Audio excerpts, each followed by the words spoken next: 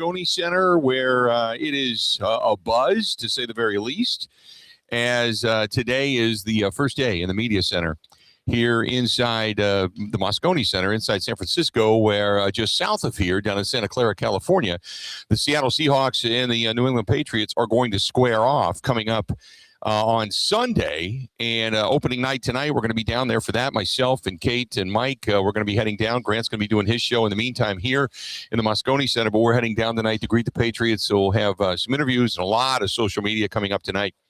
Down inside the San Jose Convention Center is actually where they're hosting opening night. They're not doing it at the stadium down in Santa Clara at Levi Stadium. They're doing it at the San Jose Center. So we'll be traveling around a little bit, about 45 minutes away, I guess, from here downtown where we are located. In the meantime, we got a good show today. We got Lindsay, our friend Lindsay Rhodes from Sumer Sports coming up here in about an hour.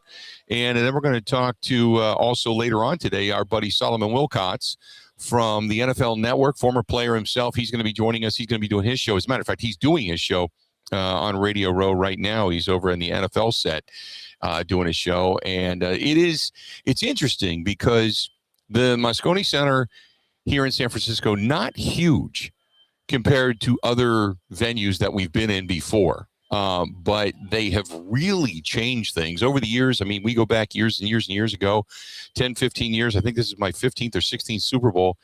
And it used to be 300 to 400 radio stations and a few television stations. And then you'd have some of the bigger sets. We've got like Pat McAfee set and Bleacher Report and a couple of the other ones. And then you've got all the Sirius XM stuff with Sirius XM Mad Dog Sports and Sirius XM NFL Network and all the different shows that they present. So they're all around the Outer Banks. And then on the inside was all the radio stations. Now it's like a total of 130 stations, but it's not stations. It's not radio anymore. It's podcasters and, it's podcasters. It's a lot of social media people. And we've got the NFL from Ireland here. We saw that, obviously, the NFL from Pittsburgh because they're going to be hosting this year's NFL draft. And I can't remember who the host city is next year for the NFL draft, but they are outside of the Moscone Center, kind of, giving away the displays for their city, and I can't remember what city it is. We walked past it last night, and I have no idea. We have a company from Melbourne, Australia here, which is rather interesting. So a lot of cool stuff. And if you've been following us on the social media platforms, we put out some videos walking around here when we set up yesterday. Got in on Saturday. Mike, Grant, and we ended up walking around Fisherman's Wharf a little bit, which was a fantastic time. We had a lot of fun. Went to a little place that Mike knows of called Buena Vista and went into the bar there and had some tremendous beverages and some clam chowder and hung out there for a while. And then we went over and listened to the seals mating that were all jumping on the docks down by Fisherman's Wharf, which was fun. Picked up a few souvenirs along the way and then called it a night. But yesterday we got in here, we got set up, got our credentials, got everything done. And then we went on a little bit of a tour. We went over to Sausalito, California, which is across the bay and across the Golden Gate Bridge. We went over there, had some lunch, took some pictures to the Golden Gate Bridge. We went to another place that Mike knows of called the Cliff House, and then back to our house. And then last night we made it to the Stinking Rose where we loaded up on garlic and we had a really nasty car ride in today. So there you go. That's kind of where we are at as of right now. Bucks not playing well, and all the rumors continue to circulate about Giannis. I did find it interesting today that it was Brian Windhorst on the Four Letter Network that said that the Knicks had not really come strong. They gave kind of their best offer, but are not coming too strong for Giannis, only for the fact that they can't give everything up just to get him, because then they decimate their team, which would take away any hopes of winning a championship anyway. And that's what it's going to take. I mean, that's what the Bucks are basically asking for. They're asking for a lot in return, and they should, when you talk about one of the top 3 to 5 players in the world. And in that sense, he basically stated that if there is a trade, it is most likely going to happen in the offseason. And it would then involve probably 3 to 4 teams to get a deal like that done for the Bucks to get in return what it is they actually want. So, and it's what I've been saying all along. Like, if there's a trade, if that happens, then it'll be multi-team deal, because you're not going to get multi-team deals right now. It just normally never happens at this point in the season. So it's most likely Giannis is going to probably remain with the Milwaukee Bucks unless somebody just falls on their head and just goes for it. And then we'll deal with this come the offseason. But I still think there's a better than 50-60% chance that Giannis, if they figure things out, maybe he goes to John Horst in the offseason and says, hey, what are our plans to get better? And Horst lays it out for him, and they say, okay, let's move. And then maybe he signs the Supermax to stay in Milwaukee with still one more year left on his contract. So I kind of think that is most likely what's going to happen. And I've been saying now, and again, that's even if he decides to leave. If Giannis wants to stay and says, hey, let's run it back, they'll run it back. Now, we talked about the article that Jim Owczarski put out the other day, and he had a brilliant commentary on, you talk about an ownership group, especially, between Edens and Haslam, saying, hey, we're all committed, we're all in, we want to win a championship, this is all about Milwaukee, this is all about winning here and now. And all of a sudden you go from that to, yeah, we're going to trade him away. That just doesn't seem right. It seems completely disingenuous. So we'll see what the Bucks actually do and what philosophically they're thinking come the offseason. But I got to think that if there's any deal to be made, it's going to absolutely be a haul for the Milwaukee Bucks, specifically coming into the postseason or into the offseason. But other than that, I don't think it's going to happen. I'm not overly concerned about it. And if it does, you know what, then, best of luck to Giannis. I mean, I've said this all along. I said, you can't take all the money, want everybody around you, want to win a championship, got to remain competitive when you're sitting atop the pedestal. There's only so much money to go around when you talk about, salary cap structures and such. And that's the reason baseball's screwed up, and that's a whole other story.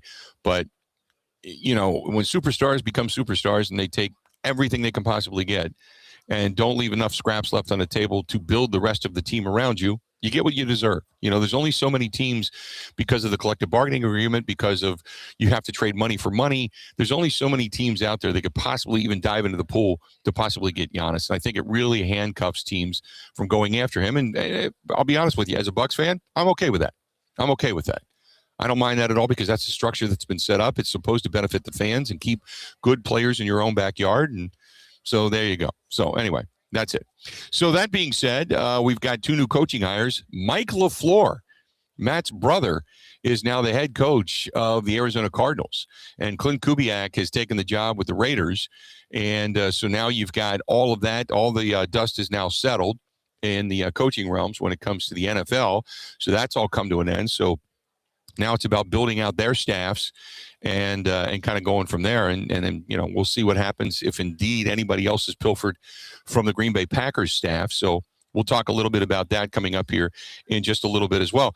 But other than that, nothing overly exciting, other than the fact that as we're driving last night through the tunnels over by the Golden Gate Bridge, I had said to the gang in the car, I said, this is not a place you would want to be if the tectonic plates ever shift out here. And we all know what happened back in 1987 when they were getting ready for the World Series, and Al Michaels and company, they're on the air, and the next thing you know, they're off the air. And we saw a horrific earthquake in the aftermath here in the city of San Francisco. Well, just across the bay this morning, we had a 4.3 earthquake.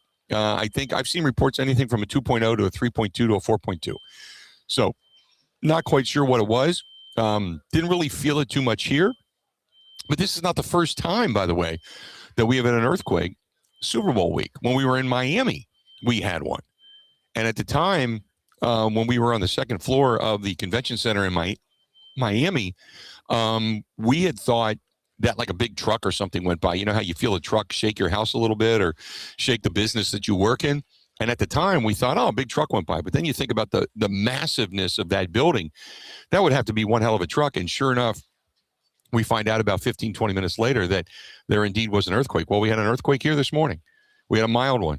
So I'm a little skittish. I'll be perfectly honest with you about sitting here near the fault lines. But here in San Francisco, we didn't feel it too much. But across the bay, apparently they did. So, not in the Oakland area. It's a little bit further west. But it was enough to shake the area, that's for sure. So we've had all kinds of things happen here in the last 24, 48 hours as we got ready for our show today. So it's a banner day. We're off to a fast start. Whenever you can talk about the Giannis, coaching changes, the NFL, Super Bowl, and an earthquake all in one opening statement.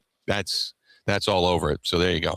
If you want to chime in, you can today. 877-867-1670, 877-867-1670. If you want to track us down there, go ahead and do it. We would love to hear from you. If you want to track us down via text message, 608-321-1670, 608-321-1670.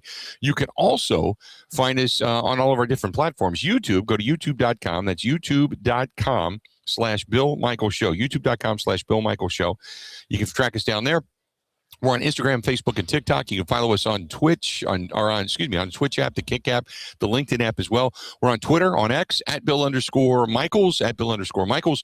You can find Grant at Wisco Grant. You can find Kate at Kate Fox. And then you can also find our buddy Ebo at Ebo Says. Ebo, you producing today? Are you in? Who's in today? Bill, I am right here, buddy. Yes, I am. There you go. How you doing, man? I am well. I just saw the news of that earthquake too. I was like, Kate Fox was just on the show, and I said, "Why didn't you report on that, Kate?" But apparently, you guys must not have felt it. No, I didn't really feel it too much. Have you ever done Radio Row? By any chance? No. Okay. No. So here inside the center every year, they add all the banners from all the previous Super Bowls. And they all hang from the rafters. So you really get a feel for for where you're at. I mean, not only do they have all the logos and the sponsors and everything, but then you have all the banners of all the different Super Bowls that have taken place throughout history. And the only thing we noticed was the banners moved a little bit. There's a big giant banner above us that says Super Bowl LX, which is the Super Bowl 60 logo. And then the banners. And they was kind of wiggling a little bit. You're kind of like, like the vents must have kicked on. Or the ceiling heat, because it's a little cool in here. Maybe the ceiling heat kicked on or something. You're like, oh, they're blowing a little bit. And then you realize, no, there's no air movement. Yeah, okay, that's a little weird. But you don't think anything of it until you find out, oh, by the way, there was an earthquake across the bay. And then that must have been what wiggled a little bit. And that was about the extent of it. But other than that, we really didn't feel it. Didn't feel it too much. So, yeah, it happened when I heard Kate was on the air with you, and it happened when Kate was on the air with you.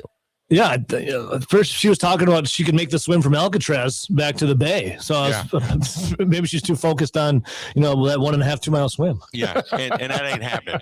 I'll tell you that right now.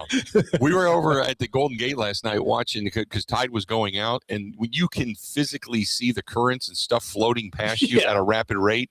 That ain't happening. There's nobody swimming through there. I'll tell you that right now. So, because her and Grant are like, yeah, we could do that. That's not. I'm like, I don't know about that. Like, I think there was like 16 attempted escapes from Alcatraz, and they all died. I told Kate this though, Grant or Bill, when you're out there. So you, Grant, Mike, I'm sure you have the Dungeness Bay crab. Like you guys have to have the Dungeness Bay crabs, because last time I was out there in San Francisco, I don't name any names, I'm related to him.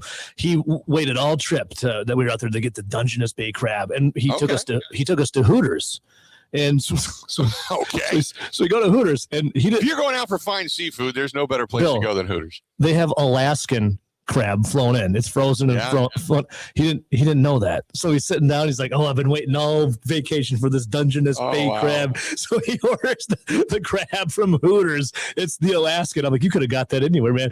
So I told Kate, be aware that everyone's looking at the menu to say where the crab is from. Right. Okay. Right. I don't think Hooters exists up there, but the Dungeness Bay crab. We'll have to pay attention. Waiting. Go to Hooters for this one. Yeah. All right. Well, we'll go on the search down by Fisherman's Wharf for How was San Fran, though?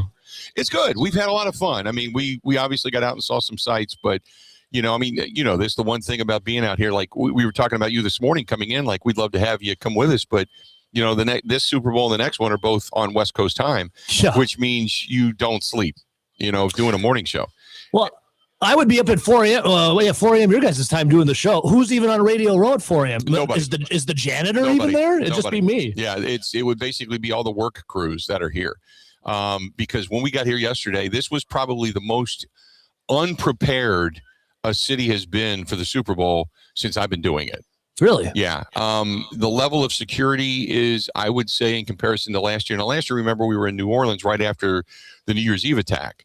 So security was like off the charts there. In Vegas, it was crazy off the charts. Here, not much. I mean, one little security checkpoint, show your badge, walk through the metal detectors, you're good to go. they still have the bomb sniffing dogs that walk around. They walk them around the Radio Row and area, just to kind of go past bags and stuff. But, excuse me, they have these little machines. You see them plugged in along the walls, and they have these little bulbous things. It looks like a little antenna with a ball on the end of it. It's a silver ball, and it's got all these little holes in it. And you see them everywhere at past Super Bowls. It sniffs for bomb material. It'll alert you if there's a bomb material in the area, and we don't even have those. There's none of those around. So I'm like, I don't know whether they just thought, well, maybe to hell with the media. If they get blown up, we're good to go. And I don't know. It's weird. It's just it's a little strange not to have all the extra security here, because this is where the players are. This is where the players are. This is where all the press conferences and such are going to be. And where Goodell is going to speak later this week. All of this in this building. Now, there's 4 quadrants to the Moscone Center. Now, the NFL experience for the fans is across the street. And we just take the Sky Bridge over. And it's a little more security there, but there's not much. I mean, I was really surprised that when we walked in, you just walk down the street, you turn the corner, you go through a little security checkpoint, and that's it. There's no barriers. Normally they have the whole place cordoned off, like you can't even get to it. Like if you wanted to drive a truck into this thing to blow it up, there's no barriers, there's no nothing. It's like, they probably just looked at the media and went, on to hell with them. Fend for themselves. All those podcasters, all those influencers and stuff. So, to hell with them. We're good to go. Kate and Grant's your first line of defense, Bill. Send them out there. Then there's Clemens. If I have to rely on any of them to dive on a bomb for me, I'm a dead man. That ain't happening. Mike, maybe. Clint, the rest, Grant and Kate, that ain't happening. Yep. I heard that Grant found a couch in the basement and he brought his white noise machine and a binky. Yeah. He's down on the leather couch. We ended up with a really nice house. This house, and I'm not kidding, and I know I'm going a little bit long. This house is 2,000 square feet. It's 3 bedrooms upstairs. And then it's like 3 levels. And then it's got a nice, living area and everything, but it's not a big house, but it's just a really clean, nice place, refurbished place. It was like somebody bought it to flip it.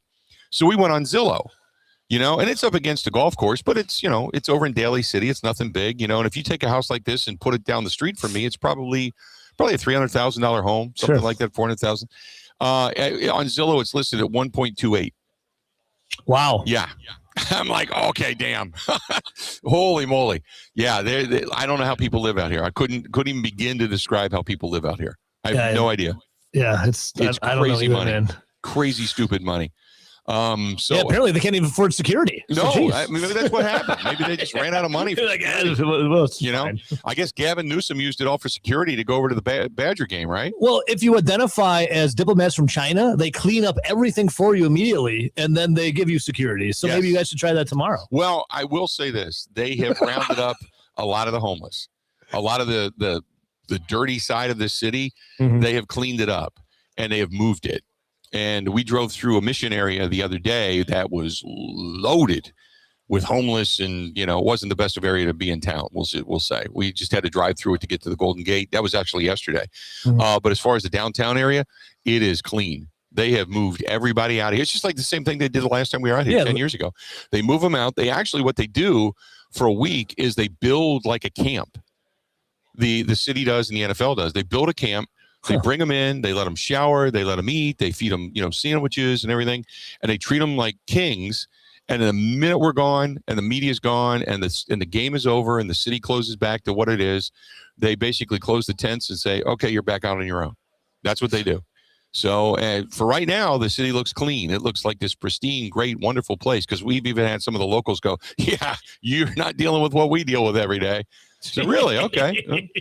So I'm like, oh, okay. So they clean it up, and then the minute the media we're gone, then it goes right back to being bad, because there's people that were they show you pictures and everything and say, look what we got to deal with. Whatever. Yeah, last time I was in San Francisco, I took a turn down a wrong road. I was walking downtown to like the Chinatown. Yeah, and it's like a bum city, and it was wild, dude. Some guy stumbled out of a bar and he roundhouse kicked a parking meter.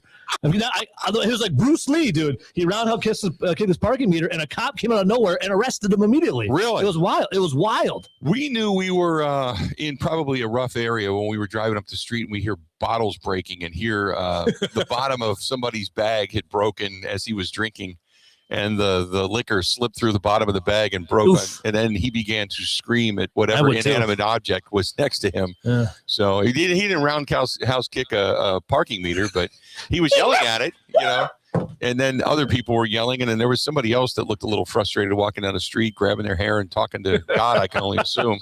So, it's a little different. We're not in Kansas anymore, I guess might be the best way to put it. That's for damn sure. But anyway. Well, I miss you guys around here. I hope, have fun.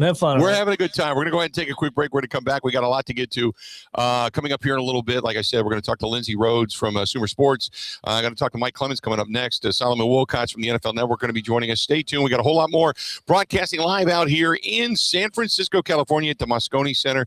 The Bill Michaels Show will continue coming up right after this.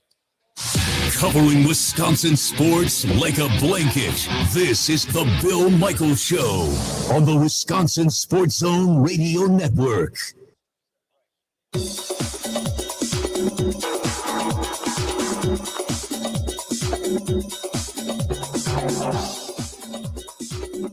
Bill Michaels will resume in 3 minutes.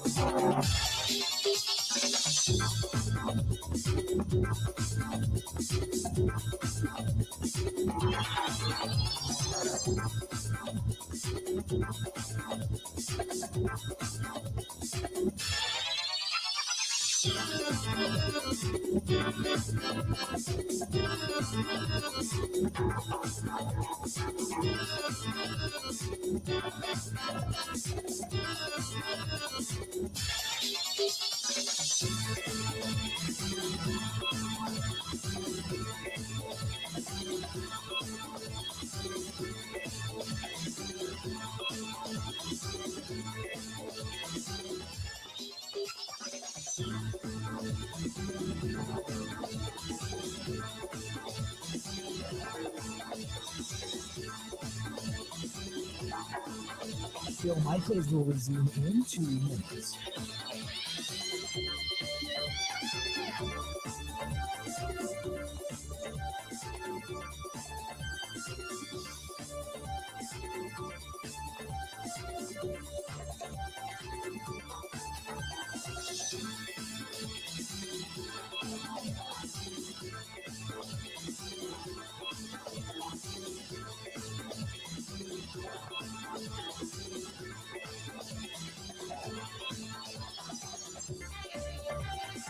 Down goes hunger. Down goes hunger. That's the call when you take your first bite at Home Field Pub and Social. With a chef-driven food roster that's stacked with flavor. From starting lineup appetizers to all-star plates and sandwiches to Hall of Fame desserts. It's all worthy of a highlight reel. Because this isn't your basic game day fare. This is crave-worthy food with enough flavor to make your taste buds do a touchdown dance. And if you're ready to play, step into the Topgolf Swing Suite and take your shot at glory. Swing, sip, and snack your way through every clutch moment. So the next time someone asks where you were when hunger lost the title match, you say Home Field Pub and Social, where it's game day every day. In the heart of Titletown, right next to Lambeau Field.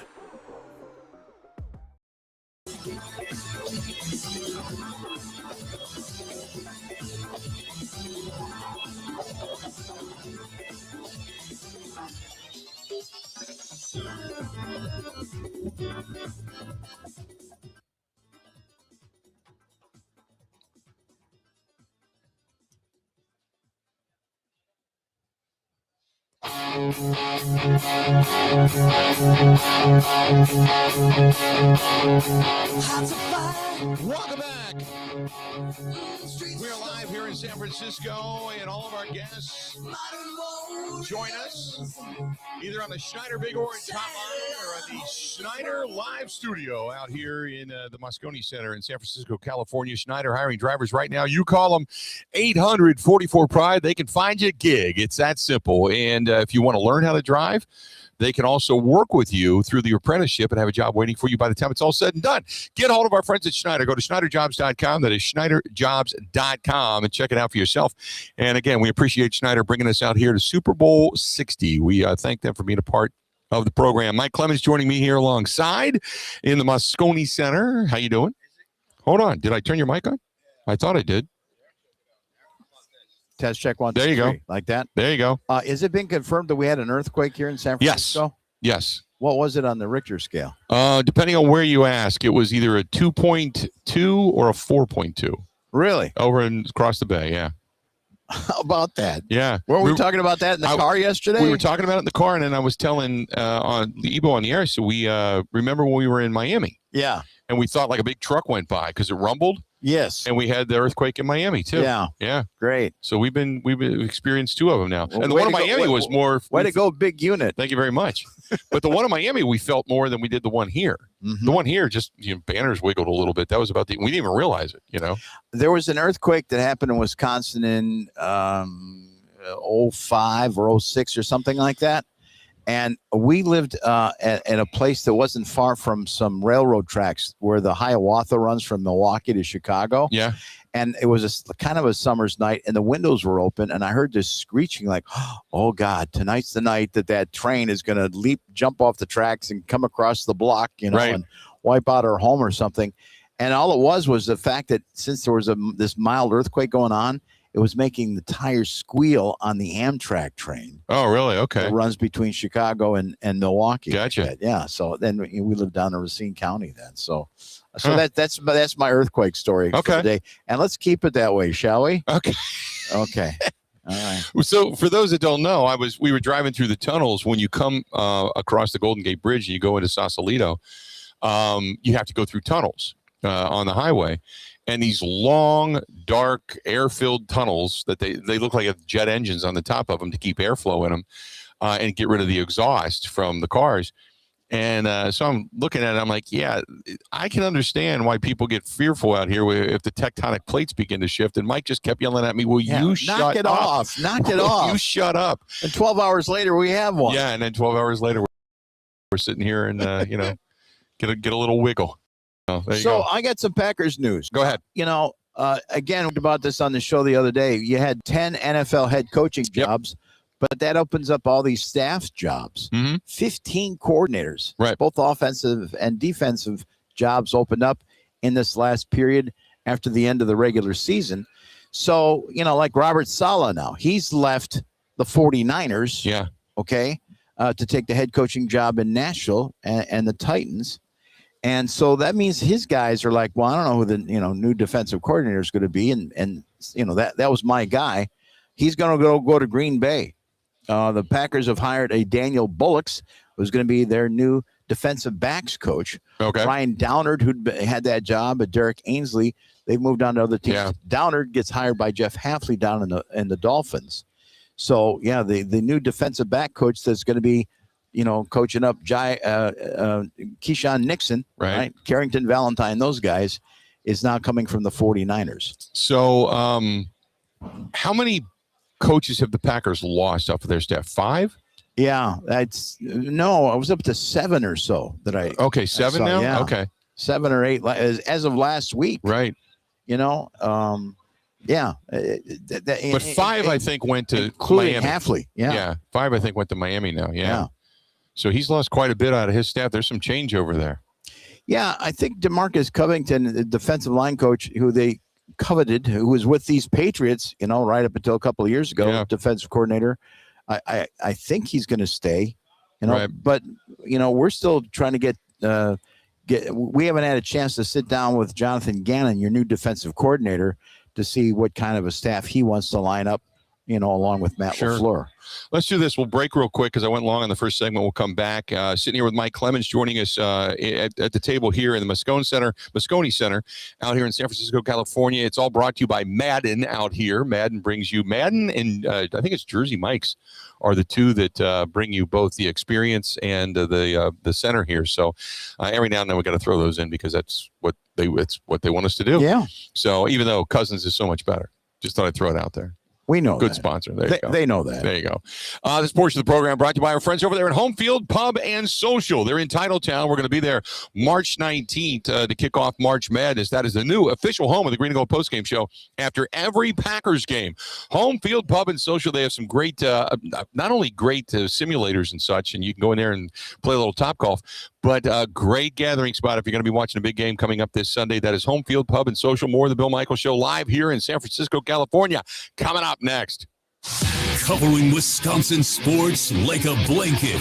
This is the Bill Michaels Show on the Wisconsin Sports Zone Radio Network.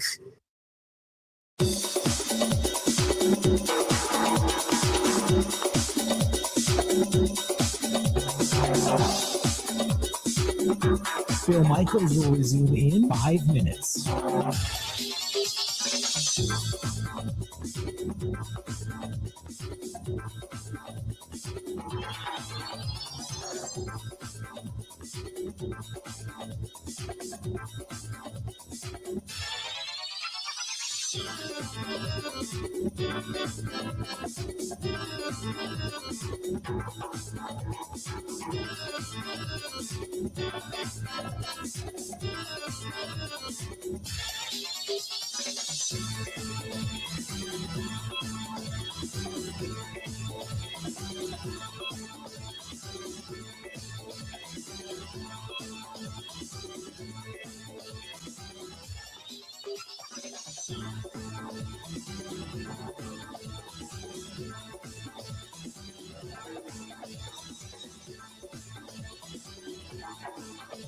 Bill Michaels will resume in 4 minutes.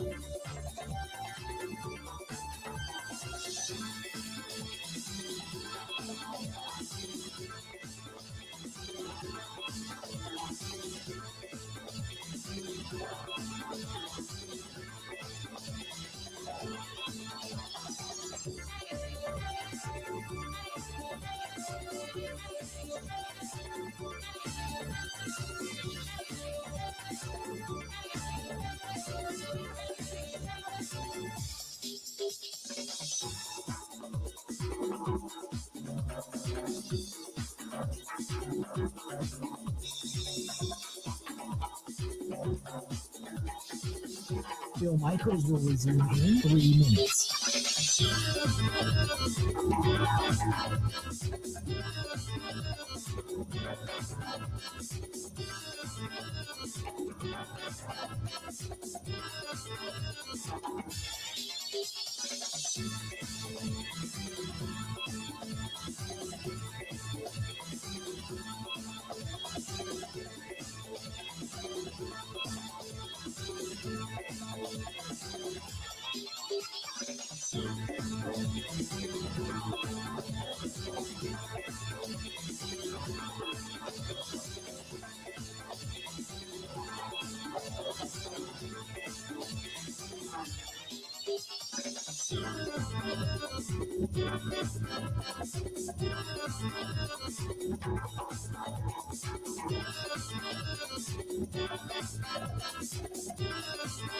Bill Michaels will resume in 2 minutes.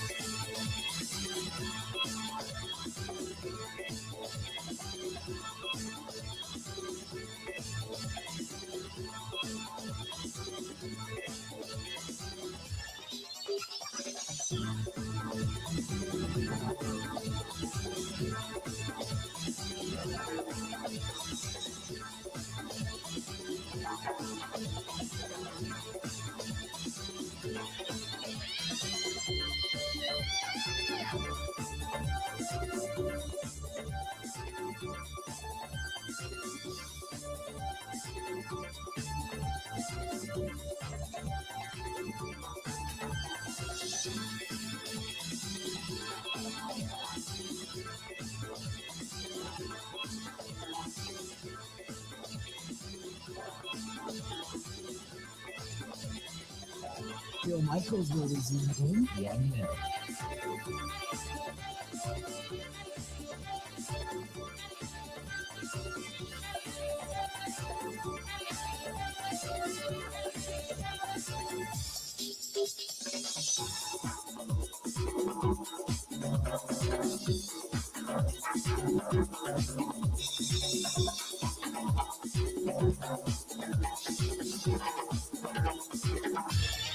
Bill Michaels will resume in 30 seconds.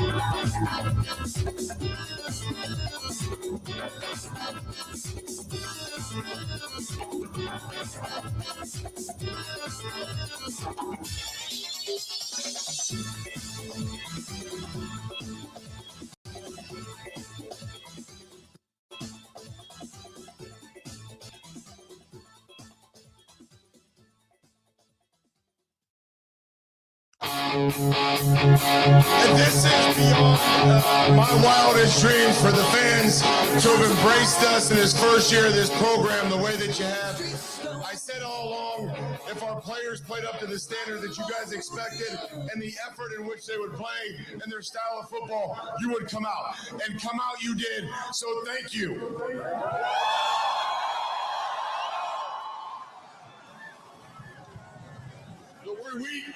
Every week we played here, it got better and better and better. And that last game that we played against the Texans, unreal. And you're going to get your MVP here in a second. Don't wrap me up. A coach is only as good as his players. I promise you that. I know that for a fact. And a big part of our success is our players, and especially our quarterback, Drake May. Let's bring him up here.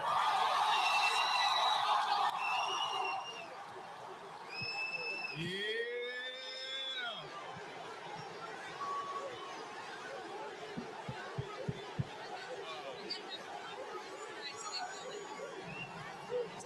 First off, man, I just want to thank you guys. You guys have been great all season, man. We wouldn't be here without you guys. What a journey, and we still have work left to do. Shout out to these guys. Love you guys. Celebrate when we get back. Go Pats, baby.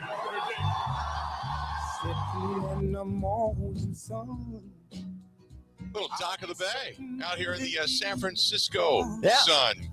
Drake May, Mike Vrabel.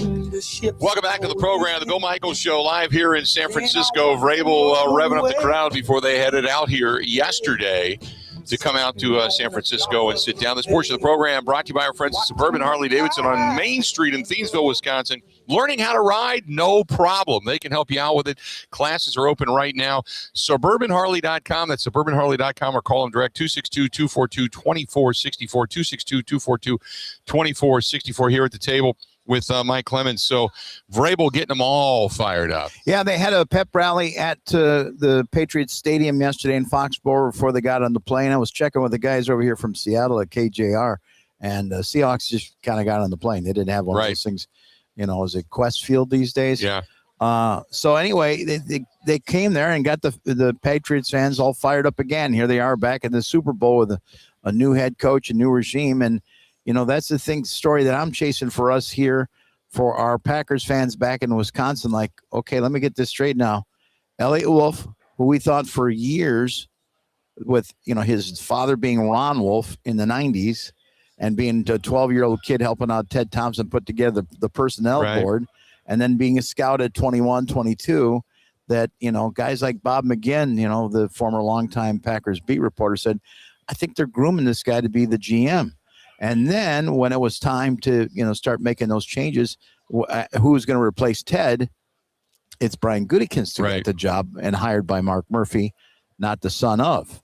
And so, Elliott goes on to the Browns and a couple of other jobs along the way, but working for a good owner like Mr. Kraft and an operation, scouting department already in place with the Patriots. Look what he's done, man. Yeah. Look at the quarterback he's got, and look at the experienced head coach. Look at what Vrabel did, getting out of the mess of the Titans and a change in ownership there. And look what he did in 1 year. And I was kind of looking at some of this last week, Bill, before we got on the plane, about, this guy is such a character risk, Stephon Diggs, and, just get me the ball, and the way things worked out for him with Minnesota and along his career. But man, he came through, and then they had that win in Buffalo against the Bills. Right. And that's when people said, wow, maybe they're for real. The Patriots are for real. Yeah. And how Vrabel, and his staff, they kind of opened up the valves a little bit, on Drake May, where they let this kid start throwing the long ball. Yeah. And he had some pretty good protection, but he backed up safeties. You can see it by mid-season. And that helped him with his run game and his short passing game. And he's doing it from the pocket. And, that's why they ended up with a dozen wins. He has not played great in the postseason. He hasn't felt the pressure right. And he's had quite a few sacks that he's taken, fumbles that's given up.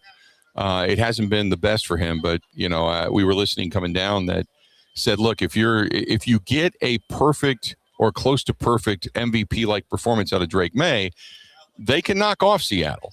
But it's going to take Drake May to have a really good performance because that Seattle defense is tenacious. So they had a bye, right?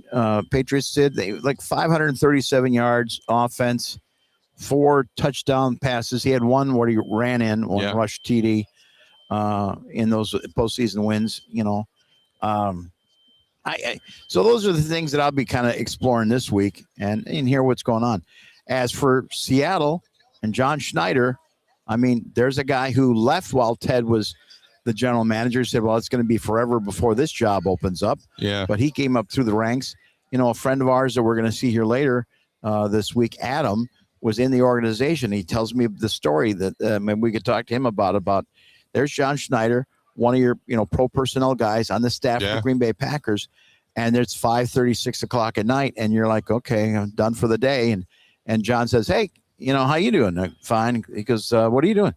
Watching quarterbacks. And he says, come on in. Yeah. So he sat there with them for 2 or 3 hours, just like 8 or 9 o'clock. And he just sat there and watched every snap twice.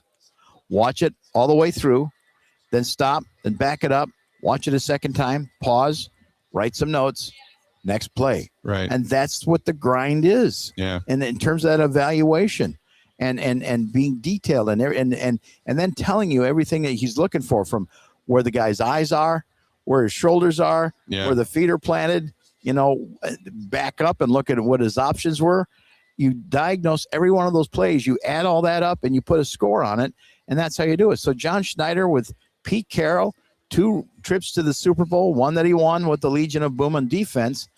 He makes the decision. It's time to move on from Pete Carroll. And here he's back here 2 years later with Mike McDonald, a first-time head coach.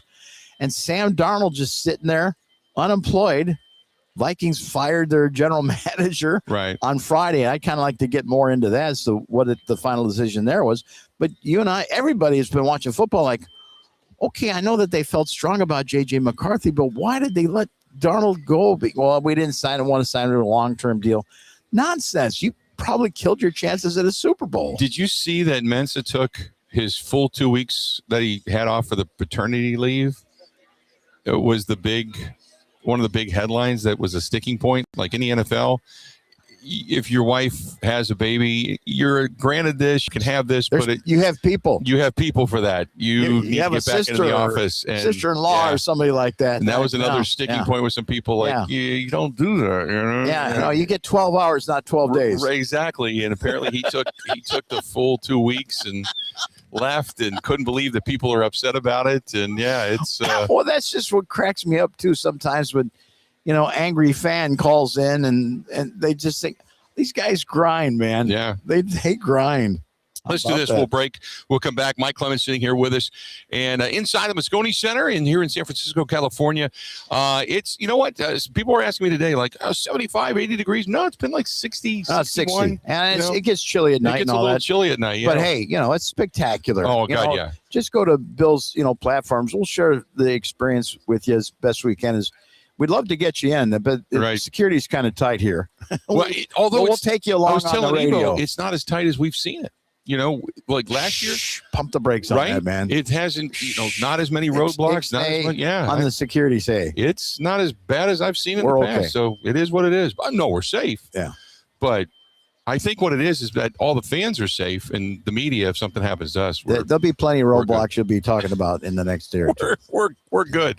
Media, if they go away, who needs them? Right. Let's do this. We'll take a quick break. We'll come back. This portion of it brought to you by our friends at Burn Pit Barbecue. Go to burnpitbbq.com. That is burnpitbbq.com for the sauces, the rubs, everything they have going on. Also, you can follow them on their YouTube channel with the Burn Pit guys. And I can even give you that link. I'll bring that up in a little bit. But they do a ton of outdoor grilling. Even when it was 43 below, they were still outdoor grilling. That's our friends at Burn Pit. Burn Pit Barbecue. burnpitbbq.com. That is burnpitbbq.com. Covering Wisconsin sports like a blanket. This is the Bill Michaels Show on the Wisconsin Sports Zone Radio Network.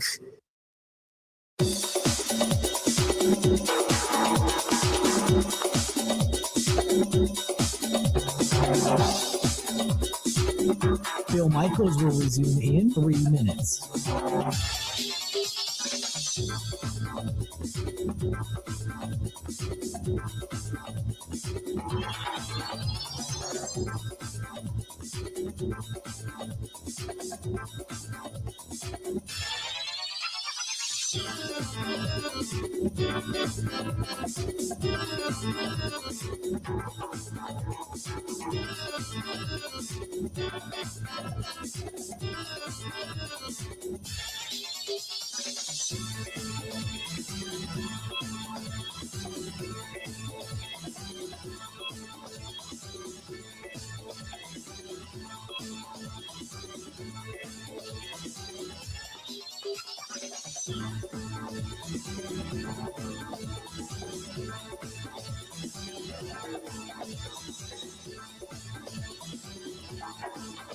Bill Michaels will resume in 2 minutes.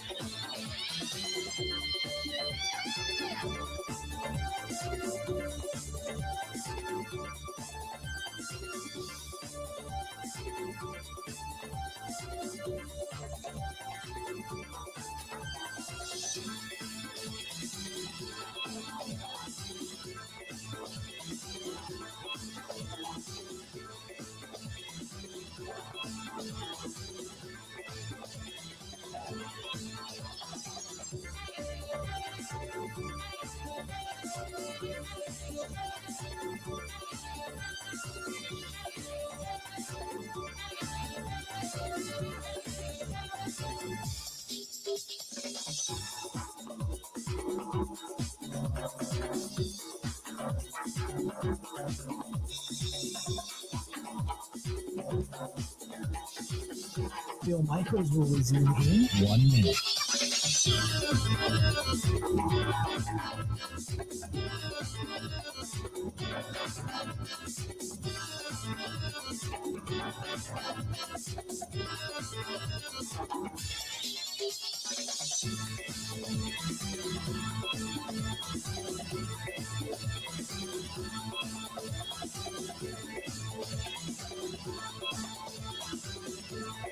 Bill Michaels will resume in 30 seconds.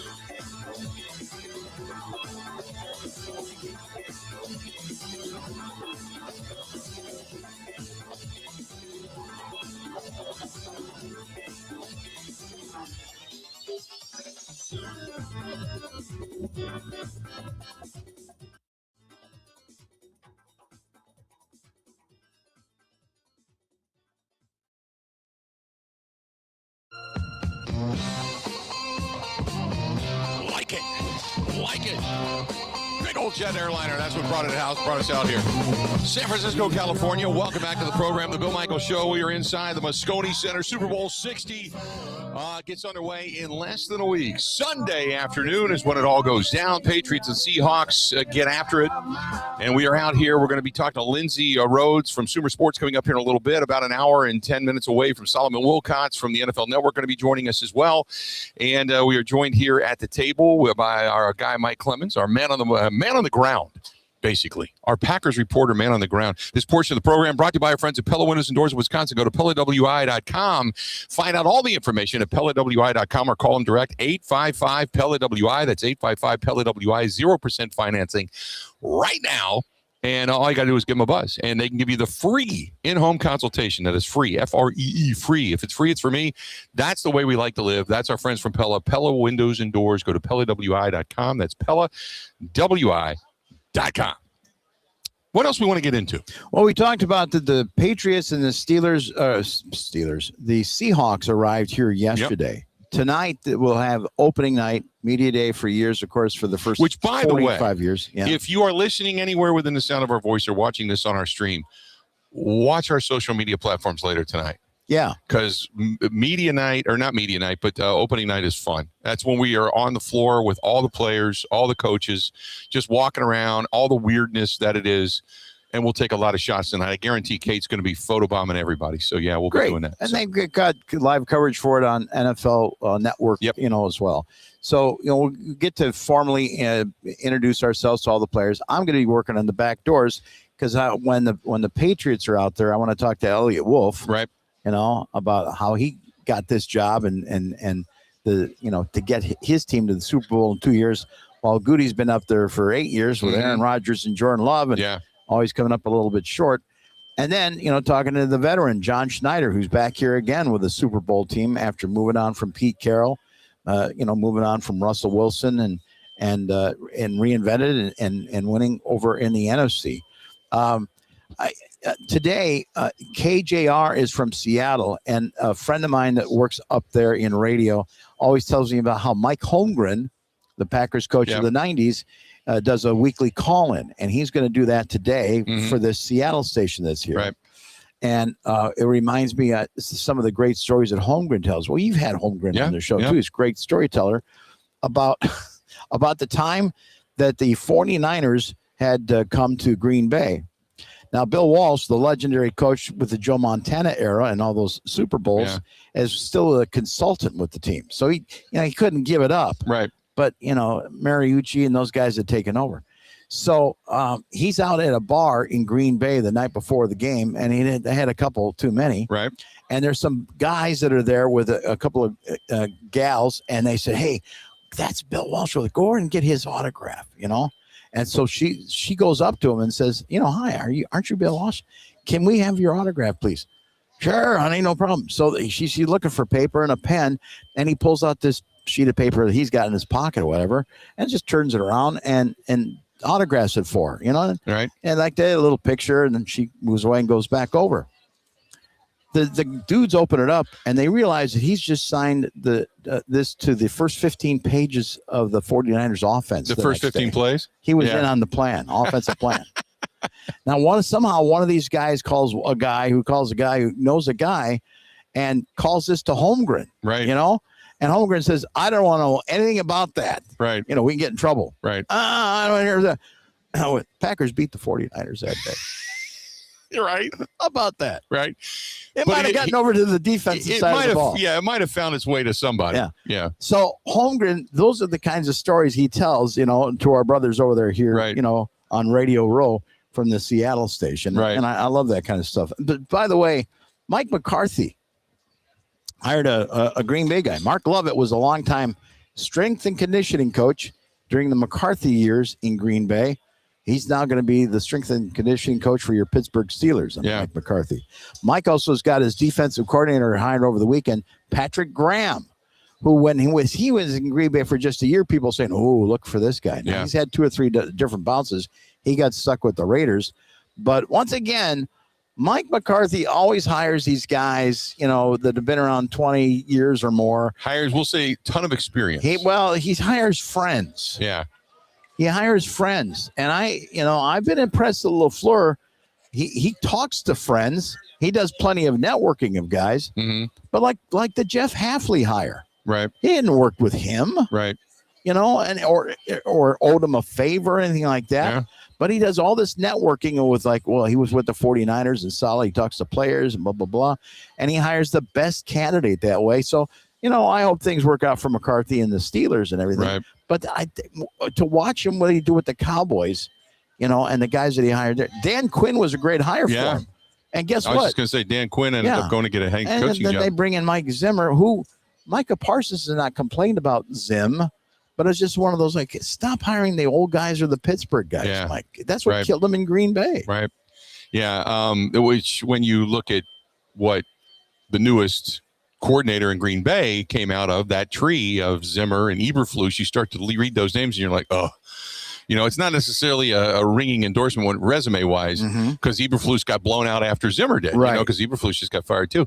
But you also say, okay, but you look at some of the other guys he worked with, and then you look at where he was in Philadelphia, and you say, okay, maybe he took the wisdom of the older guys and the youth and experience and the play calling capability, much like Halfley, of the new guys, and maybe there's a good combination there. That's why For people Jonathan say, Gannon. well, the Packers aren't in the Super Bowl. Why are you guys going? Like, this is the convention of the NFL. Yes. And I got news for you.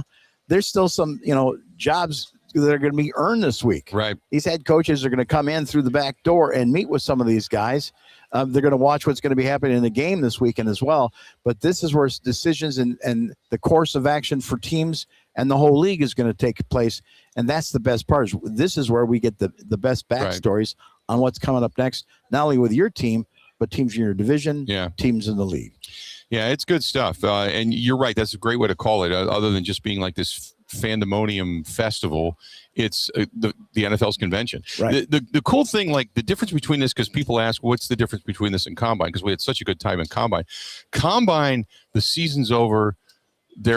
It's kind of like their Christmas, because they're going to look at all the presents to see which one they want to buy. Right. And their hair's down a little bit. They're a little less guarded. A little more fun. It's more football than it is this fan thing. You're talking about when we get to talk to assistant coaches in the hallways or Goody or something. And you know what the answer to that is, Bill? They've slept. Yes, that too. Because when you talk to these guys in the start of mini camp, we're excited to have the guys back in. Yeah. And you start a training camp, we're excited to have these guys in. Round about October, the grouchiness starts. Right. And it sort of builds from there. Yeah. Then you're going to have to wait until next February before they act like humans again and not being such. One of the best experiences was sitting with Solomon last year, having cigars, and in walks a brain trust of people that start talking about Gutekunst, and it was high level people. And you told me what that list was. It was kind of like, hello. Yeah, hello. Yeah. Good stuff, Mike. We're going to be working with you all week, buddy. Thank you, pal. Appreciate it, pal. We're going to go ahead and take a break. We got an hour now. We got another 3 yet to go. Lindsay Rhodes from Super Sports going to be joining us coming up next. Stay tuned. Got a whole lot more out here in San Francisco, California. The Bill Michaels Show continues to roll on. We'll be back right after this.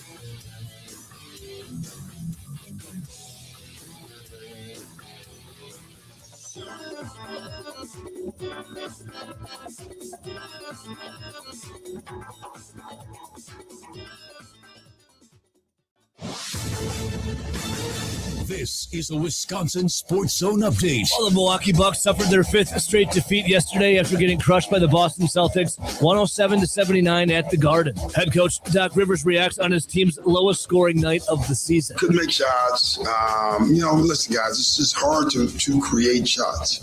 It's tough. Like trying to get the ball movement and the spacing and getting guys time to get shots up is very difficult. And we're just going to keep working at it. The Bucks will also have to face a franchise-altering decision. The NBA's trade deadline is coming up on February 5th. Will they move on from Giannis Antetokounmpo or not? Turning to Wisconsin basketball, Saturday saw Nick Boyd and John Blackwell combine for 43 points. Austin Rapp hit 5 first-half three-pointers as the Badgers beat Ohio State at the Kohl Center 92-82. The Badgers shot 52% from the field, made 19 of 21 at the line, and outscored Ohio State 42-30 in the paint.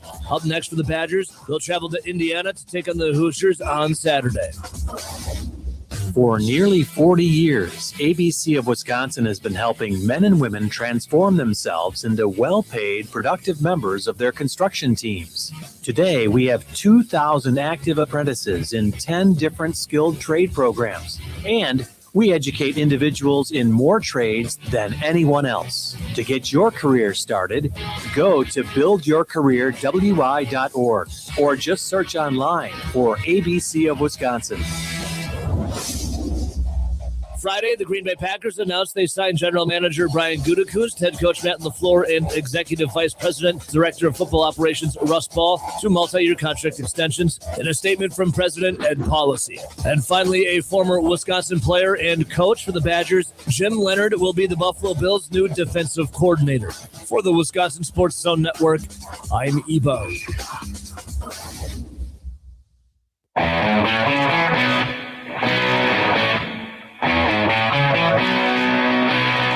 Welcome in. Bill Michaels Show. It is day one. We are live here at Super Bowl this week. The Moscone Center here in San Francisco, California. We appreciate you taking a listen to us. As always, everybody that's, whether it's, on the stream on YouTube or Twitch or Kick or whatever it happens to be, Instagram, Facebook, all the different apps, all the different stations, all of you now that are on the network, all throughout the great state of Wisconsin, we certainly appreciate you being here. This portion of the program brought to you by our friends at Cousin Subs. Cousin Subs, remember, get the party pack for the big game. And if you're going to have a bunch of friends over, get a bunch of different types of subs with the chips and the shakes, and you are good to go. That is our friends at Cousin Subs, established in 1972 right there in our own backyard in Wisconsin. Shop local, stay local, join the sub club, catering, all of it at cousinsubs.com. That is cousinsubs.com. Joining us here at the table, Lindsay Rhodes from Sumer Sports. How you doing? I'm doing great. Yeah? Yes. Good to hear. I mean, it's Super Bowl week. So I think fun. The last time you and I were together was Combine, right? Probably. Yeah, that sounds Combine. about right. Yeah. It's been a while, but we've talked since then, that's for sure. The way the season has culminated, are you excited about this matchup? That's a good question. I feel like I have a lot of people around me that I've gauged are not excited about the matchup. I'm always excited about the matchups, Bill. Like, there's always layers to every matchup and every team that I think are fascinating. It was definitely a weird year for the NFL, particularly on the AFC side of things. And to a degree, I think maybe people who are not excited are kind of feeling like last week's, was it last week? It feels so long ago now. The NFC Championship game kind of felt like the culmination. Right. And then there's another game. And so I think that to a degree, because of the path of the AFC, maybe it makes it feel less exciting. I'm not sure. I don't know if it's just we don't have Patrick Mahomes. We don't have a controversial figure like Jalen Hurts. We don't have I love David Goliath. I love the smaller stories. And actually, as somebody who for years on NFL Network was like, oh my God, please, I don't want to have another Tom Brady, Bill Belichick legacy conversation. You just get to the point where you're having the same conversations over and over again.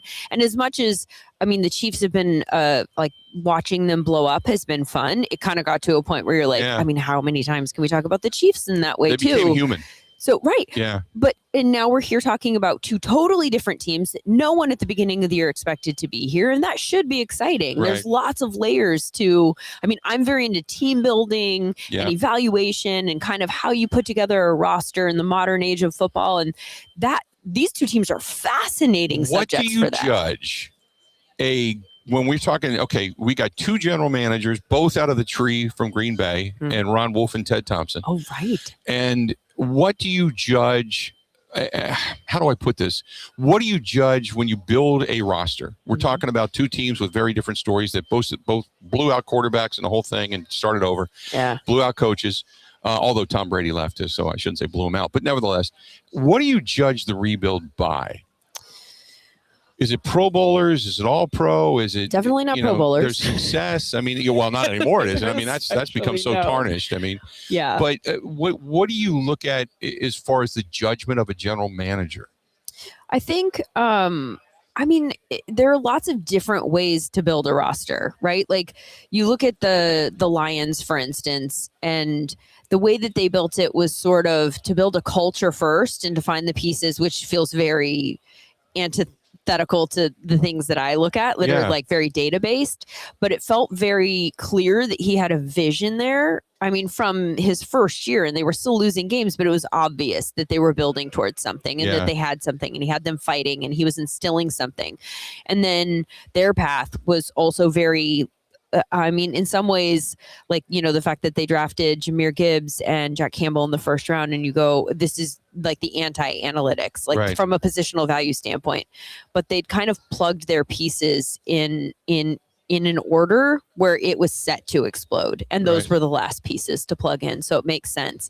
I just think it's a little bit different everywhere. The Rams are a fascinating example. I think the Jaguars are kind of going down their path. Like they're a team that we're not expecting to see at the combine this year, very much like the Rams have kind of chosen to be very efficient with the way that they do business at this time of year. I'm not sure that there is a one size fits all. I just think I'm a big process person. And so you can tell when somebody is frazzled and reaching for a result, like they just have to find something, anything. I think we've seen that to a degree with the coaching hiring cycle this offseason, where you're just like, you just fired a coach and you didn't think about what the next step was. And I'm sure that you had good reasons to feel like you needed a new change, but, and now what? You know, the reason I ask is, you know, people say in Green Bay, well, there's only a couple of Pro Bowlers on the Green Bay Packers roster. Jordan Love has been really, really good. You kind of look for that next level out of him, that next leadership level, I guess might be the best way to put it. But all in all, it was somewhat of a disappointing season, but injuries took their toll. But then you see a team like San Francisco, who has still ended up advancing in the postseason with all the injuries they had. You know, so how do you judge, like, you know, I remember sitting at Combine last year, and I was just telling a story. We're at a cigar bar, myself and Solomon Wilcox, and we're sitting there, and in walks general managers, and they start talking about Brian Gutekunst, about how much they respect him and what the Packers do in the process. But, you know, in Green Bay, it's kind of like, well, they just don't have enough. They don't have the horses, and they've been putting so much towards the defense over the years. How do you judge a team like Green Bay? Is it the consistency of which they continually end up in the postseason? Or the fact that they went for it with Micah Parsons, you know, and Zadarius Smith, and I mean, all of those guys in the years past, or, you know, because the offensive line wasn't that great this year. The defensive front was good, but once you lost Devontae Wyatt, it wasn't good. So how do you judge a general manager when you look at a guy like Brian Gutekunst? I think you need to, when you look at the roster and you asked, is it Pro Bowlers? Is it this? I think you need to have a high enough level of play across the board, right? See, that's what I think. And then you need a handful of people that are impact players at just specific positions. You just need to be really careful about your allocation of money in that sense. Like you want an edge who can win most of his matchups, or you know, more than the norm. You want usually you want a wide receiver, like a JSN in the Super Bowl is a perfect example of somebody. There were examples against the Rams where it's like he made the Rams defense look bad, and then you go back and you look at it and you're like, I don't know what they were supposed to do. Like, you know, he was just like one cut, and the way that he kind of got them into position on purpose, he baited them, and then one cut and they're just like ankles are broken and now he's in space. I think the Packers have been a very interesting build with the wide receiver room for me, because they're one of only a handful of teams that don't have a single wide receiver who has a target share over 20. And then they finally go against their norm and draft a wide receiver in the first round, and he has an 11% target share, right? Like they just hardly use him in a way that I think when I was like kind of talking about them in the build up to the draft last year, I was like, I want them to get a target earner. That's what I want for this offense. I want somebody who has some gravity on the offense and can pull defenders to him and open stuff up for everybody else. And I'm not sure that they got that out of him, but it's hard to judge the Packers specifically because they usually draft for what they're going to need down the road. And so they're anticipating Romeo Dobbs' contract, and then then Matthew Golden will step into that. So it's just they're such an interesting team because they build differently because they don't have an owner. But most teams would kill for the 4 or 5 guys they have because there's depth. You look at a team like Kansas City had 1 or 2 guys and that was it. The Packers have 5 guys, any of which can be the guy that given week. You know, and there's something to be said for that too. I mean, I'm a big proponent of having like one guy that just helps you schematically because he can move the defense. Exactly.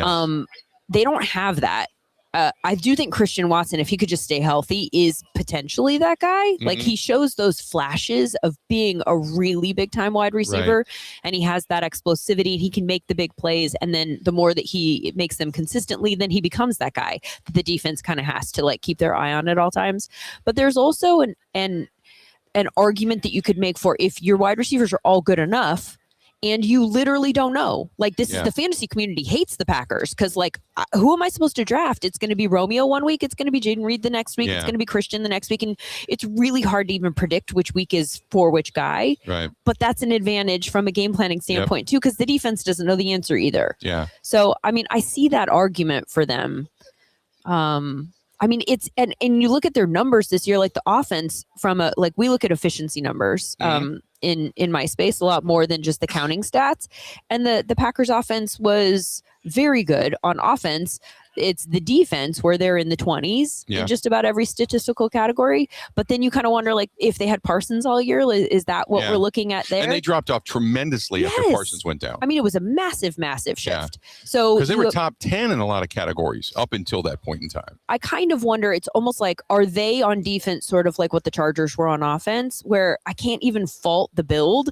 Like, when you look at the Chargers and you say, okay, we're going to lift Joe Alt and Rashawn Slater, who are both all-pro caliber tackles. You're going to lift them off the roster. There is no way as a general manager that you can prepare for that. Right. You just can't. What are you going to allocate resources for? Like, you already have two of the best. We have done some studies and found that on any given year, there's about 15 tackles, offensive tackles in the NFL that are really good. Yeah. And there's 32 teams and each one has to play 2 at all times. That's 64 tackles that are on the field, and 15 of them are like legitimately good. And so if you think about taking 2 of those off the field, then what are they getting? What are you getting replaced by? They're getting replaced by backup level players, you know? And so you can't. Once you start shifting that stuff around, it changes everything. Yeah. The entire calculus is off. It was a miracle that they made the playoffs, the Chargers. I think the Packers might be a version of that on defense, that like if Parsons stayed healthy, we're talking about a totally different ending. What did you think of Jordan Love in his season? Jordan Love is so interesting to me because he is so efficient. Like his efficiency numbers are very good. Like it's hard to make an argument that is numbers based for him not being a good quarterback. Right. And yet I know and I hear that there are a lot of arguments amongst Packers fans that feel like he maybe isn't the guy. And I've even talked to some people in the scouting community that are like also not 100% sold. There's like an it factor, you know, there's just that thing that isn't there. That's exactly it. We talk about that all the time, and you can't, like you said, you can statistically make an argument that he does have it. But when you see, and I've said this before, when you saw Drake May run for that first down and give them that win, when you saw Caleb Williams do anything and everything he could to scramble around and still throw a 57-yard pass, you see these different things.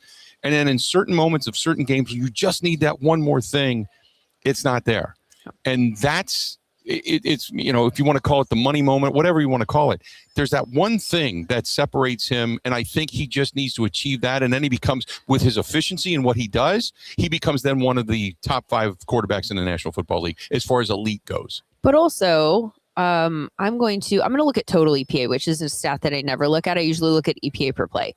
Look at the names that are around him. Right. Okay, I'm just going to read them off here in order. Total EPA quarterback this year: Drake May, Jordan Love, Matthew Stafford, Josh Allen, Patrick Mahomes, Dak Prescott, I think might surprise some people, Jared Goff. So we're looking at a chunk of names there that are, people are arguing about Dak, but like the offense clearly wasn't the issue for them down there, right? Exactly. So Dak had a great year. So, yes. And so I think my argument would then be, okay, if you get to a point where you realize that maybe he isn't that guy who's going to put the entire team on his back like a Josh Allen and make up for a bunch of different deficiencies, then you need to alter your build strategy because he's clearly good enough to win with. Right. And we see this in perfect example in the Super Bowl this year with Sam Darnold, right? Like a lot of people wanted to write him off and he'd be sitting on a couch right now watching the Super Bowl if a lot of people's opinions had their way a long time ago. Yeah. But he is good enough. You just have to build a team that can account for the ways that are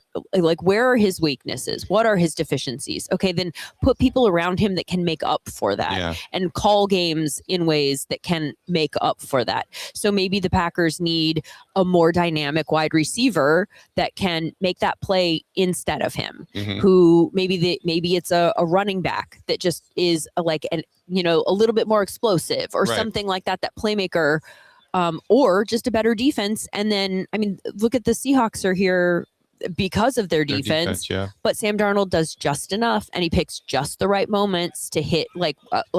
They throw their pass rate over expected is one of the lowest in the league. The Seahawks, they throw very little. They run the ball a ton. They're not very efficient. They've gotten better as the season's gone on. But then it's almost like the entire idea, and him being a veteran quarterback, he has the ability to diagnose what's happening. They do a lot of play action, and it feels like they're just lulling you into the defensive look that they want you in. They run. Now we got base, hit him over the top. Right. And then he absolutely does it every time. Nobody realizes he's still in his 20s. Sam Darnold. You just blew my mind. Yeah. That's I think wild. He's like 28 or 29. Oh my God. God. I was reading the other day, and I had to back on that. I'm like, wait, it seems like he's been around for 10 years. He's been on 5 teams. Yeah. He's been around he's not that old. You wouldn't you're thinking he's like 35 or 40, and he's just not. Yeah. You just blew my mind. I was reading that. That's like when I found out that Todd Gurley was still in his 20s a couple of years ago. Yeah. And I was like, how? He's been out of the league for like 5 years. Right. I know. I'm going to make sure I know this now, but I'm pretty sure he's 28 years old. Oh, he's 28 years old, and nobody realized, because he's just now hitting his prime. As far as the actual physical to mental apex of football players for quarterbacks, he's just now hitting his prime. So if this is the version of Sam Darnold that's going to continue to get better, who's won back-to-back games, 14 games in the last 2 years, it's amazing, the transformation from going the narrative of seeing ghosts to where he is today. And it blew me away. I like you. I see people's chin at the table. That's wild. That he's only 28 years old. Just because he was in a few of those stops for what felt like a while. Yeah. Well, that is shocking. He was the guy in New York. Yeah. Then he wasn't. Yeah. And he was a cast off. And then he was a just bounce around who got an opportunity. And now he's at the apex of his career. I felt like his Carolina chance was a little bit longer than that, but I guess not. No. But he's a perfect example. He's so interesting. I want to get your thoughts on Malik Willis this free agency period, because I feel like because they're giving me the wrap it up because you got to run. But Malik Willis, in my opinion, I don't know what he's going to make as a starter. He's going to make money. Yeah. But I don't know what he's going to make as a starter. I don't know what he's going to be as a starter. In the moments in which he came in, you remember the first game he got here, they asked him to be the quarterback, and he got a win, but they ran the ball a ton. And then the next game, they surprised everybody because everybody thought, well, they're just going to keep it simple because he's only been in the system now 18 days. They're going to keep it simple. And instead, they let him throw the ball. And he surprised people with that. What I've seen from him is he's got tremendous athleticism. He can run with the football. He's tough. Obviously, he had a separated shoulder, went and got it shot up and came back out and was still ready to play. So he's got a toughness to him. He knows he's got to prove something. I don't know what he's going to give you on a week in and week out basis. But what I give Matt LaFleur credit is he gave him a portion of the offense that he did not give to Jordan Love and said, go be athletic and go run it and go work with your feet. And the minute he did, he opened up the field for everybody else and he became a tremendous asset. I don't know what you do with that on a week in and week out basis. But I think he's really good. I think he's really smart too, and I think he learned a lot in Green Bay. And if he goes to an offense that can put him in the right positions, I think him having a chance to learn and be the backup, as we've seen with some of these other retread quarterbacks, will be very, very good for him. Look really quickly, if I don't filter for plays, who's number one in EPA per play? Number one EPA per play is Malik Willis this year. Wow, I didn't realize that. Again, if I don't filter for plays, because he only had 60, but he was the number one guy. He was good, and he was good last year. Lindsay, I could sit and talk with you forever, man. Same. I appreciate it. So thanks for coming by. Great to see you as always. And then I'm going to see you at the Combine probably, right? We'll come find you. Yeah, definitely come over. This year, though, we got to eat afterwards and smoke cigars and hang out. And so, yeah. I'm going to be experiencing my 50th birthday while I am there. Are you really? So will you help me celebrate? We'll go to Tony's. Okay. Tony's Steakhouse. All right. We'll take you over. Let's do that. I'm serious as a heart attack because Tony's. I'm getting used to saying that out loud. Everybody goes to St. Elmo's. Everybody goes to St. Elmo's. Tony's is better. Tony's is far better. The guy that the precinct in Cincinnati, which is one of the best steakhouses in the world, Tony was the head chef there, and left Jeff Ruby to come and start his own restaurant. And Tony's is fantastic. Mike, am I lying? Tony's. We'll walk by the line at St. Elmo's, Double Birds. We're going to Tony's. It's across the street. It's across the street from the convention center. Okay. It's on the corner right there. And then after that, you walk down. You go down to Nikki Blaine's. You go downstairs. You've got it all mapped out, my guy. Oh, hell yeah. We got it going on. Lindsay Rhodes, Sumer Sports, joining us here for a couple of minutes. Let's do this. We'll take a quick break. We'll come back. We got a lot more to get to. Don't go anywhere. More of the Bill Michaels Show live out here in San Francisco. We'll be right back. Ready? This is the Bill Michaels Show on the Wisconsin Sports Zone Radio Network.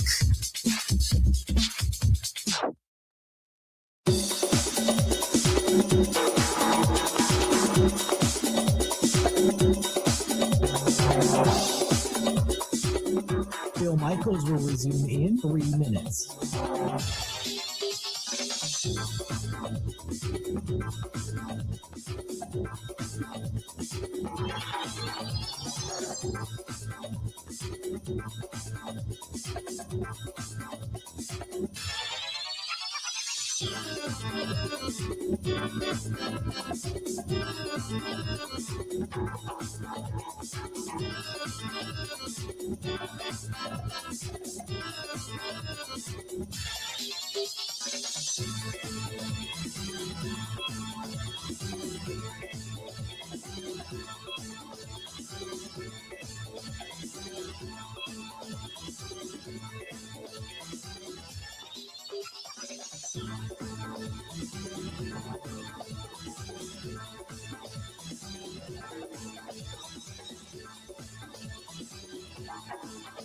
Bill Michaels will resume in 2 minutes.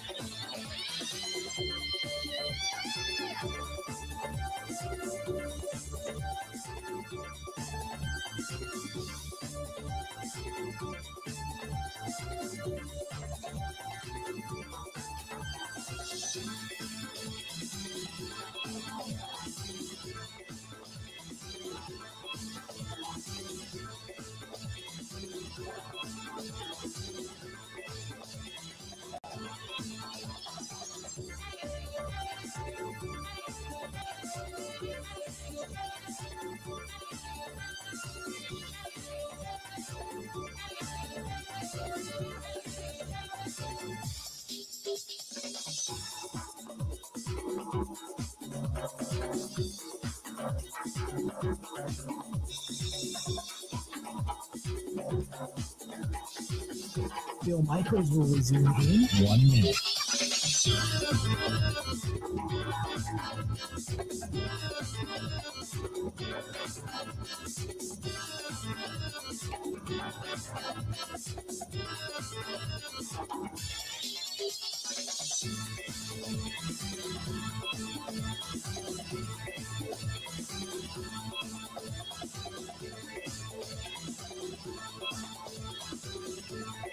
Bill Michaels will resume in 30 seconds.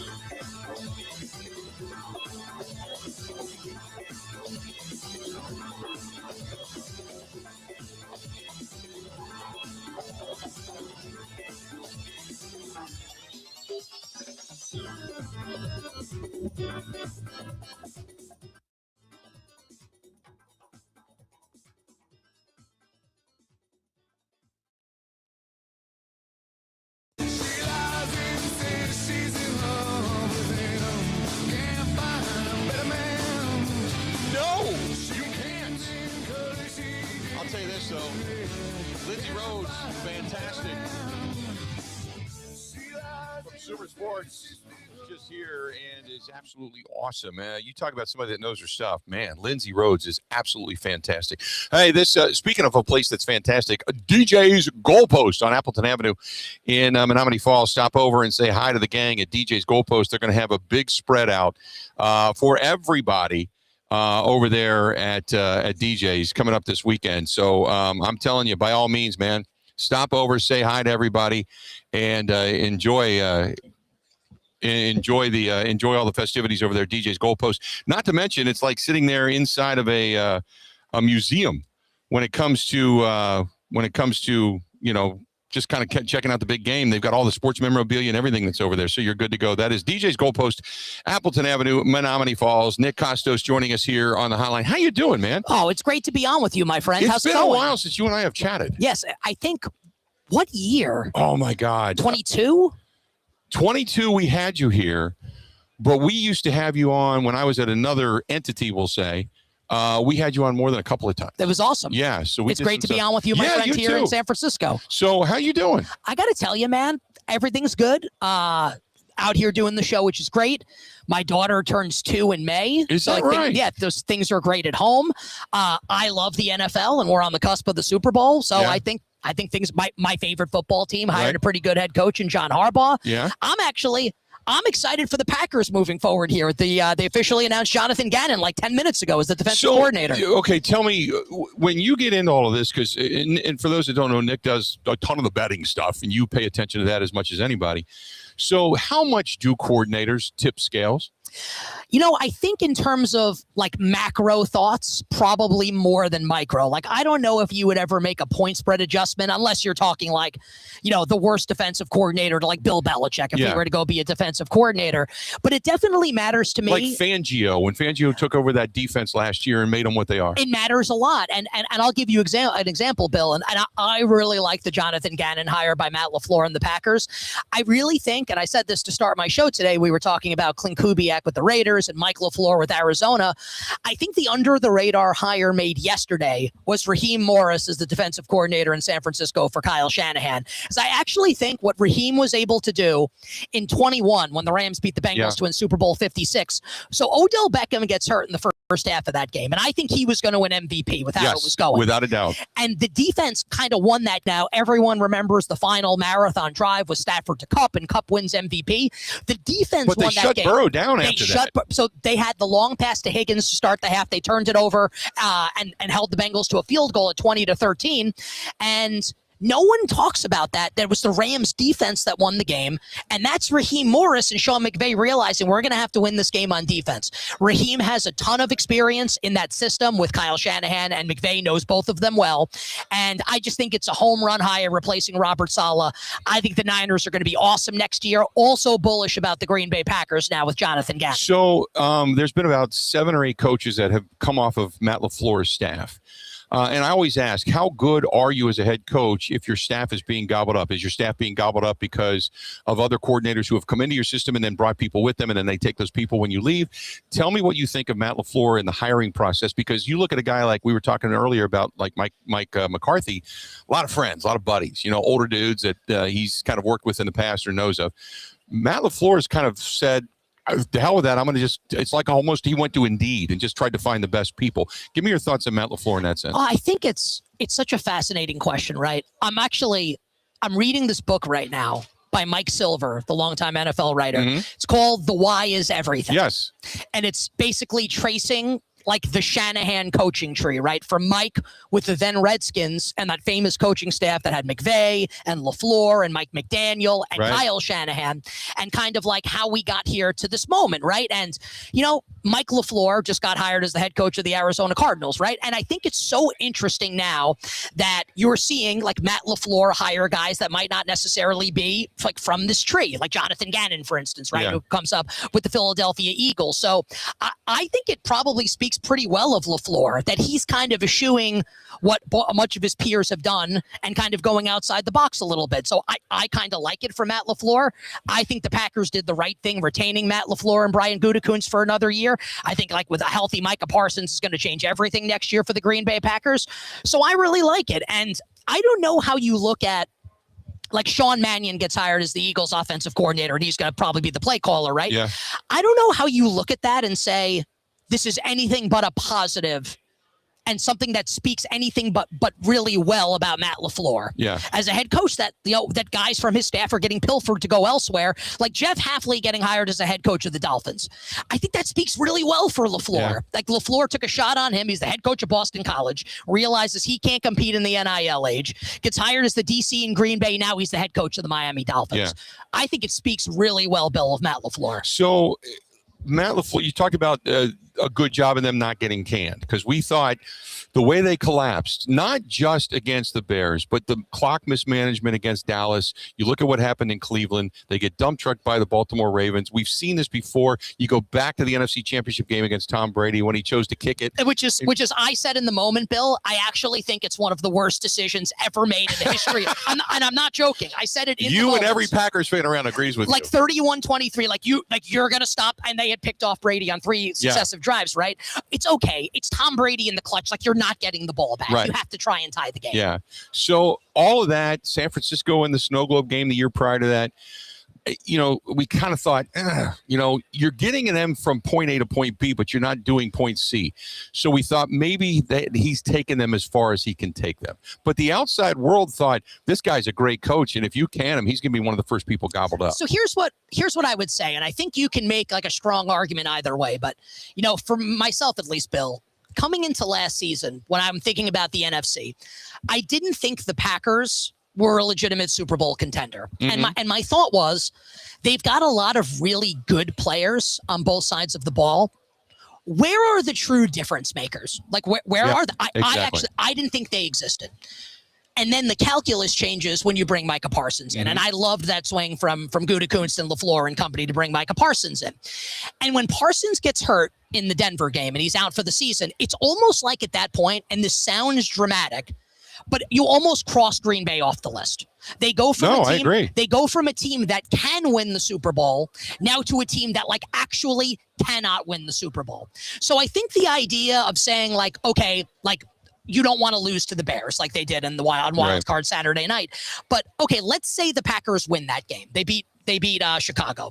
They are going on the road to Seattle and getting absolutely eviscerated by the Seahawks. Right. So without Parsons, you have no chance. And with Parsons, I actually think, whether it's the Saturday night in Week 17 or Wild Card Saturday, you bring Micah Parsons in to affect the passer in those big spots, and Caleb Williams is able to make these miracle throws to beat your team. Maybe it's not the case if you have Parsons. So I really think, it's dramatic to say one player kind of swings everything, but when he is the one true difference-making player on your roster and he's not there, I don't know if it's really fair to judge Matt LaFleur off that. So now, let's see what happens this offseason. Right. I thought Matthew Golden came on down the stretch at the end of the year. Yeah, he did. Can he give you more this year? Can Jordan Love be a little more consistent? Can Parsons stay healthy and add a couple more really blue chip players? And if that's the case and they fall short next year, then I think we can have a legitimate conversation about LaFleur. Real quick, who you got for this game and why? I like Seattle. I don't know who I'm going to bet to cover yet. Seattle's a 4.5-point favorite. What I think we'll see, Bill, and I hate to do this, but I bet Packers money line in the 2014 NFC Championship game, and I still believe that if the Packers had not choked that game against Seattle, they would have won that Super Bowl. I've said that all along.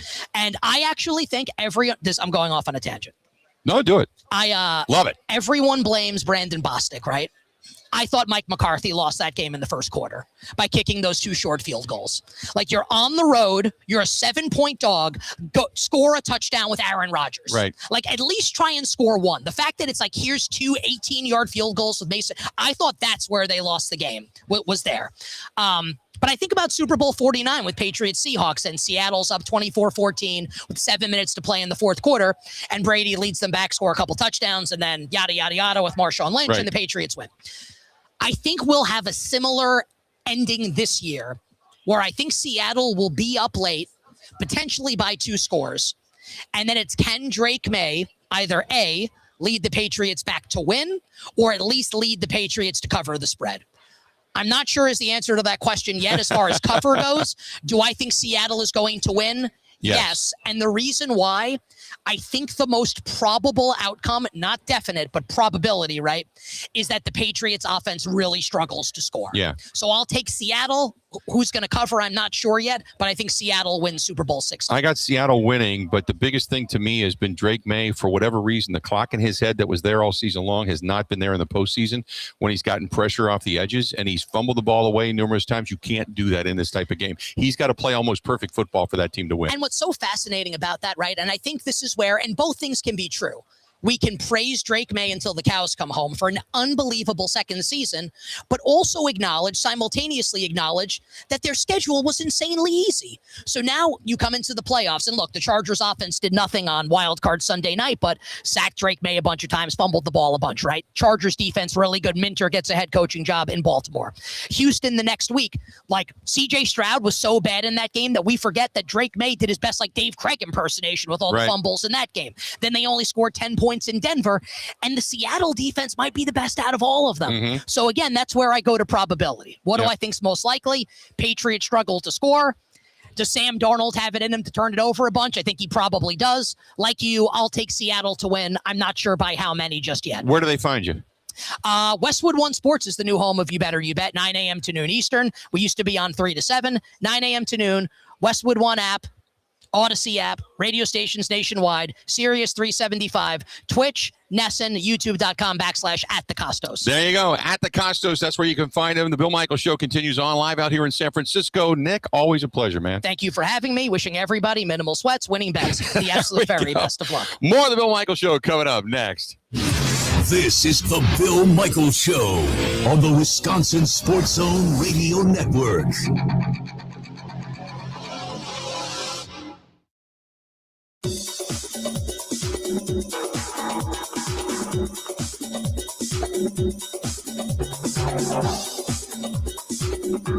Bill Michaels will resume in 5 minutes.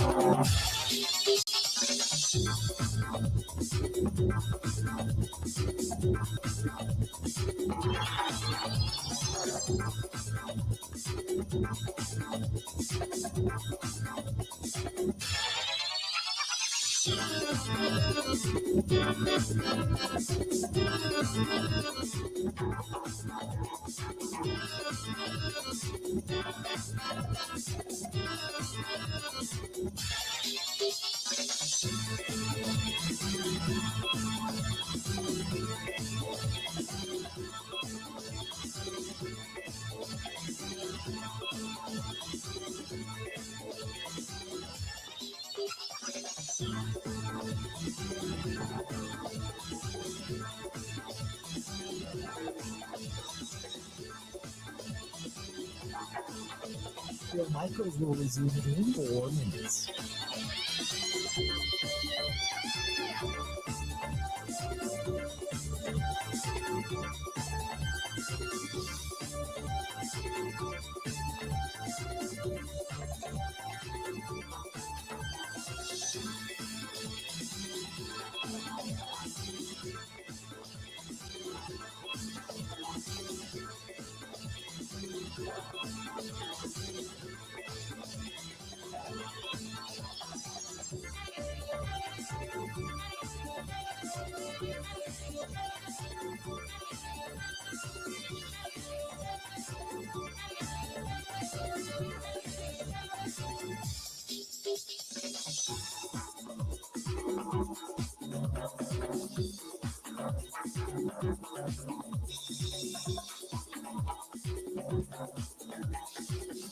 Bill Michaels will resume in 3 minutes.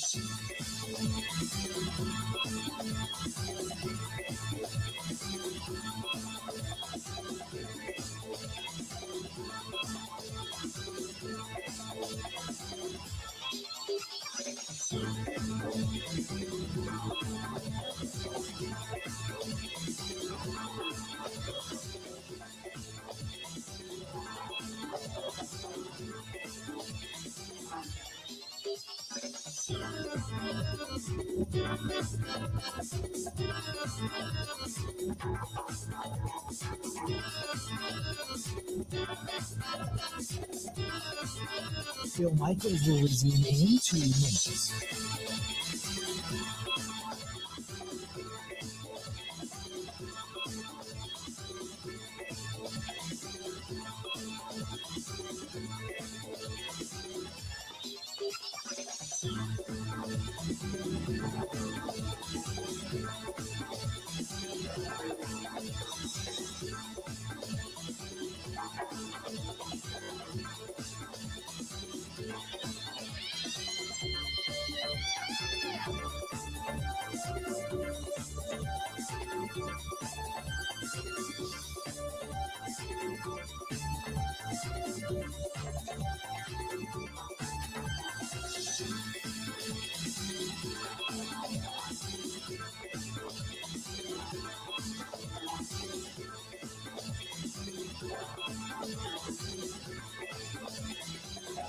Bill Michaels will resume in 1 minute.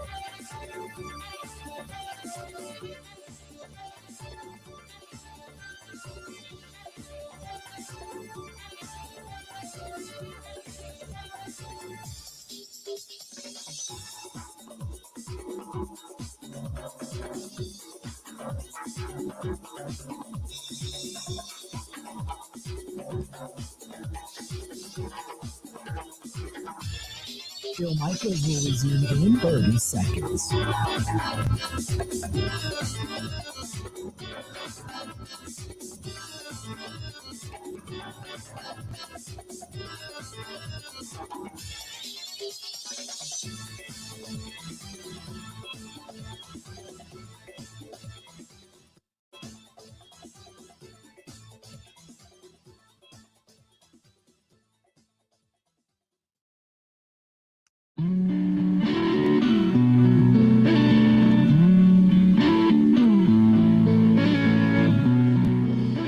Welcome back. Bill Michaels Show, live out here in Frisco. A little journey. When the lights Journey. down in the city There you go. Good stuff. and the sun shines That's the old Steve Perry stuff. the bed. Who is not returning with Journey for their final tour, by the way. They're going to have maybe a cameo, but that's it. Not much more beyond that. And I think there's an announcement coming regarding Journey as well relatively soon. I'm still waiting for the finality of that, but I heard they're going to be appearing somewhere that's kind of exciting. So that's going to be relatively interesting. Anyway, that being said, welcome back to the program. We are broadcasting live. We are here in San Francisco, California at the Moscone Center. And coming up after the top of the hour, going to be talking, supposed to be chatting with our buddy Solomon Wilcox from the NFL Network, who I believe, if I'm not mistaken, is down the road down there off to my right and doing his show on the NFL this morning. So some good stuff. Hey, this portion of the program, got to say a big shout out to our friends at Point Brewing. Point Brewing, brewing excellence since 1857. And if you're thinking about local beverages for the game, oh my goodness, they have such good stuff. Such good stuff up there at Point Brewing in the tap room, whether it's the beers for the adults, like the amber. You can get a whole variety pack of amber, by the way. They got a churro, believe it or not. They got a peaches and cream. Oh, yeah, they got all kinds of good stuff. They got the blood orange, or you go to the Great Outdoors with the Adventure Ale, the Point Light that they have. They've got the peanut butter cup out right now as well. They got all kinds of good stuff. I love the Drop Dead Blonde. That's fantastic. 99 calories, light beer, good to go. But Point Brewing, and if you got the kids running around, they have the NA stuff too, whether it's the cream ales or I should say the cream sickles, and they've also got the root beer and such. So great stuff from our friends at Point Brewing, brewing excellence since 1857. Good stuff out here at Super Bowl thus far, and off to a flying start. Nick Costos is a ball of energy, and Nick Costos is not a big dude. Muscular dude though and everything, but he's got that real high voice, man. He could probably, if he screamed, he could probably bring dolphins up the river. I'm telling you, he's fantastic, and just get passionate about it. And he's a Giants fan, lives out here, loves the Packers, so he's got a very eclectic mix of football mentality, we'll say. So yeah, it's very good stuff so far. And Lindsay Rhodes from Sumer Sports was absolutely awesome. And like I said, we'll talk with Solomon Wilcox coming up here in a little bit. One of the things I wanted to let you know is, and Randy says, and don't forget about the kitty cocktails. Absolutely, man, it's fantastic. The kitty cocktails are awesome. They're pre-made. For those that don't know, if you always go out and the kids get kitty cocktails at the bars, that's a great way to go with Point Brewing, because Point Brewing makes them, and that's the way to distribute them is kitty cocktail. It's actually called the kitty cocktail. So good stuff. So yeah, and by the way, for those that say we're not next to Cam Newton, yeah, no Cam Newton out here. I think since he did the deal with ESPN, he's now with them. So he's not doing his own thing. I did see a setup similar to his when I was out scrounging around a little bit yesterday here inside the media center, but I don't think that's him. So I'll have to take a walk around. It has grown magnanimously over the last 24 hours. We got here yesterday, and a lot of the setups weren't set up, and a lot of the tables weren't even occupied. Us, we are back here with a lot of, we have a big backdrop behind me. If you're watching at home, I'm kind of pointing to it at the moment. That is something that a lot of us have, and once you put them all up around you, it's kind of like you're sitting in Stonehenge, man. It's all these things blocking your view. So where it used to be, because you could never do them over 3 feet tall, so you had to be able to see over all the tables and see the entire horizon. Now with the podcasts and such, everybody's got backdrops, everybody's got lighting, everybody's got cameras, everybody's got wires everywhere, and you get this 14 by 14 foot space, and that's your space to work in. So we actually changed a few things around this year, and we're going to try to make it bigger and better each and every year. But that being said, it's just a little weird being back here where we can't see all the sets. Like Bleacher Report is off to my right, and Bleacher Report has a massive set. As a matter of fact, Bleacher Report not only has a massive set, they brought arcade games with them. They've got skee ball and pinball machines and everything up there. I don't know what they're going to be doing up there. But then, behind us, they've got the FanDuel set, which is Kay Adams and Up and Adams and all that kind of stuff they're going to be doing over there. Toyota's got a huge set off to my left. And also, the Moscone Center and the media side of the Moscone Center is brought to you by Madden. And they've got a huge Madden display off to my left as well. And then behind us is Fox and iHeart. And, so there's just a lot of cool sets and a lot of, advanced technology from the days of what it used to be here inside the media center. So it's interesting, though, because one of the coolest things about it is it gives us ideas as to what we can do to make our broadcasts better. So within a budgeted limit, we're kind of like the Milwaukee Brewers of radio out here and podcasting out here, to be honest with you. We've got so many cameras. We got 3 or 4 cameras and switchers and stuff, but we don't bring a producer that just does the cameras and does the television side of things and the podcast side of things. It's me, Grant, Mike, who's going to be taking off tomorrow to co-cover the teams, and Kate, who is her first time out here. And they're doing great, and she's posting stuff. And if you want to watch all the social media side of things, go look at it, because she's going to do a lot of stuff for us and for our channel, for the Bill Michaels Show. So you can follow it over on Instagram, Facebook, and TikTok. That's where a lot of that stuff is going to be. So anyway, we've got a few things that are a bit different. And Keith, thank you very much. I appreciate that as far as the camera perspective goes, but we're going to continue to try to make it bigger and better. But here's the other thing. We bring suitcases. And I'm going to explain this real quick. We bring suitcases. Our suitcases are just like regular suitcases. The only difference is they're packed with foam for the equipment. So the cameras and the lighting and all the switchers and the roadcasters and everything that we use, everything you see sitting here on the table, plus so much more that's behind the scenes, all comes in one suitcase that weighs 49 pounds. That's it. These other entities, they have things shipped here, and they rent furniture and coffee tables and stages, and that's why we get our job done. We're the Milwaukee Brewers. We still kick a lot of ass, and we're better than the 90%ers, but we do it on our budget. So that kind of makes, because Grant produces the show. He's the executive producer. So that makes Grant like the Pat Murphy of teams. I like that.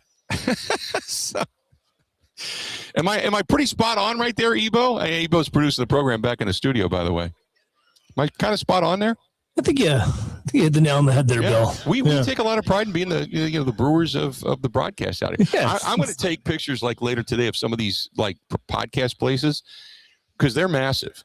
They because Kate was walking around. Kate studies all this stuff. She was walking around going, "Oh, that's Wayfair. Oh, that's Amazon. All that." So they have all this stuff shipped to their houses wherever they're staying. Then they assemble their tables. They screw them all together. They use them here, and then they send them back. That's what they do. Us, we bring it all with us. What you see is what you get, baby. Yeah, you're the pack mule, Bill. Yeah, bring it all with you. That's it. Grant told me that you had an extra long selfie stick or something like that. We've got 2 really long selfie sticks, and then I bought a Ho-Hem. And a Ho-Hem it's a selfie stick that you make a hand signal. And when you get in front of it, before you start recording, it's got a remote to it, but you make a hand signal that looks like the OK symbol, and it locks on you.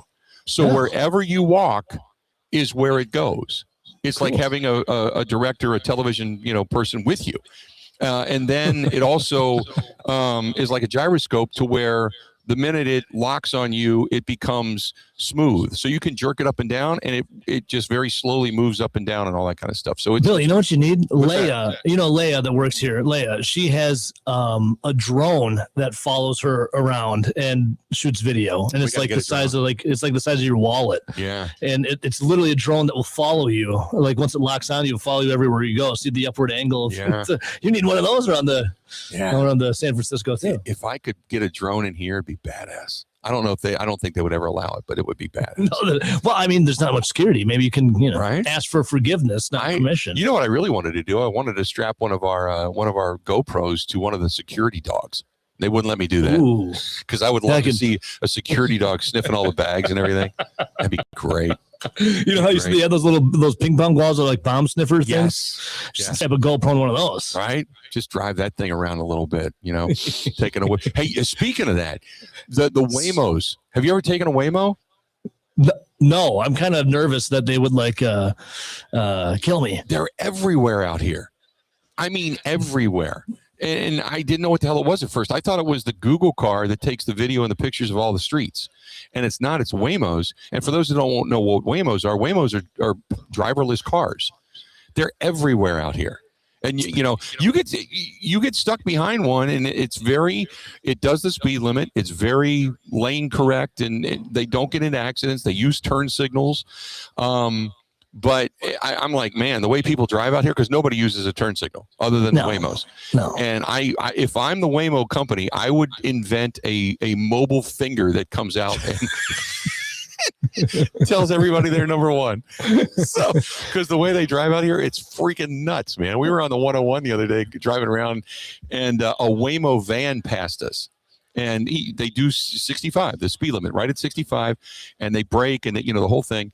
And this driver cuts it off. The Waymo van slows down, doesn't hit it, slows down, gets back on the highway, gets back moving up to full speed again.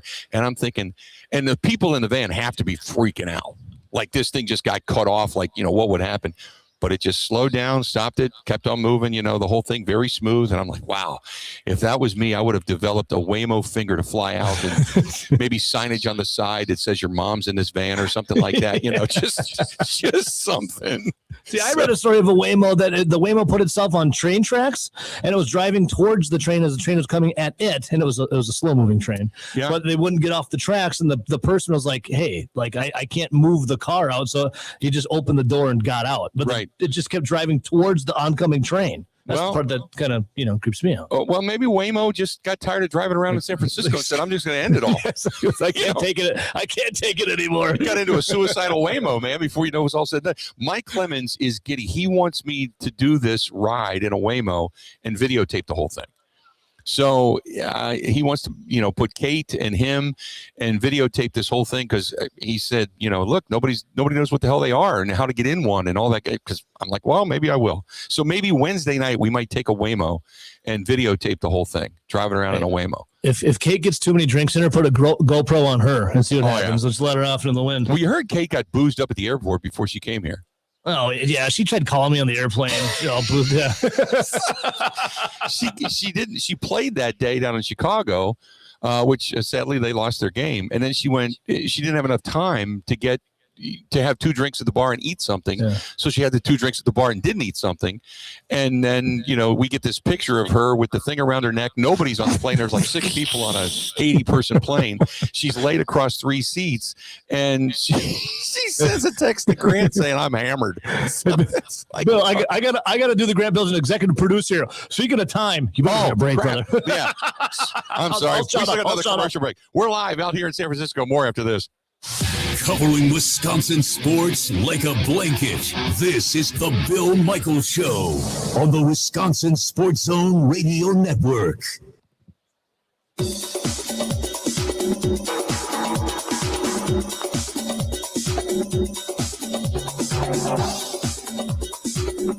Bill Michaels will resume in 3 minutes.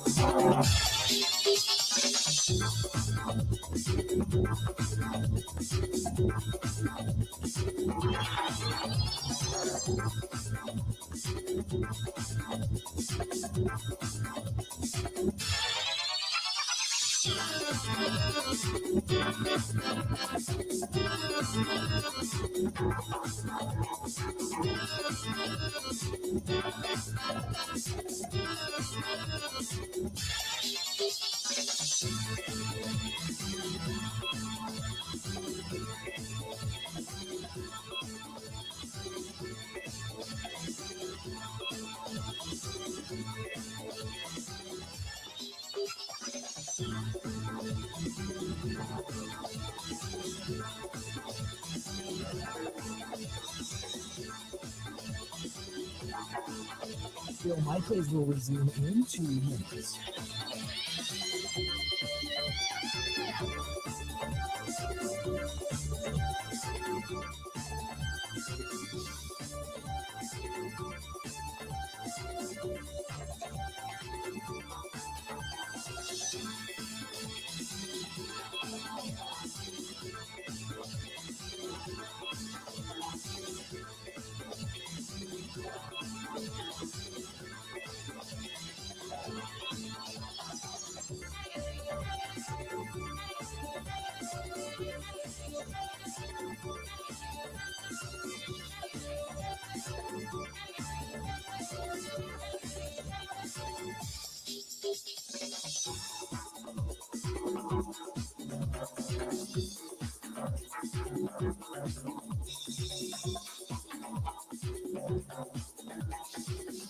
Bill Michaels will resume in 1 minute.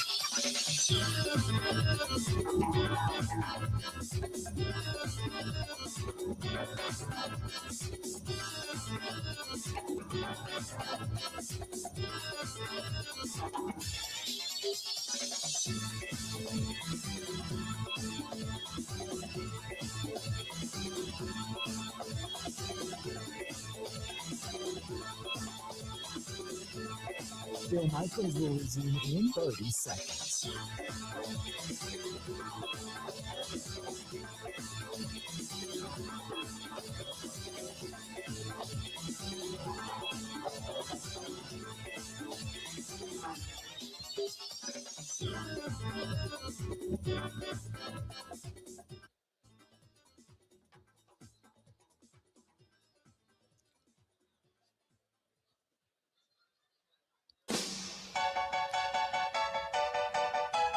Hold the line.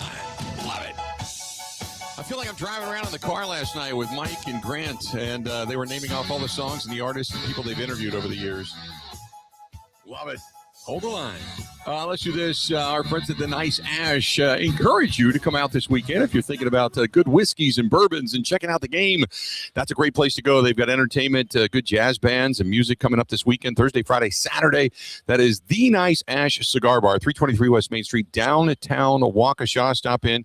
Tell them we said hi. Coming up on the top of the hour, we're going to get back into the guests. We got Solomon Wilcox going to be joining us from the NFL Network coming up here in just a couple of minutes. So don't go anywhere. Stay tuned. We got 2 hours down. We're at the halfway point, halftime. Then coming back, 2 hours yet to go. Don't go anywhere. We got more. Bill Michaels Show out here live in San Francisco. The Moscone Center brought to you by Madden. We'll be back right after this.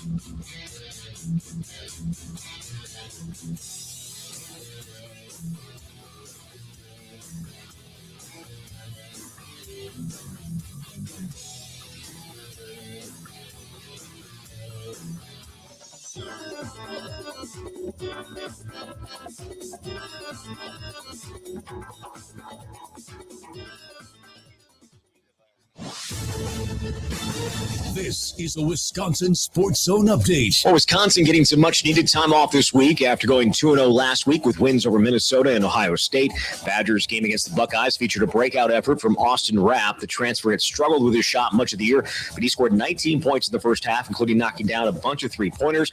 Well, that was good to see. Coach Greg Gard even more encouraged by the other things the 6'10" Rapp gave them. You know, everybody will be excited about his 5 for 7 from 3, but as I told him after the game, I'm more excited about the improvement that I saw in other facets of the game. Playing physical, rebounding, coming over and chesting up on dribble penetration, putting his face in a battle for a rebound, things that he wasn't as accustomed to doing 16 days ago. He knew that in order for him to be consistently on the floor at this level, here, you're going to have to do that stuff. Wisconsin improved to 16-6 on the year, 8-3 in the Big Ten. They don't play again until Saturday when they travel to Indiana. It's the start of a 5-game stretch where they play against teams with winning records in the conference. Right now, Wisconsin sitting in a tie with Purdue for 5th place, 1 game back of second, 2 back of first. Turning to the Bucks, their struggles continued yesterday with a blowout loss in Boston, but all eyes remain on Giannis Antetokounmpo and whether the team will attempt to trade him before the February 5th deadline. Truck drivers, are you tired of your pay not matching your experience? At Schneider, our truck driver pay is designed so your years of service directly translate to higher earnings. Plus, longtime drivers qualify for larger sign-on bonuses and a larger selection of driving jobs. Pick from dry van, intermodal, tanker, and dedicated opportunities. Ready to be rewarded for your hard work and expertise? Find the right driving job for you at SchneiderJobs.com. That's SchneiderJobs.com. Well, the Packers continue to add to their defensive staff with the addition of Daniel Bullocks. He's been with the 49ers last 9 seasons, including since 2019 as the team's safeties coach. With this Wisconsin Sports Zone Network update, I'm Zach Heil. Okay, here we go.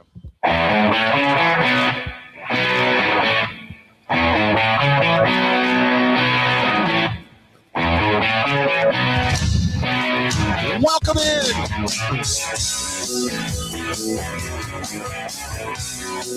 Bill Michaels Show.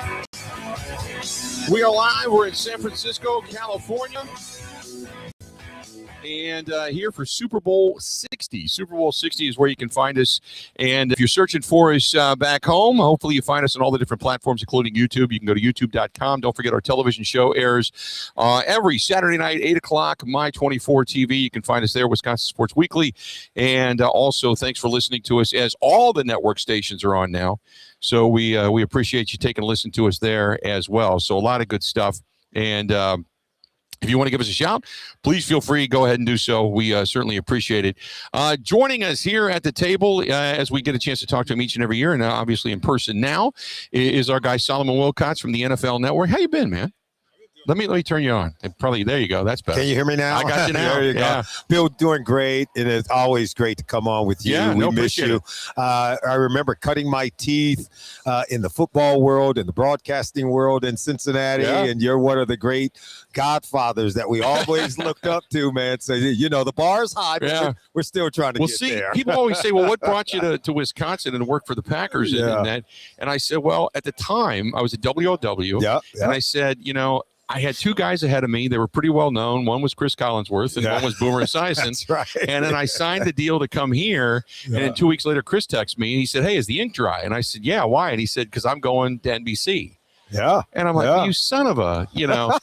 And then 2 weeks later, Boomer announced he was leaving and going to New York. That's right. And Lance McAllister, who was our intern, took over, you know. So that was yours. That was yours in the waiting. It worked out well for all of us. But, you know, we're all in a great spot now. So a couple of things that I wanted to touch base specifically before we get into your guest with you as well. But you and I talked about the end of the Packers season. Yeah. And now that everybody's kind of had a chance to digest it, I had Lindsay Rhodes on from Sumer Sports earlier, and she said, you know, it's interesting because you look at some of the best names, statistically speaking and efficiency speaking, Jordan Love is top 4. That's right. Then she says what the argument is from the scouts that she talks to is, does he have that it factor? Mm-hmm. You tell me what you think, because you were a player. You were a guy on the defensive side, seeing a guy like Jordan Love coming at you. I think he does have the it factor. I think he's already proven it. I think throughout the course of seasons, and you get into the postseason, you and I both know, if you look at, to me, and I think this Super Bowl sort of speaks to that, right? Yeah. That the quarterback is the most dependent position on the field. I don't care who it is, even if it's Pat Mahomes. You think their season this year was indicative of how bad Mahomes is? No, it's indicative of how bad the team is around him. Right. That's what you saw. You saw a decline in the talent that surrounds the quarterback. And I think you've seen the Rams, they rise and fall with the talent around Matthew Stafford. The Cincinnati Bengals, they rise and fall because the lack of talent around Joe Burrow. Joe Burrow's still the same. Yeah. And I think Jordan Love has been very balanced, very even with who he is. I still think he's improving. I think he's an ascending player. I don't think he's reached his peak, but it's what's around him. And I think what was lost more significantly was the injury to Michael Parsons. Yeah. We said that Michael Parsons was a force multiplier, and I think it was proven. Yeah. They were playing at one time like the best defense in the NFL when he was in the lineup. And Devontae White. Right? And that's right. But when you pull him out of there, right, it's like, an A-frame. You take the main beam out of it, and it all is going to come tumbling down. Yeah. And I think when he was removed from the defense, they were still good, but they weren't great. Right. They were not able to get significant stops. And the evolving door, you take Tucker Kraft out of the lineup, and then the evolving door of receivers that, Jaden Reed comes back, but then Christian Watson goes down. And all of those things sort of conspired against this year's Green Bay Packer team, where they were not able to be there at their best. You still live in Cincinnati. Let me ask you, you touched on Joe Burrow. He had said at one point he wasn't happy. It wasn't fun. He's and right. that sent shockwaves through the world, thinking maybe he's going to want out. Where do you get the rumors as to where he is right now? Look, when we talk about fun, let's not say he thinks it should be a day at Disneyland. Right. Let's not turn it into something. Winning is fun. But winning is fun. And competing at the highest level is what he's come to do. Right. And that's his expectation. Right. He's trying to get the organization to share that expectation. Right. He's trying to get the organization to look, okay, it's great that you brought back T. Higgins and you brought back Jamar Chase. What else did we do? Oh, by the way, we brought back the same team. Right. It was a team and an organization that rested on the expectation. Just because we brought back these players around Joe, that's what he asked for. Yeah. Well, what about the things he didn't ask for? Did he have to tell you that you needed to add to the defense? Did he need to really say those things? Right. And this is a team that scored, 30 or more points this year, and they lost nearly half of those games. Did the same thing in 2024. Yeah. So, there's some things. I think 24, he would have been the MVP had they put up 12 wins. That's right. They go to the playoffs. He's your MVP. Absolutely. He played the best at that position than any other player. I think we all know that. Yeah. So he is a phenomenal player. I think he was just voicing the fact that I'm not happy, I'm frustrated that not going to the playoffs for 3 consecutive seasons, it's not okay. And listen, I think he's saying that he's not trying to absolve himself of his responsibility to stay healthy or whatever. He's just saying, look, if it's not working out, it ain't working out. Right. But don't expect me to stick around if it's not working out. And I think I'm not trying to put words in his mouth. I'm just saying that's the communication that he's trying to relay. I watched that documentary of Jerry Jones and the Cowboys. Yeah. And I remember a very poignant moment in which Troy Aikman said, I'm not going to get my brains beat out while you try to figure out how to be a general manager. That's exactly And you're not going to put guys around me. That when Joe Burrow said it's not fun, that was the first thing I thought of. That's what resonated. This guy could walk away and just say, I don't want to get my brains beat out anymore, or I want to get out of here, one of the two. Look, I think if the Cincinnati Bengals were right now listening to us, they would probably say, Bill and Solomon, why are you guys even having this conversation? Right. He never said that he wanted to leave our team. Well, you got to understand, there's a precedent here. Yeah. His name is Carson Palmer. And Carson was the first overall pick in the draft when he came out for the Cincinnati Bengals, who then told the team, this isn't working out for me. And he left the team to play for others, right? Yeah. To try it somewhere else. And guess what? Guess who trains Joe Burrow? Jordan Palmer, the brother of Carson Palmer. Right. So these things are not disconnected. You and I are not grasping at straws by having this conversation. No, Andrew Luck, same thing. There you go. Andrew Luck was another guy that came in and just took over and played extremely well, and then finally said that because quarterbacks need help. Yeah. See, I think in the culture of the fans who watch our sport and love our sport, they look at an NFL game like a Hollywood movie. That the quarterback is the leading man, right? He's walking down the middle of the street of a Western with the tumbleweeds blowing, and that he's coming in to win the day. He's coming in. But no, that's not how it works in our game. Quarterbacks need help. In fact, they need the most help to help win the game. Yeah. They need blocking. They need someone who's going to block. They need someone who's going to catch the ball. They need a defense to go out and get the ball back. Or if Matthew Stafford had a better defense, his team is playing in this Super Bowl, right? Because he is that good. Yeah. But it tells you quarterbacks cannot win games by themselves. Who'd you bring with you? I brought a good friend of mine. He is with Koya Therapeutics, the chief medical officer, Dr. Fred Grossman. Everyone has their own broadcast partner that they really partner with. I'm smart enough to know that I need friends and co-workers who are smarter than me. And that's why I brought Dr. Fred Grossman to just talk about ALS, about this dreaded disease. We know that former football players, guys like Tim Green, Steve Gleason, Dwight Clark, the guy who made the great catch for the San Francisco 49ers, suffered and unfortunately passed away after their battle with ALS. So, Dr. Grossman, tell us about some of the new innovative treatments that your company is working on to help stop this dreaded disease. Yeah, I will, Solly, but I want to refer to something you said before, Bill. You were talking about Joe Burrow's getting his brains knocked in. Yeah. And that's what this is all about. So I want to leave you with a statistic that's really important here. Okay. So ALS is a rare disease that's devastating and lethal in all cases. The prevalence or if you're in the general population, you have a 1 in 400 chance of being diagnosed with ALS in your lifetime. Mm-hmm. In the NFL, ex-NFL players have a 1 in 100 chance of being diagnosed. That's four times. Yeah. So it's very relevant to be here at the Super Bowl talking about the fact that we have a therapeutic agent that is an immunotherapy that we've already given to patients, and it's actually halted their progression in ALS. Okay. That's a big deal. That is means huge. that they're going to survive. Yeah. Now, of course, we have to test it in a large trial. That's exactly what we're doing now. We have a trial in the United States and Canada that's going on. That's a controlled trial. And if positive, we might have the next therapy that really can make a difference in ALS patients. What has made ALS, I mean, we talk about the survival rate of cancer that's gone dramatically up over the years. What has made ALS such an intriguing disease to where you just seemingly don't have the same level of ability to get a handle on it because it attacks people, and the next thing you know, you just see this deterioration happen in front of you, and then they're gone? Because the basis of ALS is a high state of inflammation. And, you know, when an invader invades your body, your immune system revs up to attack that invader. And then there's a certain cell called regulatory T cells. They put the brakes on, because you can't go into a heightened state of inflammation. It'll destroy your body. Right. The problem with ALS is they have dysfunctional regulatory T cells. Okay. So they're always in this heightened state of inflammation, which is destroying their motor neurons. So slowly and horribly, they start to become paralyzed.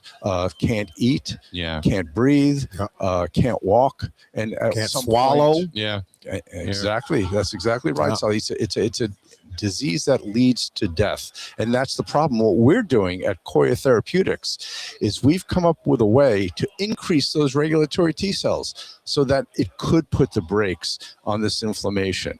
And we have good data, but right now this study is going to be very important. So for your listeners, anyone who's been diagnosed with ALS or have family who has ALS, they can go to trials.koyatherapeutics.com.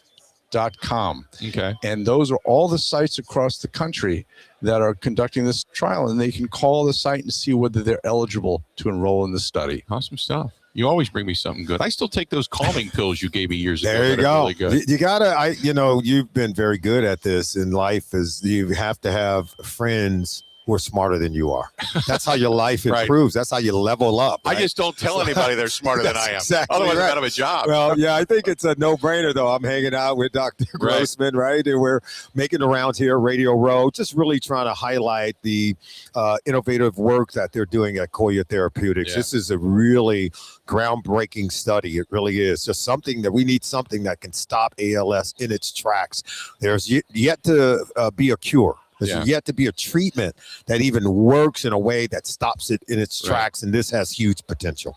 Before I let you go, who you got in this game and why? Defense wins championships. I think the best defense. Coming from a defender, I would absolutely. And I love both of these coaches. Yeah. I love what they stand for. I love the way that they embrace the game, the way they teach the game.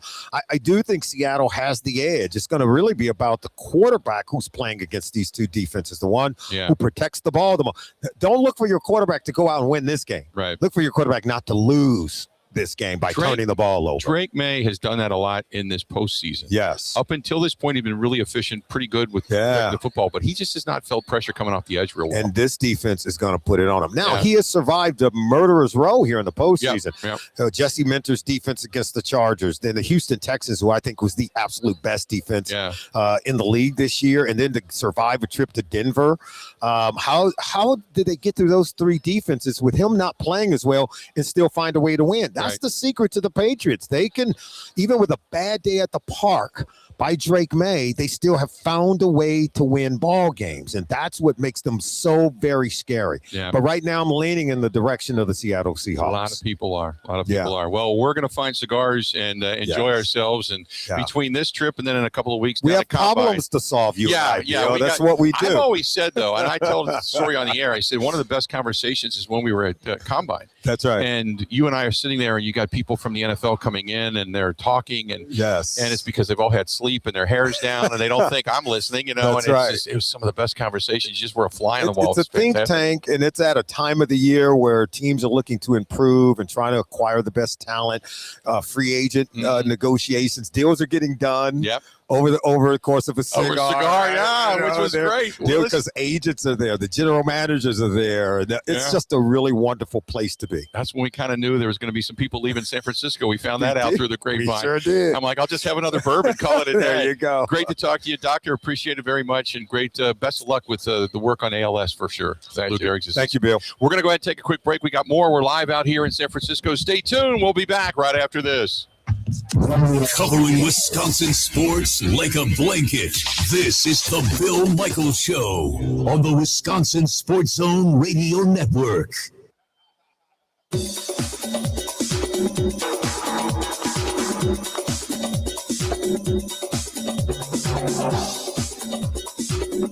Bill Michaels will resume in 3 minutes.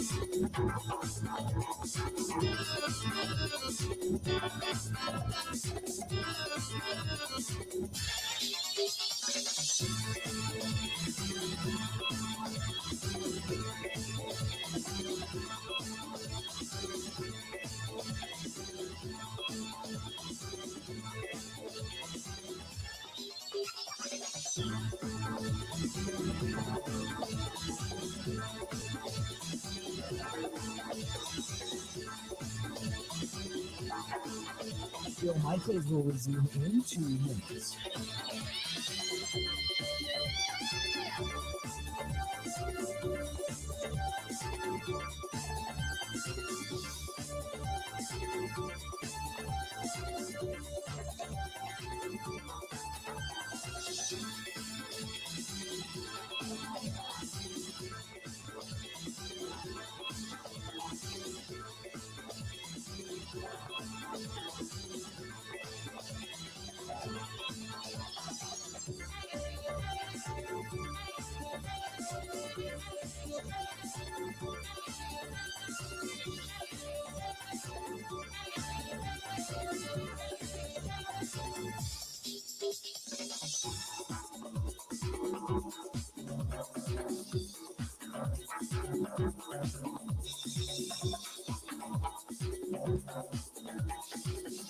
Bill Michaels will resume in 1 minute.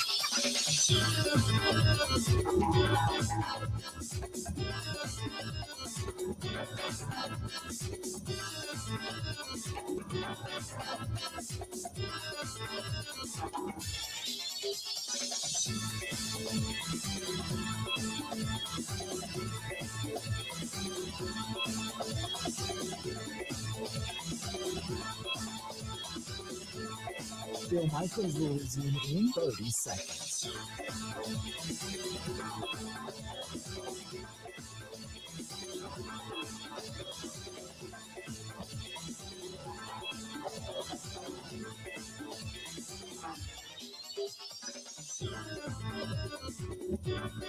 He's on his game, man.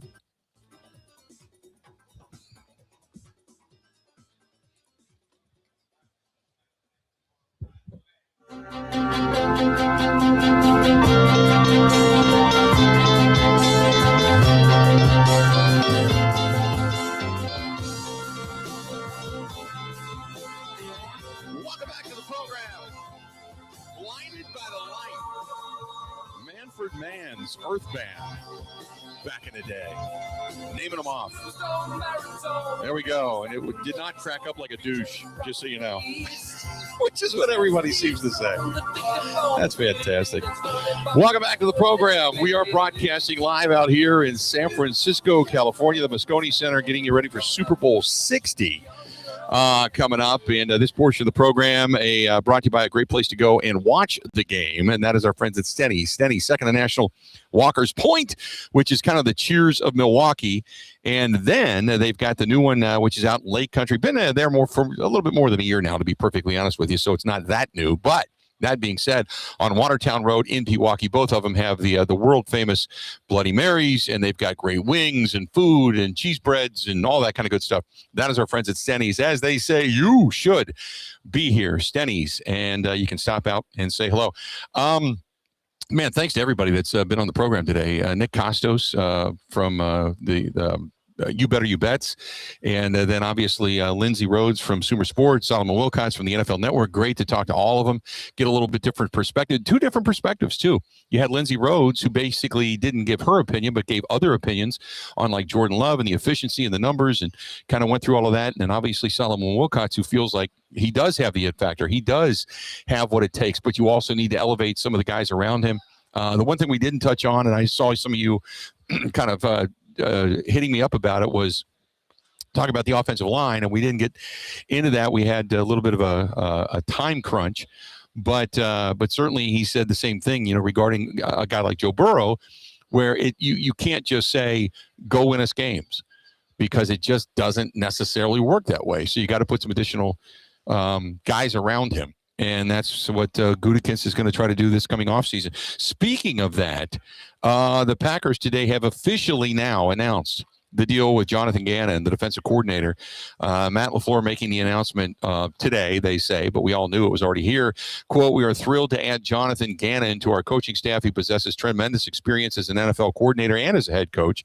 I am confident that he will be an outstanding addition to the organization, as well as a strong leader of our defense. We welcome Jonathan, his wife Gina, and their 3 children to the Packers community." Gannon comes to the Packers after serving as the head coach of Arizona for the past 3 seasons. And Arizona ranked number 2 in the NFL over that span in yards per carry against the run. Number 9 in rushing offense as well. He guided the Cardinals to 8 wins in 2024. Obviously, it wasn't a great stint there, ceremoniously being walked to the door kind of this past year, as they're starting to kind of rebuild again. But in his 2 seasons as the defensive coordinator in Philadelphia, the Eagles had a top 10 defense, ranking number 2 in the league in total defense in 2022. And number 10 in 2021. Eagles also featured the NFL's top-ranking pass defense at the time and the number 8 ranked scoring defense. So a lot of good things coming out of Jonathan Gannon's stint as a defensive coordinator in Philadelphia, in which he took that team to a Super Bowl. Philadelphia led the NFL with a team record 70 sacks in 2022 and was tied for 4th in the NFL in takeaways with 27, and 17 of those were interceptions. The Eagles became the first team in league history to have 4 different players register 10-plus sacks in a single season. So there is some positive work there coming out of Jonathan Gannon as the new defensive coordinator. The announcement coming out just a little while ago via the Green Bay Packers through the NFL. So there you have it. A couple of different things. This one's from Eric. Eric says, first of all, great setup out there. Who else is going to come on this week? You know what? I don't even have the list of all the guests we're going to have come on this week. Today's a day. Mondays and Tuesdays are always a little bit slow. It really cranks up on Wednesday. Thursday are the 2 big days. Friday, starts to slow down. People starting to get out of here, and then we head home on Saturday. But usually Wednesday and Thursday, we'll still have some pretty good guests out here tomorrow as well. But I don't really know.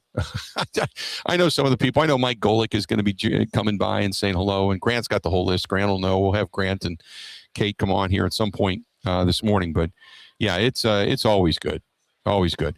What else do we have? Let's see here. This is from, and just trying to get to a couple people that have been texting and emailing and such during the program. And we always try to get everybody's comments as best we can. Let's see here. This is from JD. He said, holy crap, unit, be careful. Dozens of earthquakes rock San Francisco during the ongoing swarm. At least 33 earthquakes of magnitude 1.3 or higher struck with about 90 minutes on Monday morning, with most centered near San Ramon, California, which is where the rubbing of the tectonic plates, we'll say, begins to happen. But yeah, we felt, I shouldn't say we felt it. We didn't feel it. We were told about it, and we kind of look around and we're like, okay, there was a few banners moving around, but really nothing here that was, I don't want to say earth-shattering because that's probably a bad pun, but nothing here that really was alarming. Like we talked about with Mike Clemens in the first hour of the show, we felt it more when the earthquake happened off the coast when we were in Miami some years ago. We felt it more at the Miami Convention Center than we felt it out here. But yeah, it's there's been some movement, and that, you know what, it conjures up. I think it was 1987. It was the World Series. It's game one of the World Series with the Giants, and that's when they're getting into the beginning of the spiel. It's Al Michaels and company, and they're talking about the matchup. Here at I don't know if it was Candlestick back then or Pac Bell or what the ballpark was. I think it was Candlestick. And it starts shaking. And the next thing you know, they said, wait a minute, I think we're having an earthquake.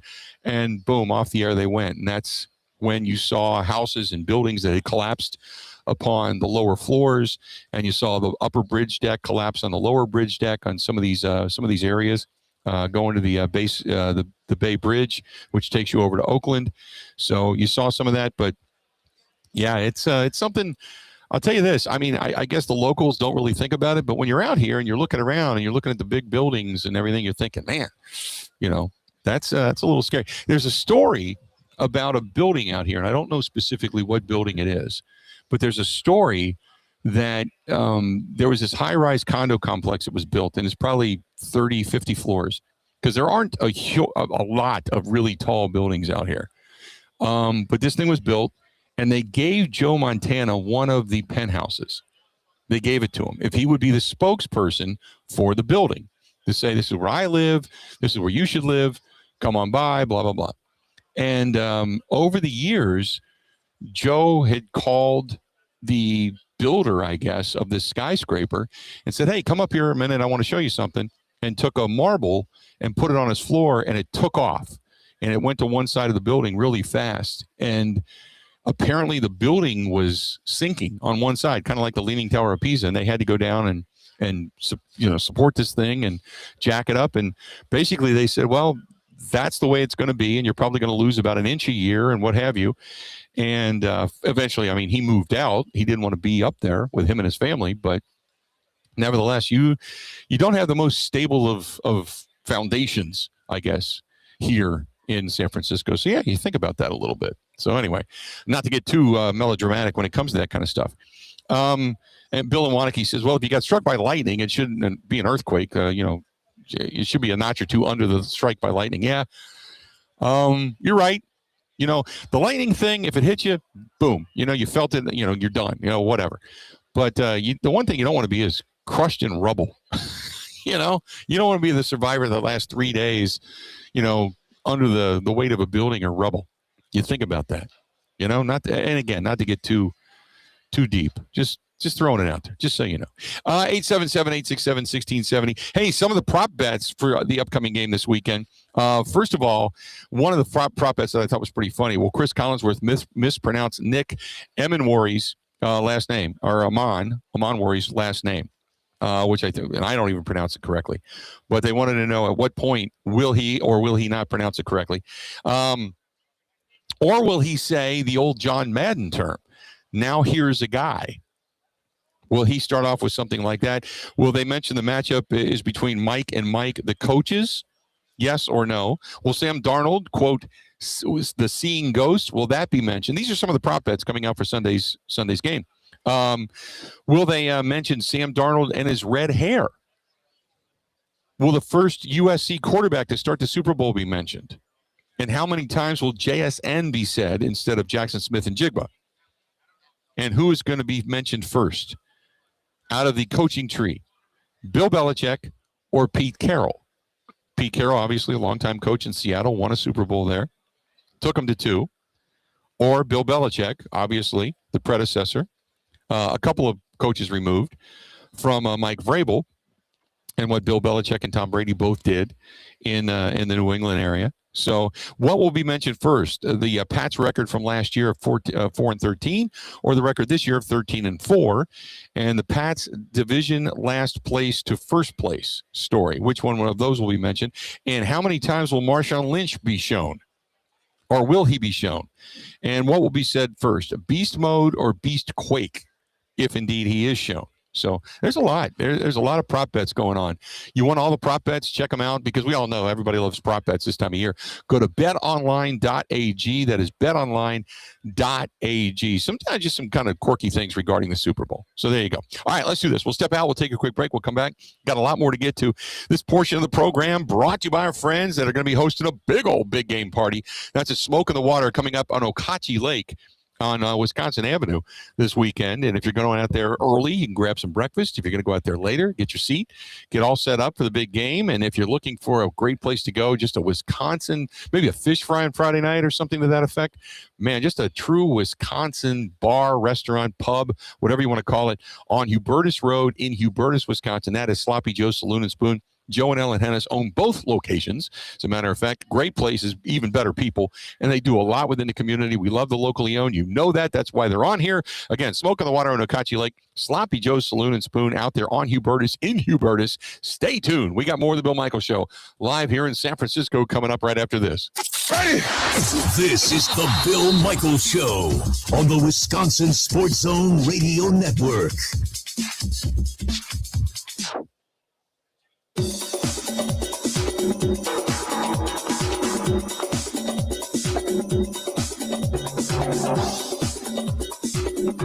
Bill Michaels will resume in 5 minutes.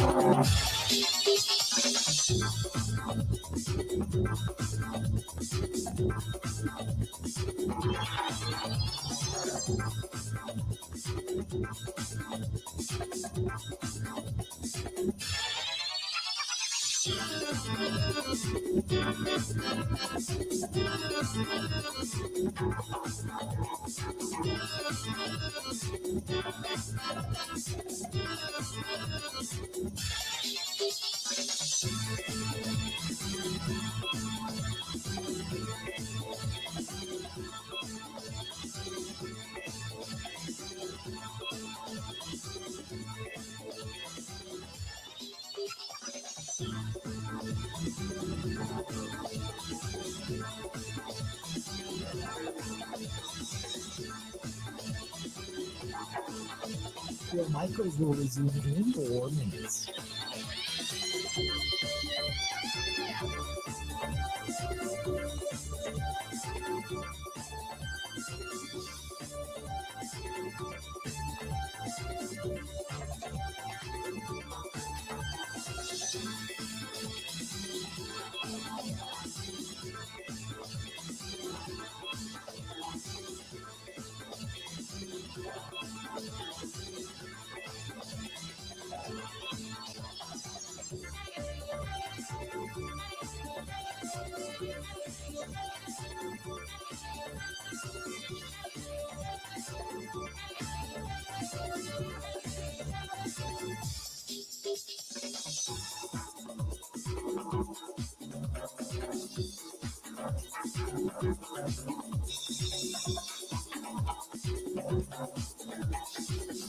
Bill Michaels will resume in 3 minutes.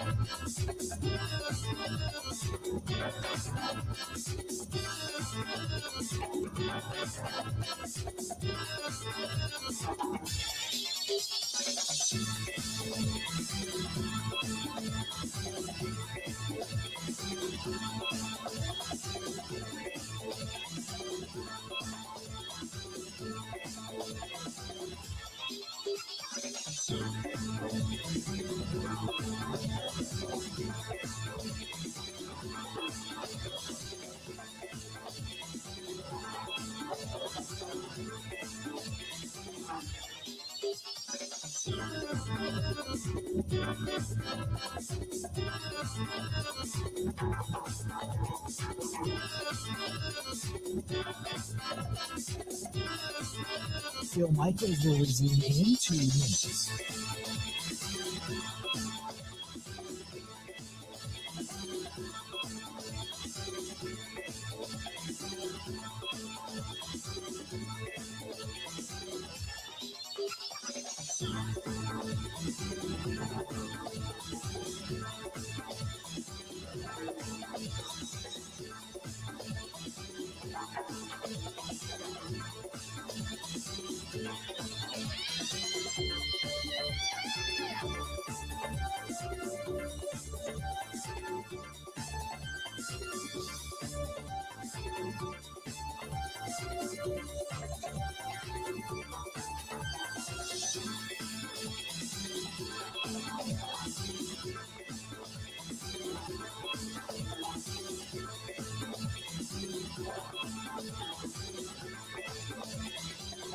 Phil Michaels will resume in 1 minute.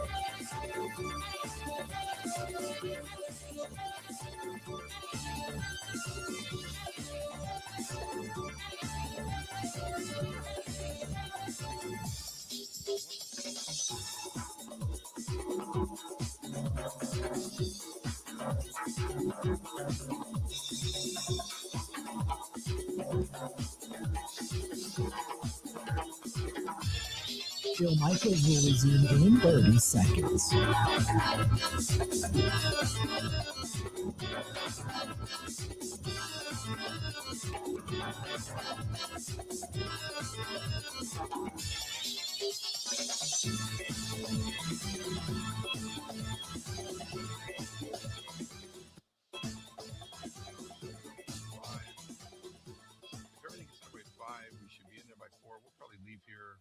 At 3 our time.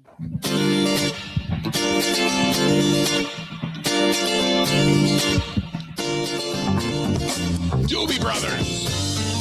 Welcome back. Bill Michaels Show. Live out here in sunny California. Not like obsessively warm. Warmer than back home, I'll say that. The one thing I've noticed as I've gotten older is I get cold easier. I don't know why, but I do. Don't know why, but 61 degrees the other day, I will say, sitting in the sun, felt nice. This portion of the program, if you're going to start thinking about warmer weather and maybe getting out into the great outdoors and doing some camping and some RVing and such, our great friends at Marquardt RV, MARKQUART, MarquardtRV.com. That's MarquardtRV.com. They are all over the great state of Wisconsin, whether you're going to start out with something like a Jayco, a pop-up, or a tow behind, or a fifth wheel, or maybe you're going to work up to a full-blown motorhome like a Thor Motor Coach or a Tiffin. It doesn't matter. They got something for everybody, and their service is absolutely positively fantastic. That's our friends at Marquardt, MARKQUART. Go to MarquardtRV.com. Back again for another stint with the Bill Michaels Show, all of 2026, and it is a great partnership, and we can't say thanks enough to our friends at Marquardt. Go to MarquardtRV.com. That is MarquardtRV.com. First appearance on the program since we've been here. Grant Bills, how you been? Yeah, I see people on the live stream asking, did Grant sleep in? Where's Grant? I'm you're producing. Working. Yeah, you're working. I'm doing producing. I'm kissing babies and shaking hands. I like the fact that you walk around with one arm out. You're taking your computer with you everywhere, and you're booking people for the week. Yeah. So the question was, who are we having on the rest of the week? And is there any? Because I know like Mike Golick's going to be here. We're going to talk with Mike. Yep. And I'm trying to think of some of the other names that we've gotten together. And I mean, I can give you a bunch of them. Some of the guys who've been on with you in the past, like Nate Boyer, who's done a bunch of stuff with you. Yeah. I mean, you just had Solomon, who's on with everybody every year. He's an institution. But yeah, Mike Golick. We're gonna have. I mean, I have probably 50 names in front of me. AJ Dillon's going to be on later this week, which will be fun. Patrick Willis, who kicked the ass of the Packers how many times? Yeah, I know, right? So we can ask him about that. Marshall Newhouse will be on with you. Nice. You know, just former offensive lineman for the Green Bay Packers. He was on. Was he on with you last year? I think he might have been. I know he did my show. I think he just did your show. Okay. He got here. It was later really that good. day. Yeah. And some really good Packer insight. But yeah, like Wednesday, it starts to get really busy. Like I have 10 or 11 guests, it looks like, coming on with you on Wednesday. Perfect. So, and Mike Golick, just like last year, like first thing in the morning, right off the rip. Yeah. Which would be nice. And I actually kind of like it out here. Your show, you're going to be done at noon. Be able to be done, and then you can just walk around and get lunch. Yeah, getting up at 4:30 in the morning kind of sucks. Well, is that how long it took for you to do your makeup routine and everything this morning? No, I woke up at 4:30, and what I see, we've had now they've said we've had a multitude of earthquakes. So now we've had numerous out here. Apparently, the first one started this morning with me at 4:30 when we had the garlic last night, and it was like that was my abdomen, and so I thought, so I laid in bed till about 5. And then I got up and showered, and then we were out the door at 5:30. So it wasn't too bad. It wasn't too bad at all. Yeah. I always get anxious about getting up really early, but no, it wasn't bad at all. I just took it a little bit easier at our dinner, a little easier than I did last year. I felt like I had a ball of Christmas lights in my stomach because we ate it was just a bowl of garlic you ordered, man. Like what? It's just a pot of garlic and oil. It was a pot of garlic, oil, and bread, and it's smeared like butter. It was good, and it was fantastic. It was very good. It was delicious. It was wonderful. And then after that, we had what'd you eat? I had the lasagna, fettuccine, some white sauce, and chicken and noodles. Just carbs, really just carbs. It was just awesome. It was just all carbs. It was a very quiet ride back, and Ebo's been playing good music today, and I feel like we're in the car. Yeah, because we've just been all guessing the music and who interviewed who and who knew who back when and what guitarist played with this particular band at that particular time. And well, Mike will give you stories on that. So there's a record collection in the house we're staying, and I threw on Gordon Lightfoot. Well, it was Gordon. I threw on Gordon, and then there was a Firefall record, and Mike, he saw them at UW Milwaukee back in the day because of course he did, and went out with Rick Roberts or Jock Bartley or whoever, like every band from the 70s. Mike's got a story. He's like a jukebox. We're driving around in the car, and you know how it is. So that forest down there and he's off and running. Yeah. I'm just sitting here watching the live stream. And no Dan Marino will ever appear on this show. If Dan came over right now and wanted to talk about whatever, I would still not put Dan Marino on. Yeah, I've heard the Dan Marino. If Dan Marino was drowning, you'd throw him a cinder block, man. If Dan Marino was on fire, I wouldn't pee on him to put him out. Yeah, you're not the only one who feels that way. It's funny how that works. And that's it. That's the thing is there's a lot of people that feel that way. It's be careful who you treat crappy. Because once you get there and then you're starting to fall back down the ladder, those are the same people you stepped on the climate. So he's not coming on the program. No doubt about that. Good conversations with Solomon. I love Solomon. Costos was great. So I was sitting over there with Kate, and I thought you and Nick were wrapping up, and then all of a sudden I hear, and I'm still not over 2014. And I'm like, what is it? It's 2026. Why do we got to go there? Like I turned my head. It's like, why are we doing this today? Yeah. Why do we got to get into this? Yeah. Until the Packers get back, Nick Costos brought it up. Yeah, that's what I'm saying. He brought up the Bostic thing. Yeah. And because he agreed. I said, look, the Packers were the best team. They would have beaten the Patriots in that Super Bowl. And that would have been the matchup everybody wanted because everybody wanted Brady and Rodgers. Mm-hmm. And that would have been the matchup, and that would have been a massive ratings boom. It would have been a rematch from that year they had just played, and I think it was the Sunday after Thanksgiving that year, too. Yeah. They played at Lambeau. Oh, my God, that was a great game. It would have been huge. Not that it wasn't, because it was a great game, and it came down to the very last play, and Butler ends up making the pick and, getting the car from Brady and all that kind of stuff. But and they didn't run Marshawn Lynch. Instead, they tried to throw the football, and so I get all of that. But still talked about to this day. Absolutely. But that's going to stick with me for a long time. And I remember, Bostic took all the heat, and I remember Sean Slocum on the sideline screaming at Bostic, let it go, let it go, let it go, because Jordy was right behind him, and Jordy was just going to roll it in, cover up, and the next thing you know, the Packers were on their way to the Super Bowl, and instead, the rest is history. And I feel like I'm opening old wounds and ripping scabs off at this point. I was going to say, I remember the story. I mean, we can relitigate it again. It just will stick with us. It's like 4th and 26 in Philadelphia with Mike Sherman, and they just let that go, and they were on their way then.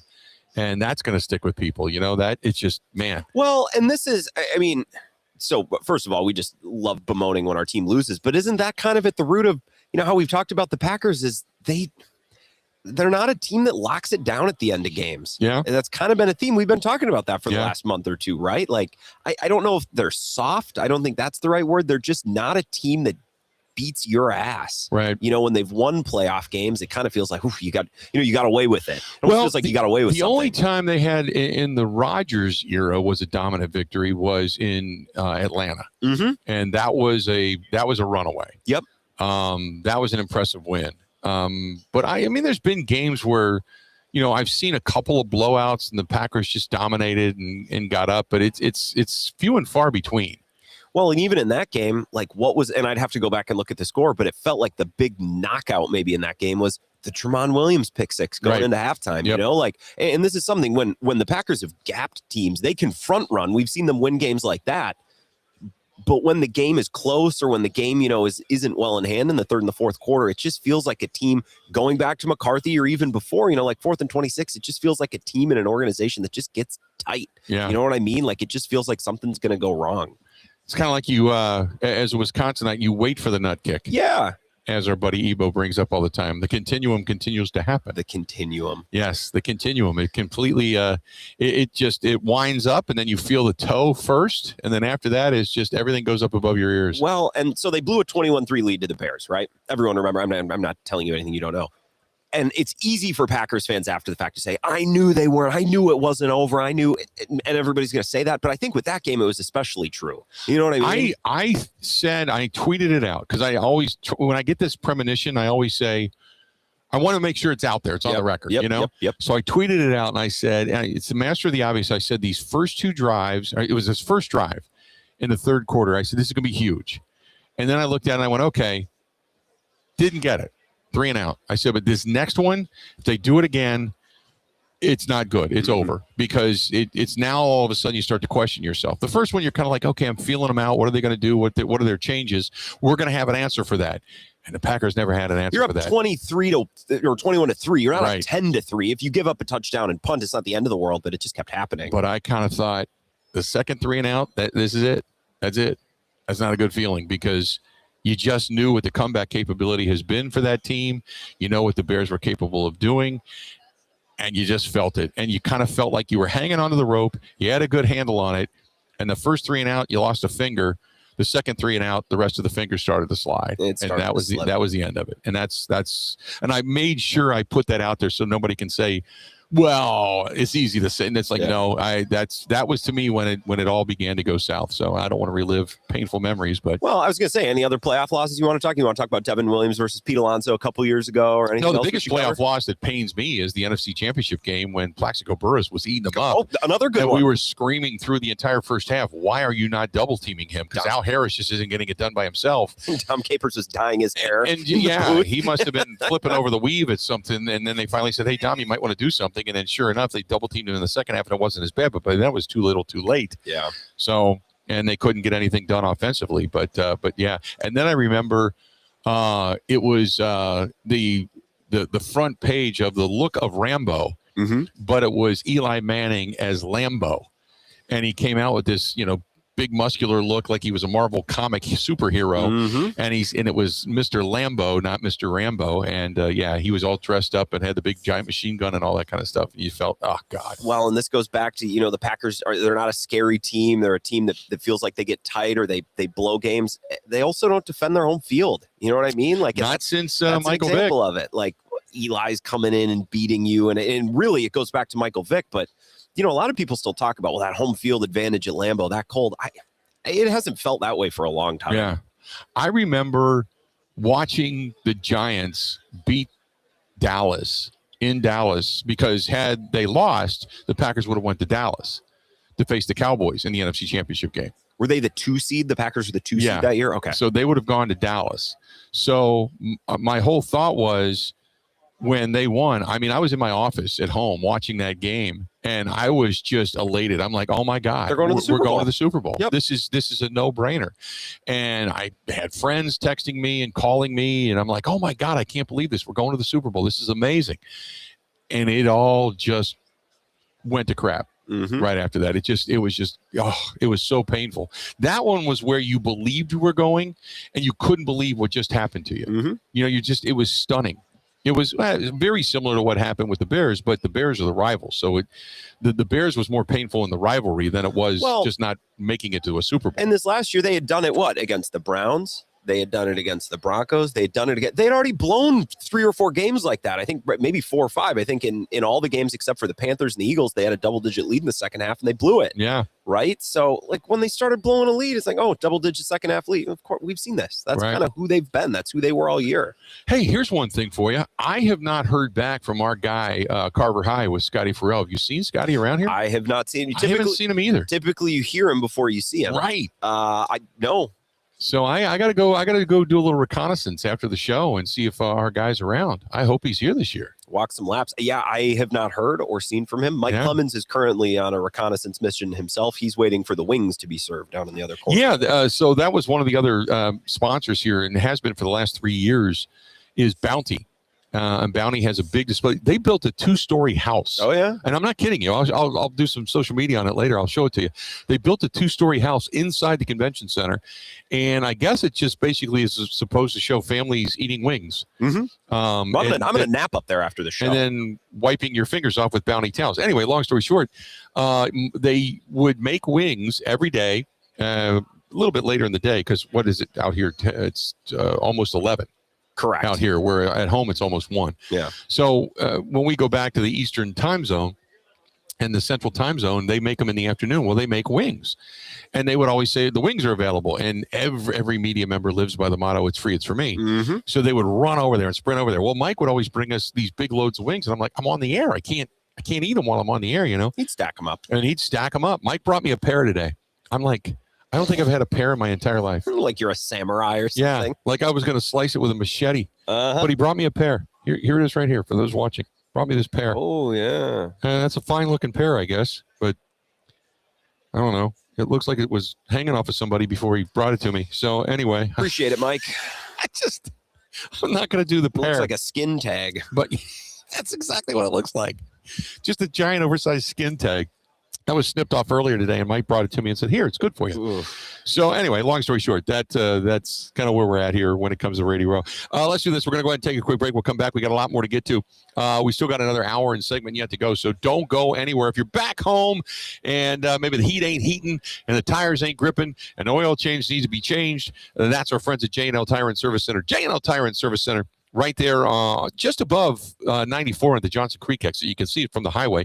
And then on Boulder Road in Watertown, Wisconsin, both places run by the same family. They're fantastic. They're trustworthy, and they're very philanthropic in the communities. That's the kind of people you want to work with, whether it's a big 18-wheeler over the road or just a minivan you're cruising around. And they have the facilities and the capability to do it all, whether it's major engine repair or others, such as minor maintenance, such as oil changes and such. Either way, they can do it for you. That's our friends at J&L Tire and Service Center.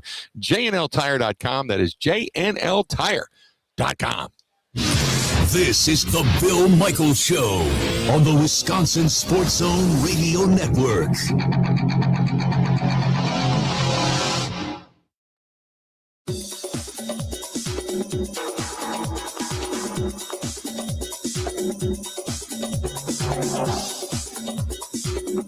Bill Michaels will resume in 3 minutes.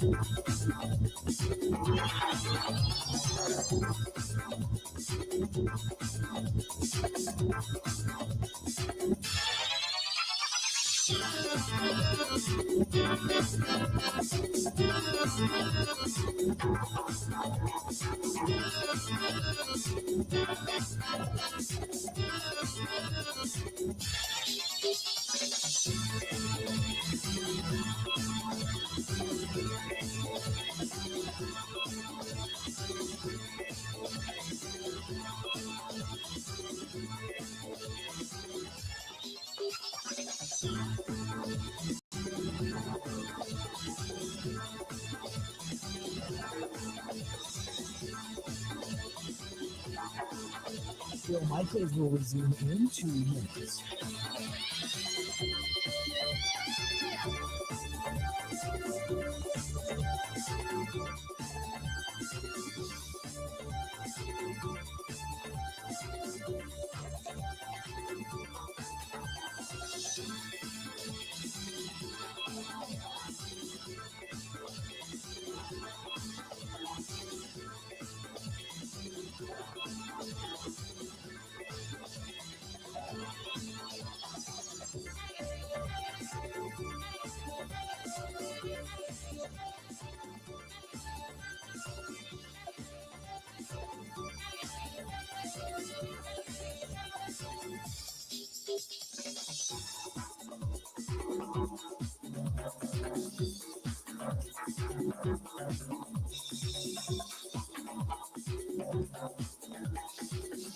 Bill Michaels will resume in 1 minute.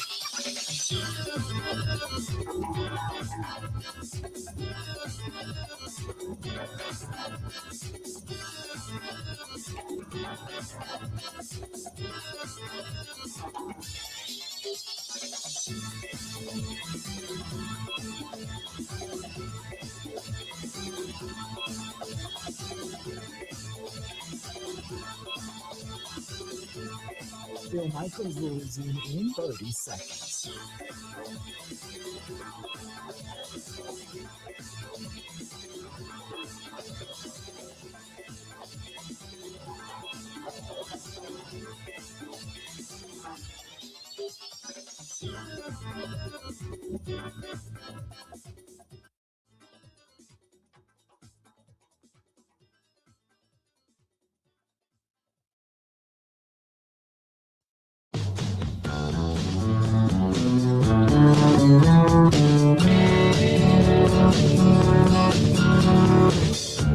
Welcome back to the program, the Bill Michaels Show. We continue on today. Live out here in the Moscone Center in San Francisco, California. Sunny day outside. Inside, it's a mediocre 67 degrees in here. Just so you know. Hopefully, it's warmer where you're at. The buzz is picking up here inside the media center as well. And I know Grant's going to have a couple of guests today on the West Coast Sports Show. We're going to be heading down after we get off the air. We're heading down to San Jose, California, about an hour away. And we're going to be down there for opening night tonight. Both teams are going to be introduced, and that's the media day, you know, where all the players and coaches and such take the podiums and walk around among the fans, and we get a chance to kind of mix and mingle with everybody, which is just an awesome, awesome time. It's always a lot of fun. This portion of the program brought to you by our friends at the Water Doctors. Don't forget H2, the letter O, doctors.com, the Connecticut water softening system, the best that's out there. Had it in my home for a long, long time. Check out our friends at the Water Doctors, 262-549-7733, whether it's the clean clothes out of the laundry, clean you out of the shower, or just the fact that you've got safe, clean, pure drinking water for you, your kids, your pets, all that kind of stuff. And they've got different innovation that can let you know if something does begin to invade your home and invade your water. It can set off some alarms. If you say, take a trip and you've got something that begins to, let's say like a toilet, it runs too much, and there's a sensor that'll say whether or not you're using too much water for whatever reason. It can automatically shut your water off, especially if you have, say, an up north cabin and you're not there all the time. Say a pipe breaks or something, it'll tell you. It'll say, hey, there's something going on here. I'm going to shut the water off until you can investigate it. They've got all kinds of innovation. That's our friends at the Water Doctors, 262-549-7733. That's 262-549-7733. That's our friends at the Water Doctors. Good stuff. And again, broadcasting live out here in the Moscone Center. And we got another hour yet to go. Bottom of the hour, going to talk a little bit more with Mike Clemens, who's been out scouting today, looking for some people around here. Got some other things to talk about in regards to the rest of the NFL.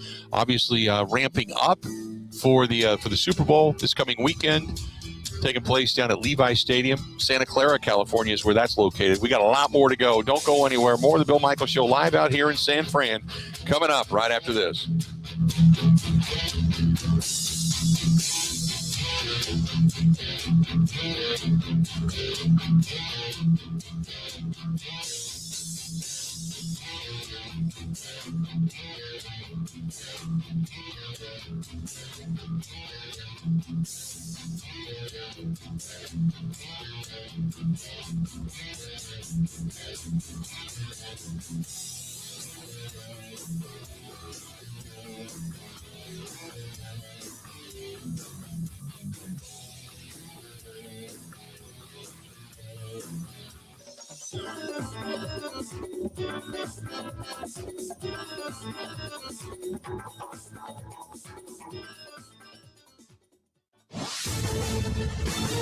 This is a Wisconsin Sports Zone update. Well, Wisconsin getting some much-needed time off this week after going 2-0 last week with wins over Minnesota and Ohio State.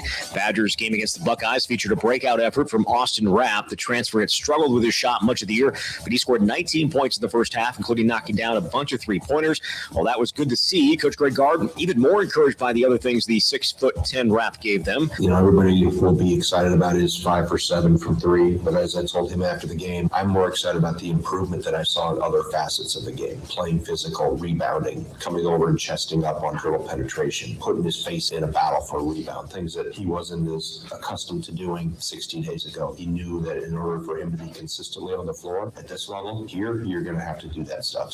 Wisconsin improved to 16-6 on the year, 8-3 in the Big Ten. They don't play again until Saturday when they travel to Indiana. It's the start of a 5-game stretch where they play against teams with winning records in the conference. Right now, Wisconsin sitting in a tie with Purdue for 5th place, 1 game back of second, 2 back of first. Turning to the Bucks, their struggles continued yesterday with a blowout loss in Boston, but all eyes remain on Giannis Antetokounmpo and whether the team will attempt to trade him before the February 5th deadline.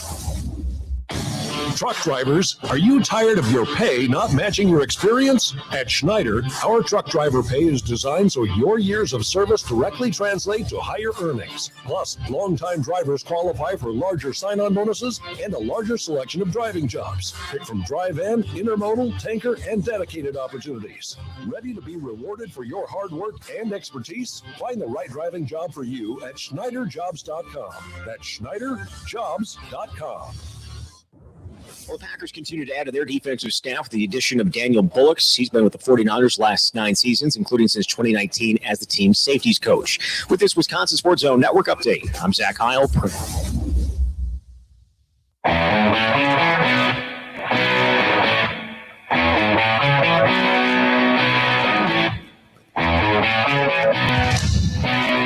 Welcome back in. We are broadcasting live. We are here in San Francisco, California, which is the site of Super Bowl 60, Santa Clara, technically, to be exact. But we're inside the Moscone Center and bringing you everything that is the build-up to Super Bowl here inside the Media Center. And it's good to have you along for the day. The continued growth inside this place happens pretty much since we got here yesterday. Yesterday we got here and got all set up, and we were one of maybe 20 that were completely set up, and some of the major sets are still being worked on as they really get underway probably Wednesday. By the time it's all said and done, Wednesday, Thursday, Friday, and then everybody's here for the Super Bowl on Sunday, and then everybody heads back out on Monday. But all the podcasters and the radio networks and all that kind of good stuff, along with us, are here, and now everybody's got their sets pretty much all set up. There's one segment of the population that has not necessarily taken over, but that being said, and by that I mean with the tables that are available, there's still probably 15, 20 tables that are still available. But beyond that, there's still quite a bit of activity here inside the Moscone Center. So there you have it. 877-867-1670. You want to hit us up, feel free to go ahead and do so. 877-867-1670. Find us. Always a pleasure. And Mike Clemens back with us. How you doing, bud? Yeah? Good? Oh, Good. There you go. Test Okay. check one. There you go. Doing fine. I'm just walking around the NFL Media Center here on downtown San Francisco. We were here 10 years ago for Super Bowl 50. Now it's Super Bowl 60. It's kind of flashed by, and I'm proud to say that, you know, there's still a couple of guys that have been to every one of them. There's still a couple around, of really? them. There's 2 or 3 fans that have been to every one. And you know, I was thinking last night about Lee Remmel, who was the longtime public relations director for the Green Bay Packers, right? Who covered the Packers starting as a kid, Don Hudson, then as a newspaper reporter for the Press Gazette through the, and then became the team's director of public relations. Star was coach in the 70s, and held that job right up until around the Mike McCarthy era. And they kept him on as a team historian. So Lee would be here every year from Super Bowl I on, you know, when the media would arrive, and he would direct them and tell them about things that are going on and tell Super Bowl stories throughout the years. He was here for like the first 45 or so, I'd say. And so there's one guy I learned the other day that in terms of media or photography, and that's John Beaver. Vern Beaver was the great photographer of the team in the 50s, 60s, and 70s. And then his sons, John and Jim, were photographers after that. Or maybe I've got that right. Maybe it's Jim that's been here. But, one of his sons was alongside with him at the Ice Bowl, taking pictures of that. And so he's been here ever since now, 60 years, probably in his 70s or so. And he'll be there Sunday at Levi Stadium taking pictures of this Seahawks and Patriots game. The history for a lot of the people that kind of flow through here, we just been sitting here reminiscing about Packers games and losses and Packers that didn't win and could have been and should have been here, and everybody brings it up. Oh my God, you've had this amazing run of quarterback play, and you've only had 2 Super Bowls to show for it. I think part of it is one, it shows how difficult it is to get back and win, and 2, what Belichick and Brady did, and now Reed and Mahomes have done, kind of wrecked it for everybody else being a coach. You had Chuck Noll and the dominance that they had with the Pittsburgh Steelers in the 70s. You had the Cowboys in their runs, Then you had, obviously, the Patriots, and then you had the Kansas City Chiefs. But those are the anomalies. It is so hard to get back here and so hard to put a team together and so hard to do what you need to do to get into this game and then ultimately win this game.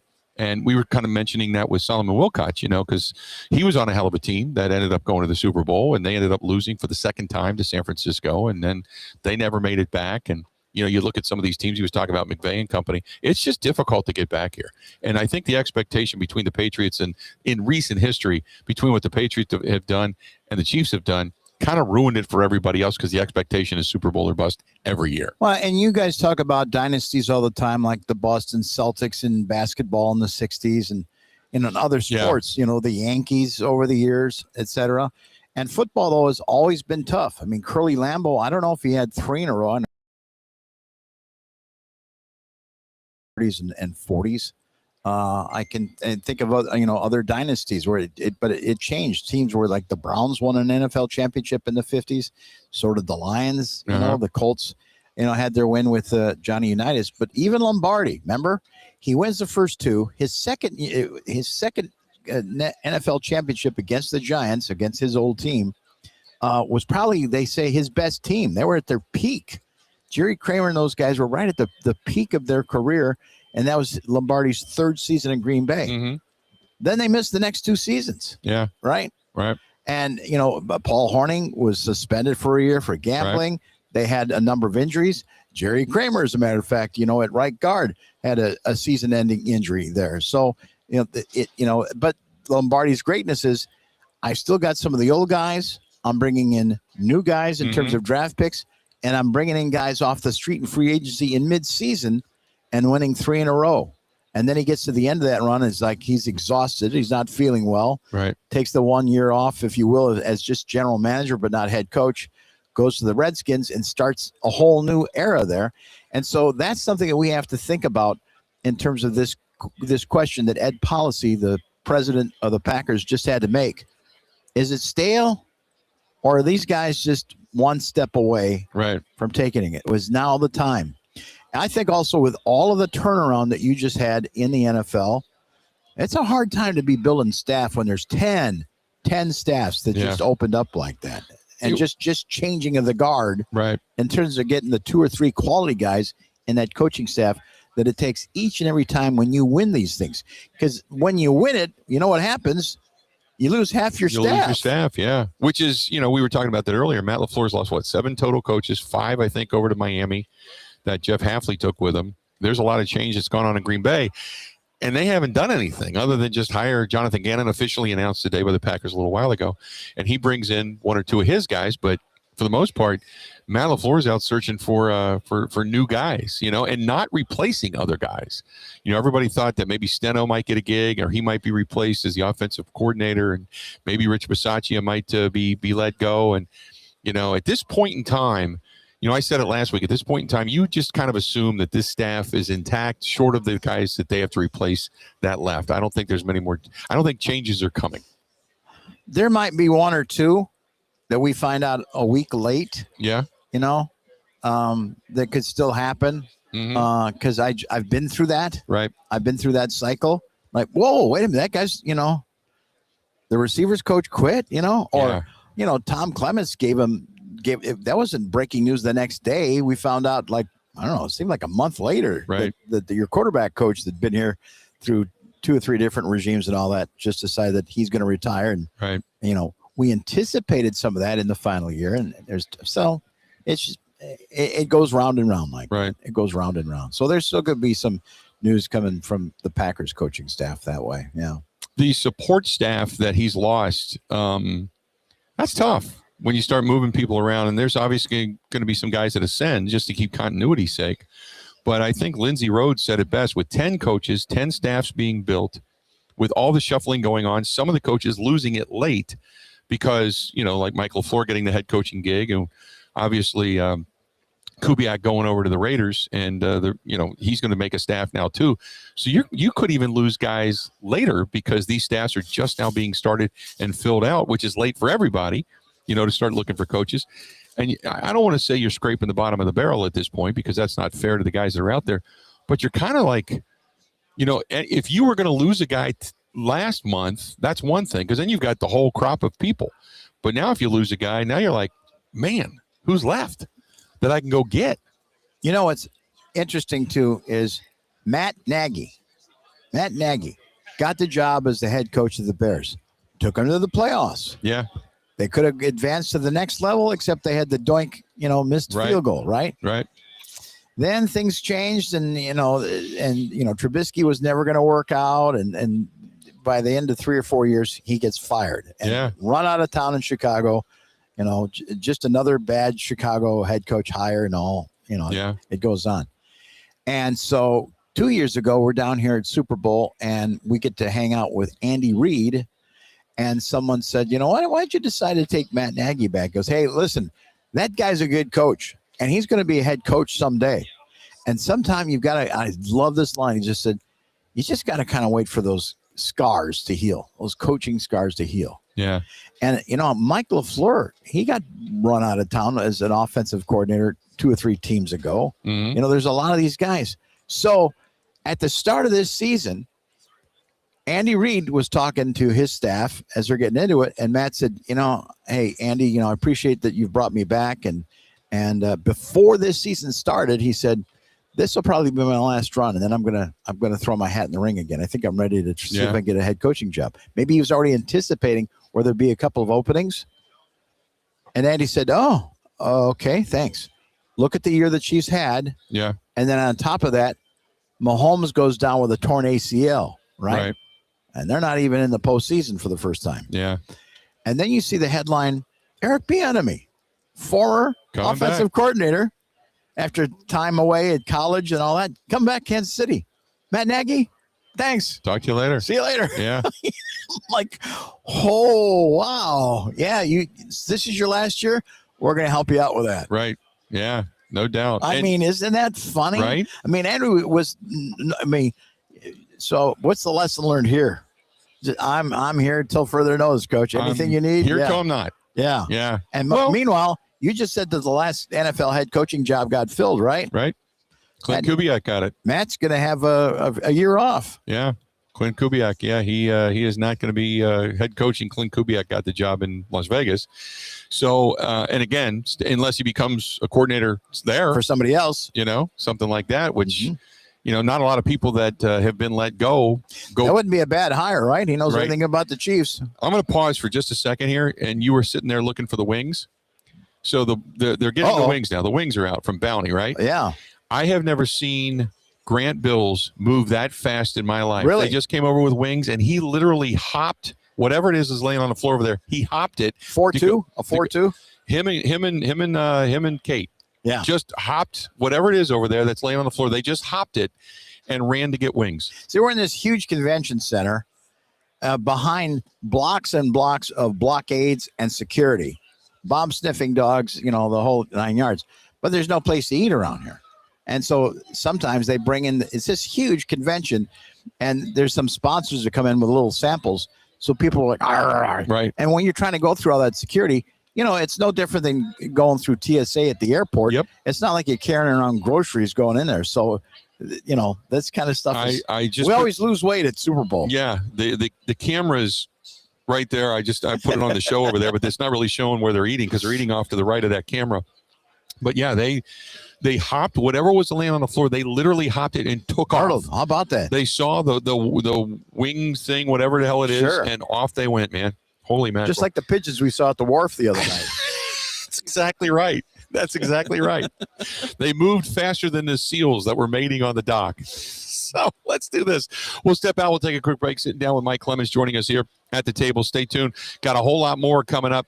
This portion of the program is brought to you by our friends over there at the Social House. Coming up this Sunday, they've got the Soup, S-O-U-P, Bowl going on. The Super Bowl is happening. And all the proceeds out of this event, and you can bring your soup. You can enter your soup and get rated on who has the best soup and all that kind of good stuff. Or just go be a participant and go grab yourself a bowl and hang out. But it's the Super Bowl taking place over there at the Social House on West Lisbon Road in Menominee Falls. Check it out, and all the proceeds go to Big Unit Foundation. We can't say thanks enough to them. Stay tuned. We got more coming up right after this. Covering Wisconsin sports like a blanket. This is the Bill Michaels Show on the Wisconsin Sports Zone Radio Network.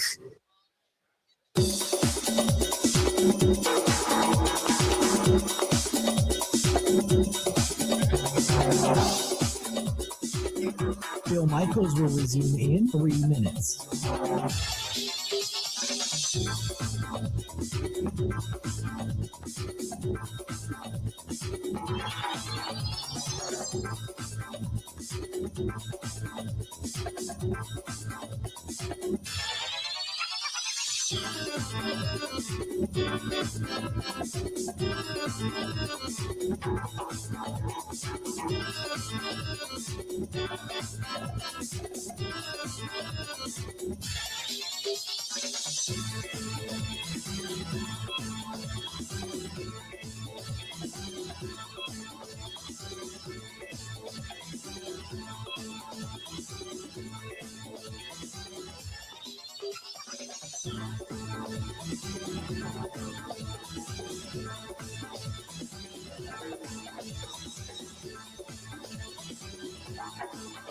Bill Michaels will resume in 2 minutes.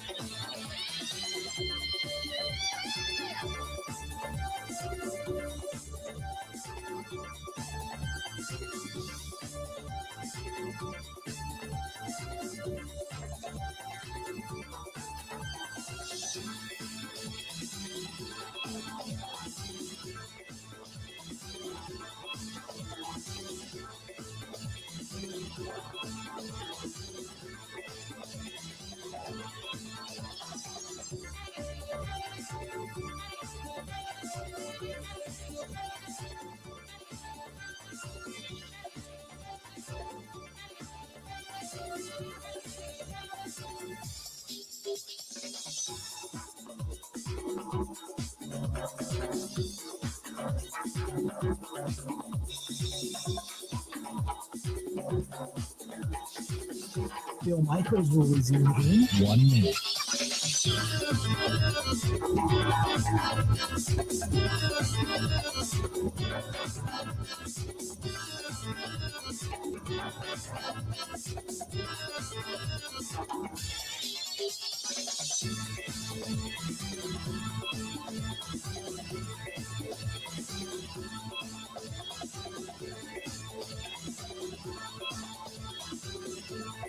Bill Michaels will resume in 30 seconds.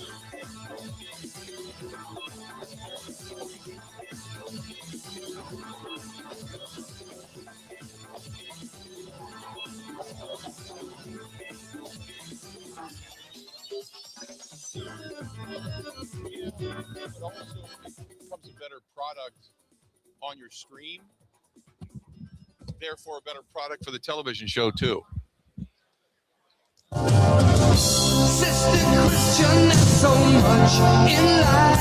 Oh my God, this is going to the Wayback Machine.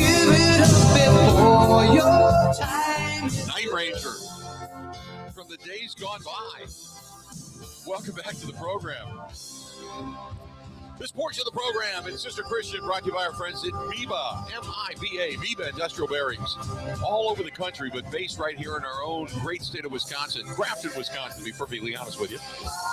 Stronger together is their motto, manufacturing hydrodynamic bearings for the power generation industry, whether it's some of the governmental contracts that they have or just things that they need in manufacturing all over, or power plants and such. They do it all. That is our friends at MIBA, and they are looking to grow and more than double in size in the next few years. They are hiring. So if you are thinking about working for a tremendous company, whether it's in our own backyard or Kansas or Houston, where they have different plants and different things, they have openings everywhere. And if you're willing to move too, they could also do that if you're within the sound of my voice. So check out our friends at MIBA, M-I-B-A, MIBA Industrial Bearings, all throughout the great state of Wisconsin. Grafton, Wisconsin, though, to be specific. If you want to give them a call, 262-337-2210. If you're listening to us somewhere else that you might be interested, say in those areas such as Kansas and Texas, they've got plants there as well. 262-337-2210. That's the number to call, and get a hold of our buddy Brent. He's the guy. He's the guy that does all the hiring. He is in charge of all of that. So check out our friends at MIBA, M-I-B-A, MIBA Industrial Bearings, based in Grafton, Wisconsin. There you have it. We're broadcasting live. We're out here at the Moscone Center and hanging out and just enjoying ourselves. And the whole staff is feasting like they've never seen food before. The end of the world is coming. I would assume there's an electric chair for somebody later on tonight, because this is what you look like when you are coming to the end of your life. And you are eating like you've never seen food before. And you've been living on creatures that crawl on the desert floor in Africa, I guess. I don't know. I don't know where else it would be, but that's what the staff is doing right now. Good stuff. I got some text messages and stuff I do want to get to. By the way, out of the 815, the Alcatraz triathlon swim portion is from Alcatraz to San Francisco. Sam Ellinger, a Texas quarterback father, passed doing that swim. Well, there you go. That's we were talking about that before, about that. Like, no big deal. I could do that. It's not that easy. It's not that easy. And the currents and such, which is the reason nobody escaped from Alcatraz that they know of. I can't remember the gentleman's name. We talked about it last night in the Clint Eastwood movie, Escape from Alcatraz. They never found the body, but everybody believes the bodies were washed out to sea.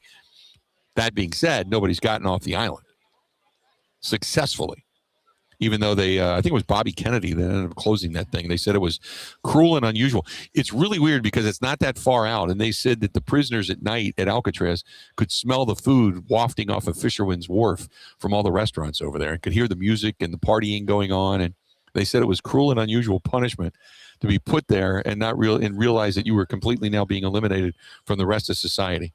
So funny stuff. 877-867-1670, 877-867-1670. You want to track us down? Feel free to go ahead and do it. Again, 877-867-1670. There they are.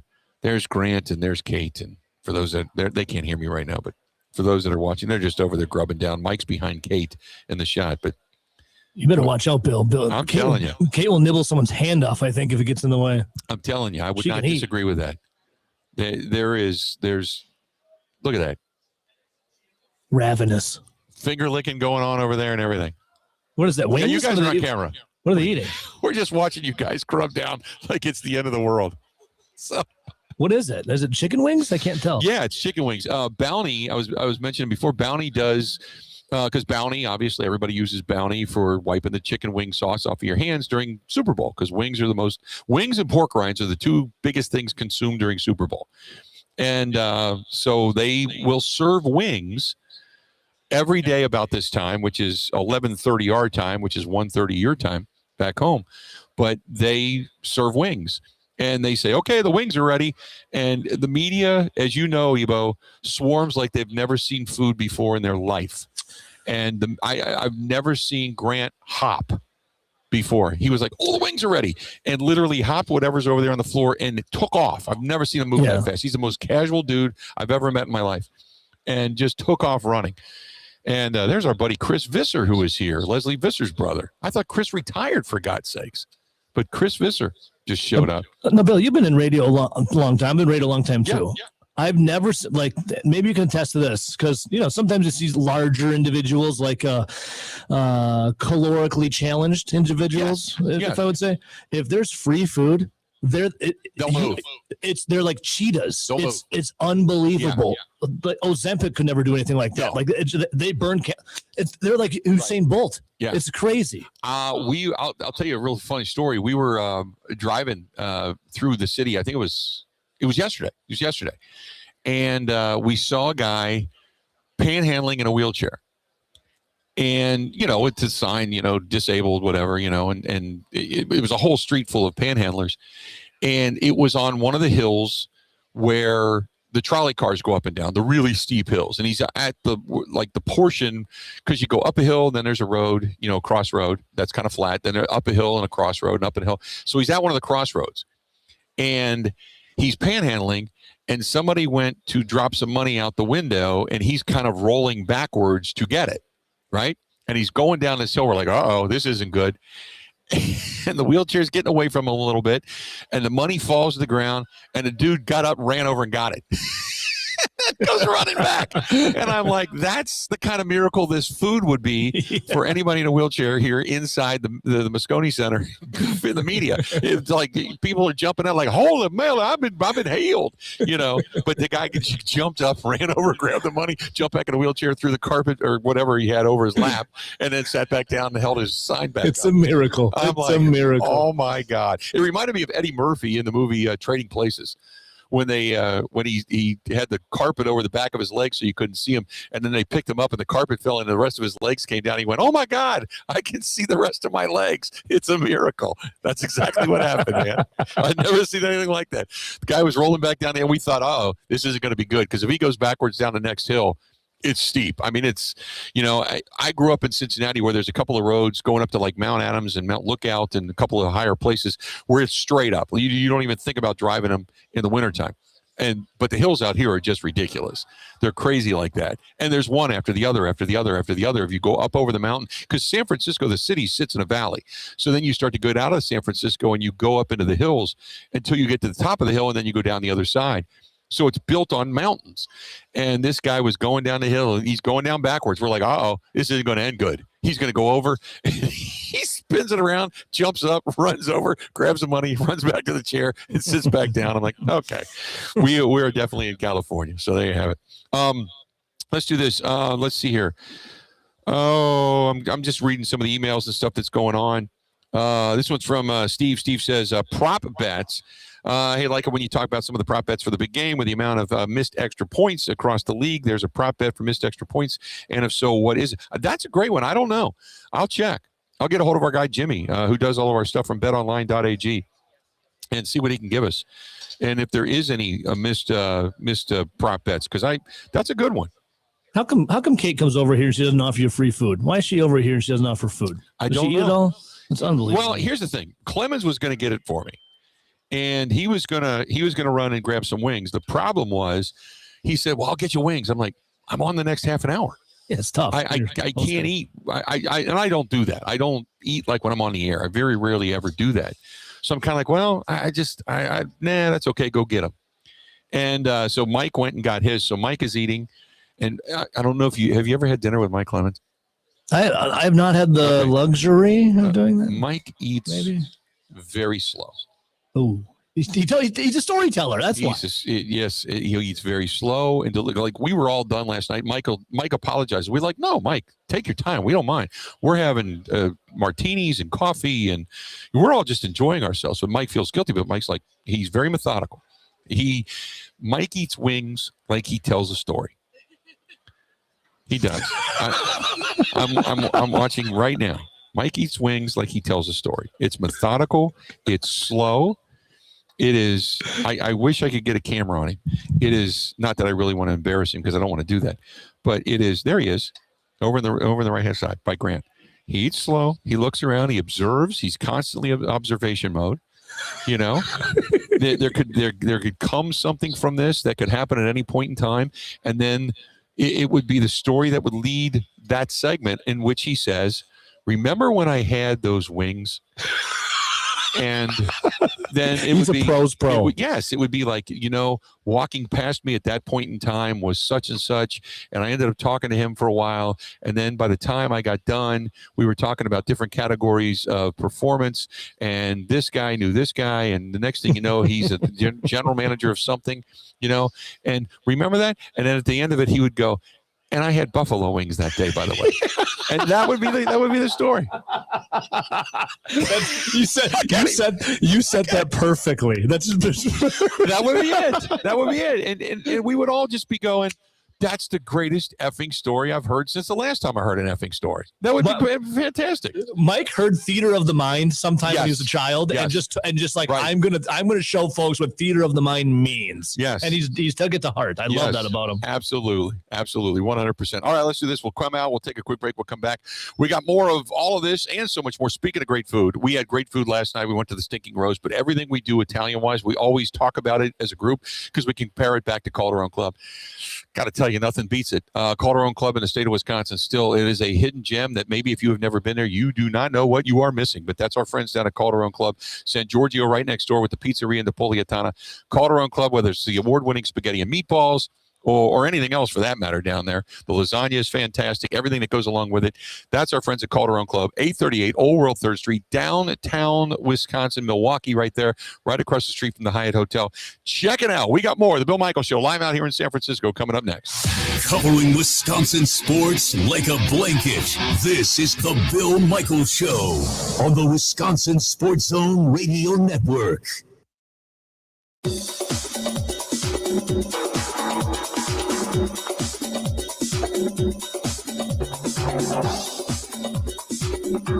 Bill Michaels will resume in 5 minutes.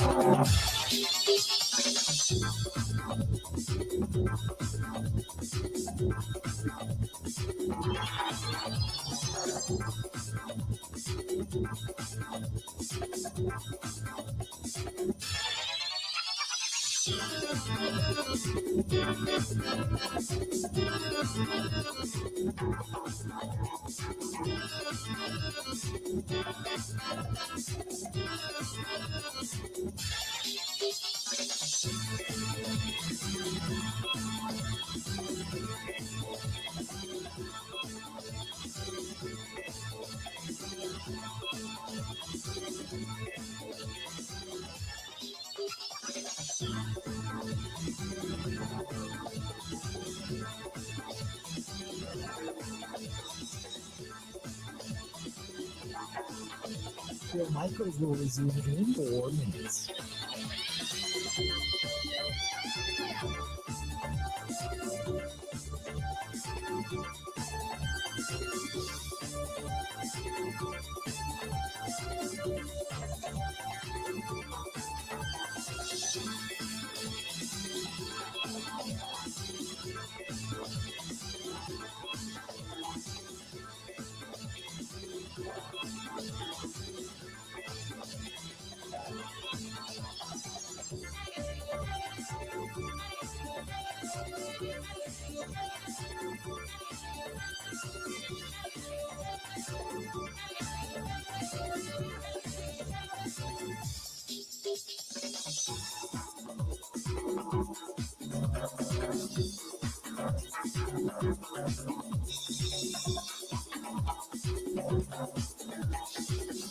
Bill Michaels will resume in 3 minutes.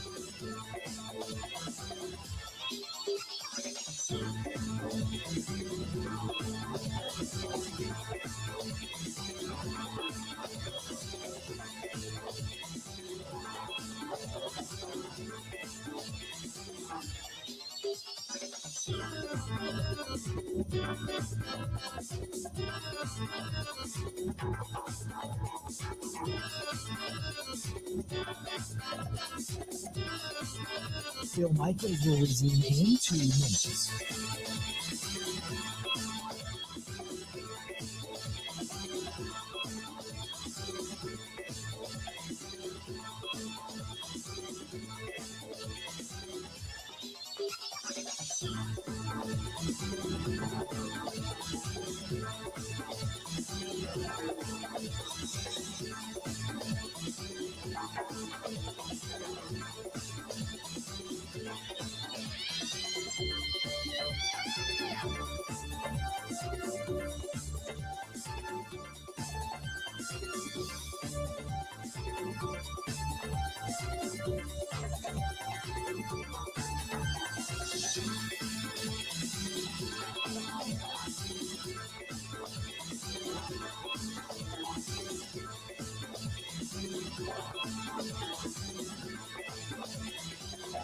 Bill Michaels will resume in 1 minute.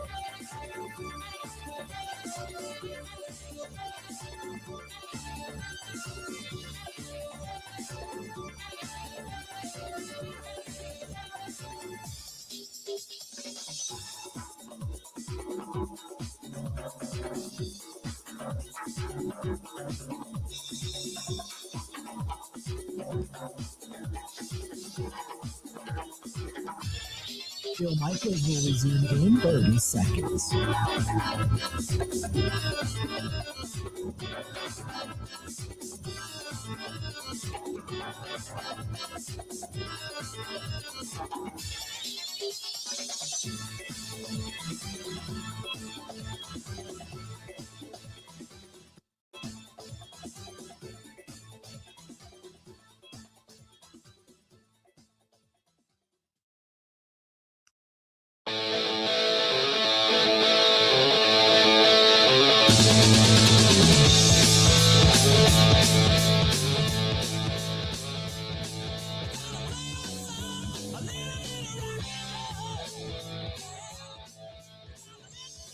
Welcome back to the program. Bill Michaels Show. Good to have you. As always, got some news regarding the Brewers coming up here momentarily. Stay tuned for that. Some good Brewers stuff for you. Hey, our friends at Buzzard Billy's reminding you that if you're going to go out for the big game, or maybe you want to get some food, whatever it happens to be, check out Buzzard Billy's. Pearl Street, La Crosse, Wisconsin. Buzzard Billy's has been in that 1860s brick hotel since 1997 in the Starlight Lounge, which is kind of like where the Rat Pack would be hanging out, right? You'd probably be sitting up there having a cocktail, having a martini. And next thing you know, they start the crooners start to come out. So check out Buzzard Billy's downstairs, Starlight Lounge upstairs. Really, really good stuff. And I love being back with them again this year. And I love the fact that so many people that go there mention our name when they walk through the door, which is just awesome. So keep doing it. Keep pimping the show. But nevertheless, it's Buzzard Billy's downstairs, Starlight Lounge upstairs, and some good stuff there as well. So some Brewers news has come across. For those that were wondering, the Brewers have come to an agreement with their television broadcasts. So for those that, and this just came across a little while ago, but it said that the Brewers games are going to be produced and distributed now by Major League Baseball, which we kind of knew that. It's going to make the games available to in-market fans on cable and satellite television as well. Do we even have satellite TV anymore? I thought it was all just, streaming, yes, but satellites? I didn't even know we had satellites anymore. But anyway, it's coming through cable and satellite, as well as through the MLB direct-to-consumer streaming platforms. The new arrangement is going to give fans multiple options to watch the Brewers games on TV and in digital streaming. Fans with the Brewers' home television markets are going to have the option of watching the games on cable and satellite television or streaming live through MLB TV. For information on the cable and the satellite providers, including satellite-specific channels and locations, that's going to be announced at a later date. Fans are going to be able to purchase a Brewers streaming subscription through MLB.com or the MLB app when the packages go on sale in February. All 162 Brewers games in 2026 are going to be available through either locations, distribution, or via Major League Baseball's national telecast partners. So the Brewers have a television package. It is not their own. It is not Fox anymore. It is not FanDuel anymore. It's not whatever else happens to be out there. But it is now going to be produced through Major League Baseball. My assumption is everything's going to remain the same. You're still going to have Brian and Bill and Jeff Levering and Sto Sophia, and everybody's going to be there. It's just now going to be produced by Major League Baseball and their local people who produce that content. And then it's going to be made available, I would assume, on some of the channels are going to be announced relatively soon. So, but I wanted to let you know that was coming. So there you have it. 877-867-1670. 877-867-1670. If you want to give us a shout, please feel free to go ahead and do so. We'd love to have you. I got some text messages to get to. By the way, I just heard back from our buddy Brian. Brian was the longtime producer for Scott Farrell. And Scotty Farrell no longer with Sports Grid, doing kind of his own thing. They will not, unfortunately, be here. No Scotty Farrell here this year. So for those that were hoping to get Scotty Farrell in the pro, and I was loving to it, but Scotty is not going to be here. So a little bit disappointed in that, but I just got word of that. Our buddy Aaron writes, hope the Super Bowl week is off to a great start. Good show today. Hey, are you going to have Scotty on this week? We're not. That's Aaron. You're the reason I started to look it up, and I ended up texting Brian, the old producer, just to see. He said, I need to clear my calendar if indeed you will. He said, the Bucs are a train wreck. I don't know how Giannis could want to be around at this point, although the Bucs have been giving him pretty much whatever he wants over the last few years, and this is where we are, kind of like what the Jets did with Aaron Rodgers and with similar results. Got to stop letting the players dictate things. That's all I've got. Can't wait for the Brewers opening day and some warmer weather.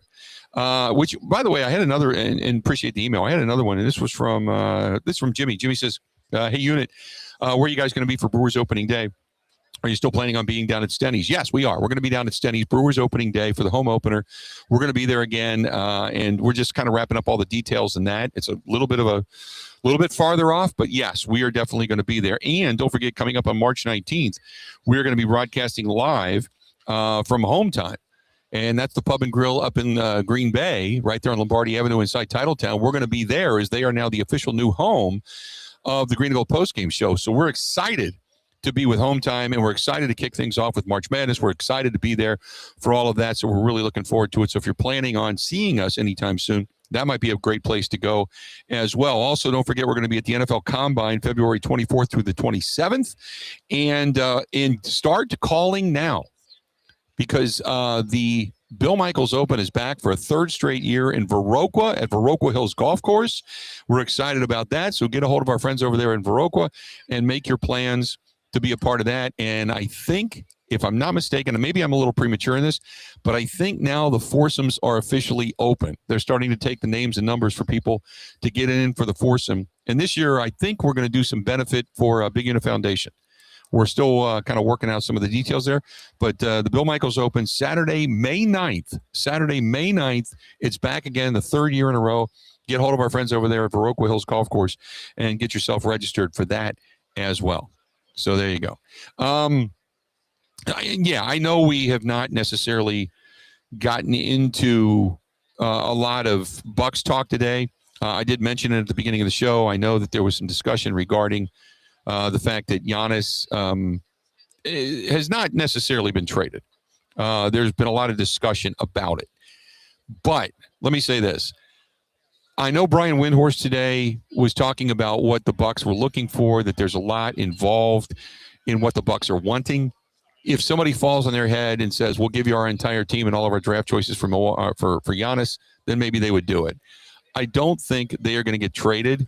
I don't think he is going to get traded anytime soon. I don't think by the trade deadline. I think what's going to happen is, if indeed they're going to move him, if they would move him come the offseason, and as Brian Windhorst alluded to, we talked about it last week, it would probably involve multiple teams, probably 3 or 4 teams, to be able for the Bucs to get out of that deal what they want, what they feel their total worth is for Giannis. So I think it's more likely for that to happen. Now, that being said, I still think that you could go maybe 60 to 70% of me says Giannis can sign another Supermax with Milwaukee. That's probably what he's going to do. I think there's maybe 50, 60% of me says, or 60, 70% of me says that's what actually happens. Doesn't mean he won't get traded. Doesn't mean it's not out of the realm of possibility they could go somewhere else. I just don't think this trade deadline is going to bring a trade for Giannis. There's some teams that could do it, but there's not a lot of teams out there that can afford to do it with everything that they would have to give up. Because, again, if you're going to give up everything to get him, it leaves you with Giannis and nobody else. And Giannis wants to go to a team that's ready to win and win right now. And it's all about legacy and the possibility of winning a championship. But you could be basically rebuilding your entire team because you made a trade for Giannis. So I don't know how likely that is, to be perfectly honest with you. I see it less as a likelihood, to be perfectly honest there. So there you go. 877-867-1670, 877-867-1670. You want to hit us up, do it. Again, 877-867-1670. What else do we have here? This one's from, who's this one from? Oh, this is from Scott. Scott says, hey, Bill, welcome to San Francisco. Oh, Scott lives out here. He's a Packer fan who lives out here. Welcome to San Francisco. I got a couple of places you can email me. Okay, great. To go to eat. Here's the one thing. We were talking about this yesterday, that once we're done today, really the only night we have to do anything is going to be like Wednesday night. Because tonight we're at opening night. Tomorrow, you got a media night. Thursday night is one of the closing parties. And then you have, obviously, the honors awards and the show that goes on. And then a lot of the players are out mixing and mingling after the fact. And we have one we do every year. And then Friday night, we have kind of a staff dinner, just us. And then we leave. We get out of here first thing on Saturday morning early. And then we're home and probably sleeping in our own beds by 8 o'clock Saturday night and getting up tired, sleeping in a little bit on Sunday, and then kicking back and watching the game. And we're back on the air on Monday. And then we get ready for a couple of weeks after the fact, and we start to head down to Combine. So it gets busy, but Scott, I appreciate it. So Scott goes on to say, he says, what do you think of the San Francisco 49ers hiring Raheem Morris and not the Green Bay Packers as their defensive coordinator? It kind of pisses me off that Raheem Morris is a proven defensive coordinator and Jonathan Gannon is coming off of a failed stint in Arizona. Who do you think has more stock at this point? Gannon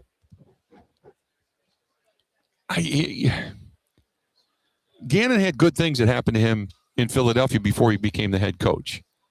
And as I read some of the statistics earlier regarding some of the defensive capabilities that the Cardinals had, remember, the Cardinals' defense necessarily wasn't the problem. Their offense just wasn't that good. Kyler Murray was good one day, bad the next, good one day, bad the next, which is the reason Kyler Murray ultimately is going to be looking for a job come this offseason, most likely. So I don't want to say more stock necessarily. I think probably Raheem Morris has more of a name, but I don't know about the stock level. There's quite a few people who think that Matt LaFleur did a really good job in hiring Jonathan Gannon to be the next defensive coordinator for the Green Bay Packers. And that they did a really good job with hiring the staff around him as well and bringing in Babbage specifically from Buffalo. So there's a lot of people that feel that it really has boosted the Packers defensively with this hire and what they've done. So I think it would be unfair to me say more, because I know you're looking for an answer. I think what you're looking for as a Packers fan, you're looking for me to say, by far, Gannon's the dude. I don't know. I think the proof's going to be in the pudding. I mean, that's an obvious statement and master the obvious, but I don't really have a take on that, so to speak. I just hope it all works.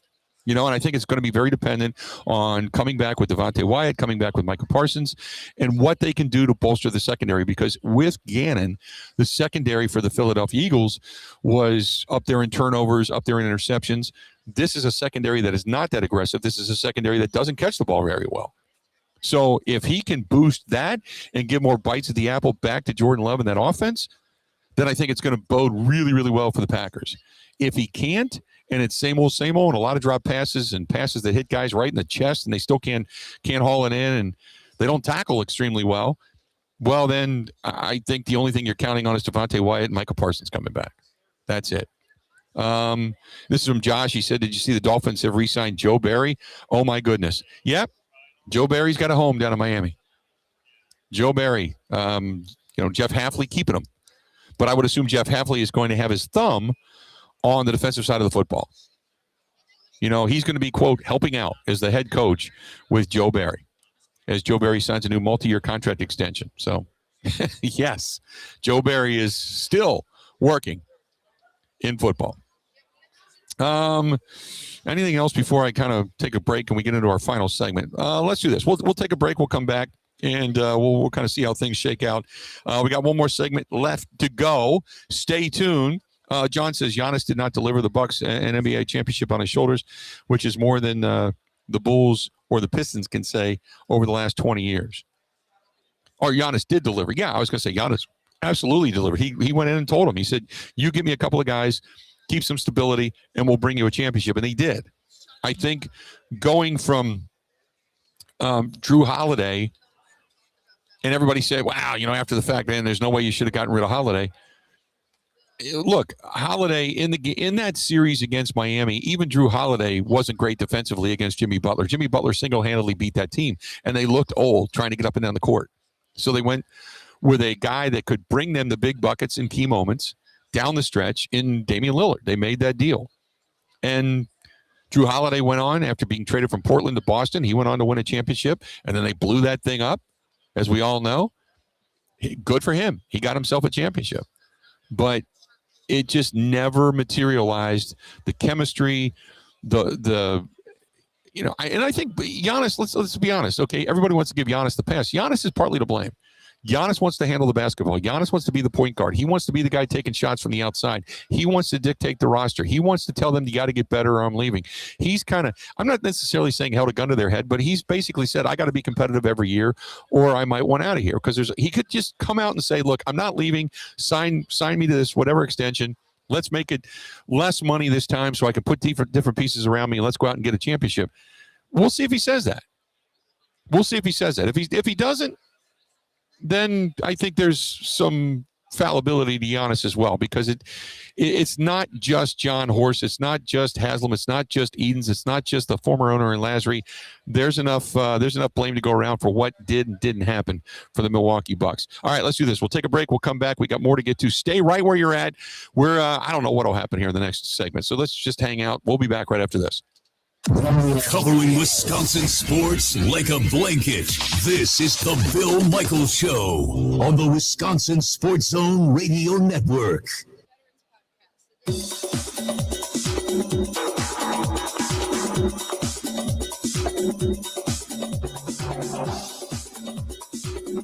Bill Michaels will resume in 3 minutes.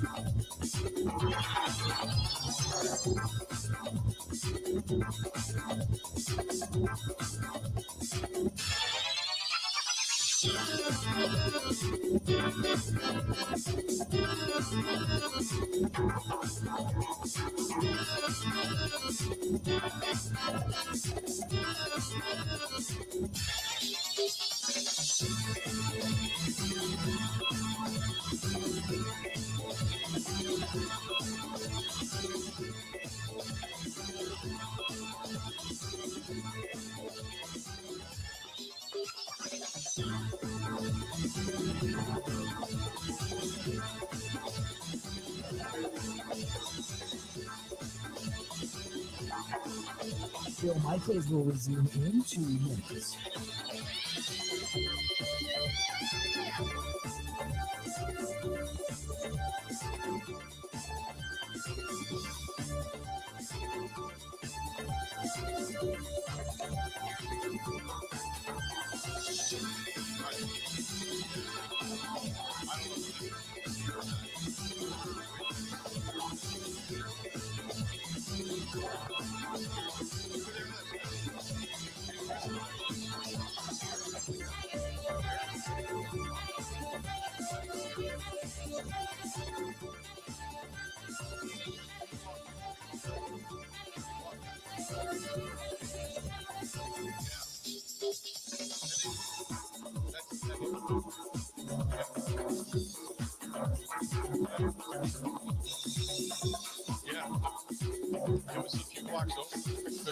Bill Michaels will resume in 1 minute.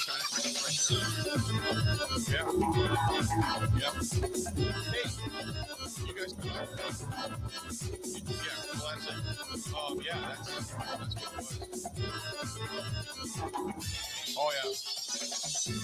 Yeah.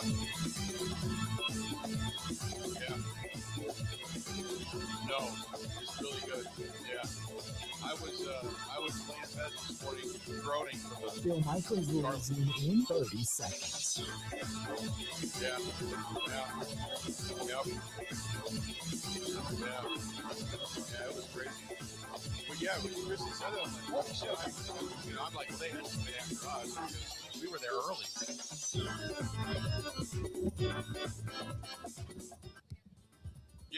Yeah, we sat right inside the front door.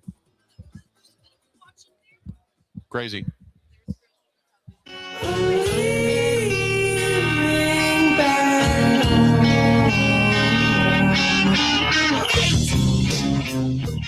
Welcome back.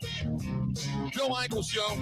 We're live. We are here in San Francisco, California at the Moscone Center. Hey, back in Wisconsin, coming up, you start thinking about summer, middle of July, the festivals. German Fest is taking place July 25th, 26th, and 27th on the Milwaukee Lakefront down there at the Henry Meyer Festival Grounds. So stop down. Joyman Fest is going on. Joyman Fest is happening down there. So stop in and say hello. There we go. Good luck. There we go. End of the day. Day one in the books. Grant, I know you still got a little bit of work to do. A little bit. Yeah. It's not work, Bill. It never feels like this. Doesn't feel like work either. This is a labor of. It's not even labor. It's just love. Right. It's really all it is. Right. This is where Grant. Yes, Kate. This is where Grant does his best work here because he knows everybody. I have been schmoozing. Yeah. He's ridiculous at it, and. What is Mike doing? There we go. He had to go grab his stuff, and he's trying to get through the myriad of spaghetti of cords in I could have front of waited our... 3 minutes. I don't think he wanted me reading his notes. That's what it was. I think it was state secrets. He draws stick figures doing funny things to each other. Well, I was reading, and it was McManus good from 60, and then I flipped the page, and it was 1 egg, half cup flour, pinch of oregano. I don't know what the recipe was for, but that was the next page. So yep, that was it. He wants it hidden, clearly. Yeah, no doubt. Mike's always got something good going on. You just never know what it is. How were the wings, by the way? They sustained me. They Yeah? gave me fuel. That's all I need. I Okay? just did not appreciate being on video while I was eating those wings. I'm I just sitting wanna there watching go you guys. on the record and Yeah. say that I did not know that I was on. First of all, licking good. Yeah. First of all, Evo said, "How many are there?" Because Kate can put away some wings. Kate can eat, and at that point in time, the camera came on, and there you are licking your fingers. And I said, "This is like watching people that are eating bugs in Africa that they know they're going to die at any moment, so they're having everything they can possibly have. Like maybe the electric chair was in your future later this evening." Well, if they gave away free bugs and they were covered in chocolate or something, I'd eat them. Ebo doesn't like. Ebo thinks that the entire world is just scheming us to try to get us to eat the bugs. No, I won't eat the bugs and don't live in the pod. Right? See, but if they were free, I mean, they'd be for me. I'd eat them. Yeah, no, I would never. I eat need to make it bugs. to 4 o'clock, 6 o'clock Central Time. That's all I need to do. Yeah, that's all. Well, that's true because we're going to get out of here. Kate and I and Mike, we're heading down south, down to San Jose, California. San Jose. Jose. Okay, Kate's working up some questions. She's got her microphone all ready. What to is go. the song? San Who's B? Right. So, what was the song? Can you show me the way to San Jose or something like that? Is anybody going to San Antonio? That's that's San different Antonio. town, That's a and different that's And that's Charlie. also Yeah, there's a song about San Jose, and I can't remember what it is. So anyway, anything good today you guys saw out meandering, because we are now living in Stonehenge, where you can't hardly even see us back here. And I don't know who this set is over here, but they wrecked that set next door. It's kind of like watching somebody hit a car, and they've scratched it up, they've dented it, and then they just don't even leave a note. They just kind of put lick and stick the mirror back on the side of the door, and then they walk away. And Ebo, you should have seen it. There's a set next to us that is it's called the Sports Philanthropy Network, and it's all about medical stuff. You know, they've got their backdrops and everything, and they do a podcast. Well, they're straight across behind our cameras, straight across from us. Next to them, I don't know who it was that came in and set up, but they're just basically taking up all the space, and they're moving their equipment from the philanthropy. And next thing you know, they're knocking stuff over and busting lights. And What everything. show is it? The full-on what show? Sports Philanthropy Network. Philanthropy. Philanthropy. Oh, Philanderer. Oh, I thought you said full-on something. I was like, full-on what? Philanthropy. Oh boy. Ebo, you producing all week or what? Right now, yeah, Bill. Okay. We should have asked somebody else. He's like, until I find someone else. I have, but it is a joy and a pleasure. Oh, thank goodness. All right, that's it. So Kate and I and Mike are heading down to opening night. Grant, you have the Wisco Sports Show for in a couple of hours. We'll all reconvene back here 20 hours from now, and that's it. Anything else? No. Parting shot? I think Kate wants you to say your thing. I think is why she was pointing. What am I pointing at? Well, what do you say when you Time wrap for up me the to show? go. Yeah, of course. Have a good one.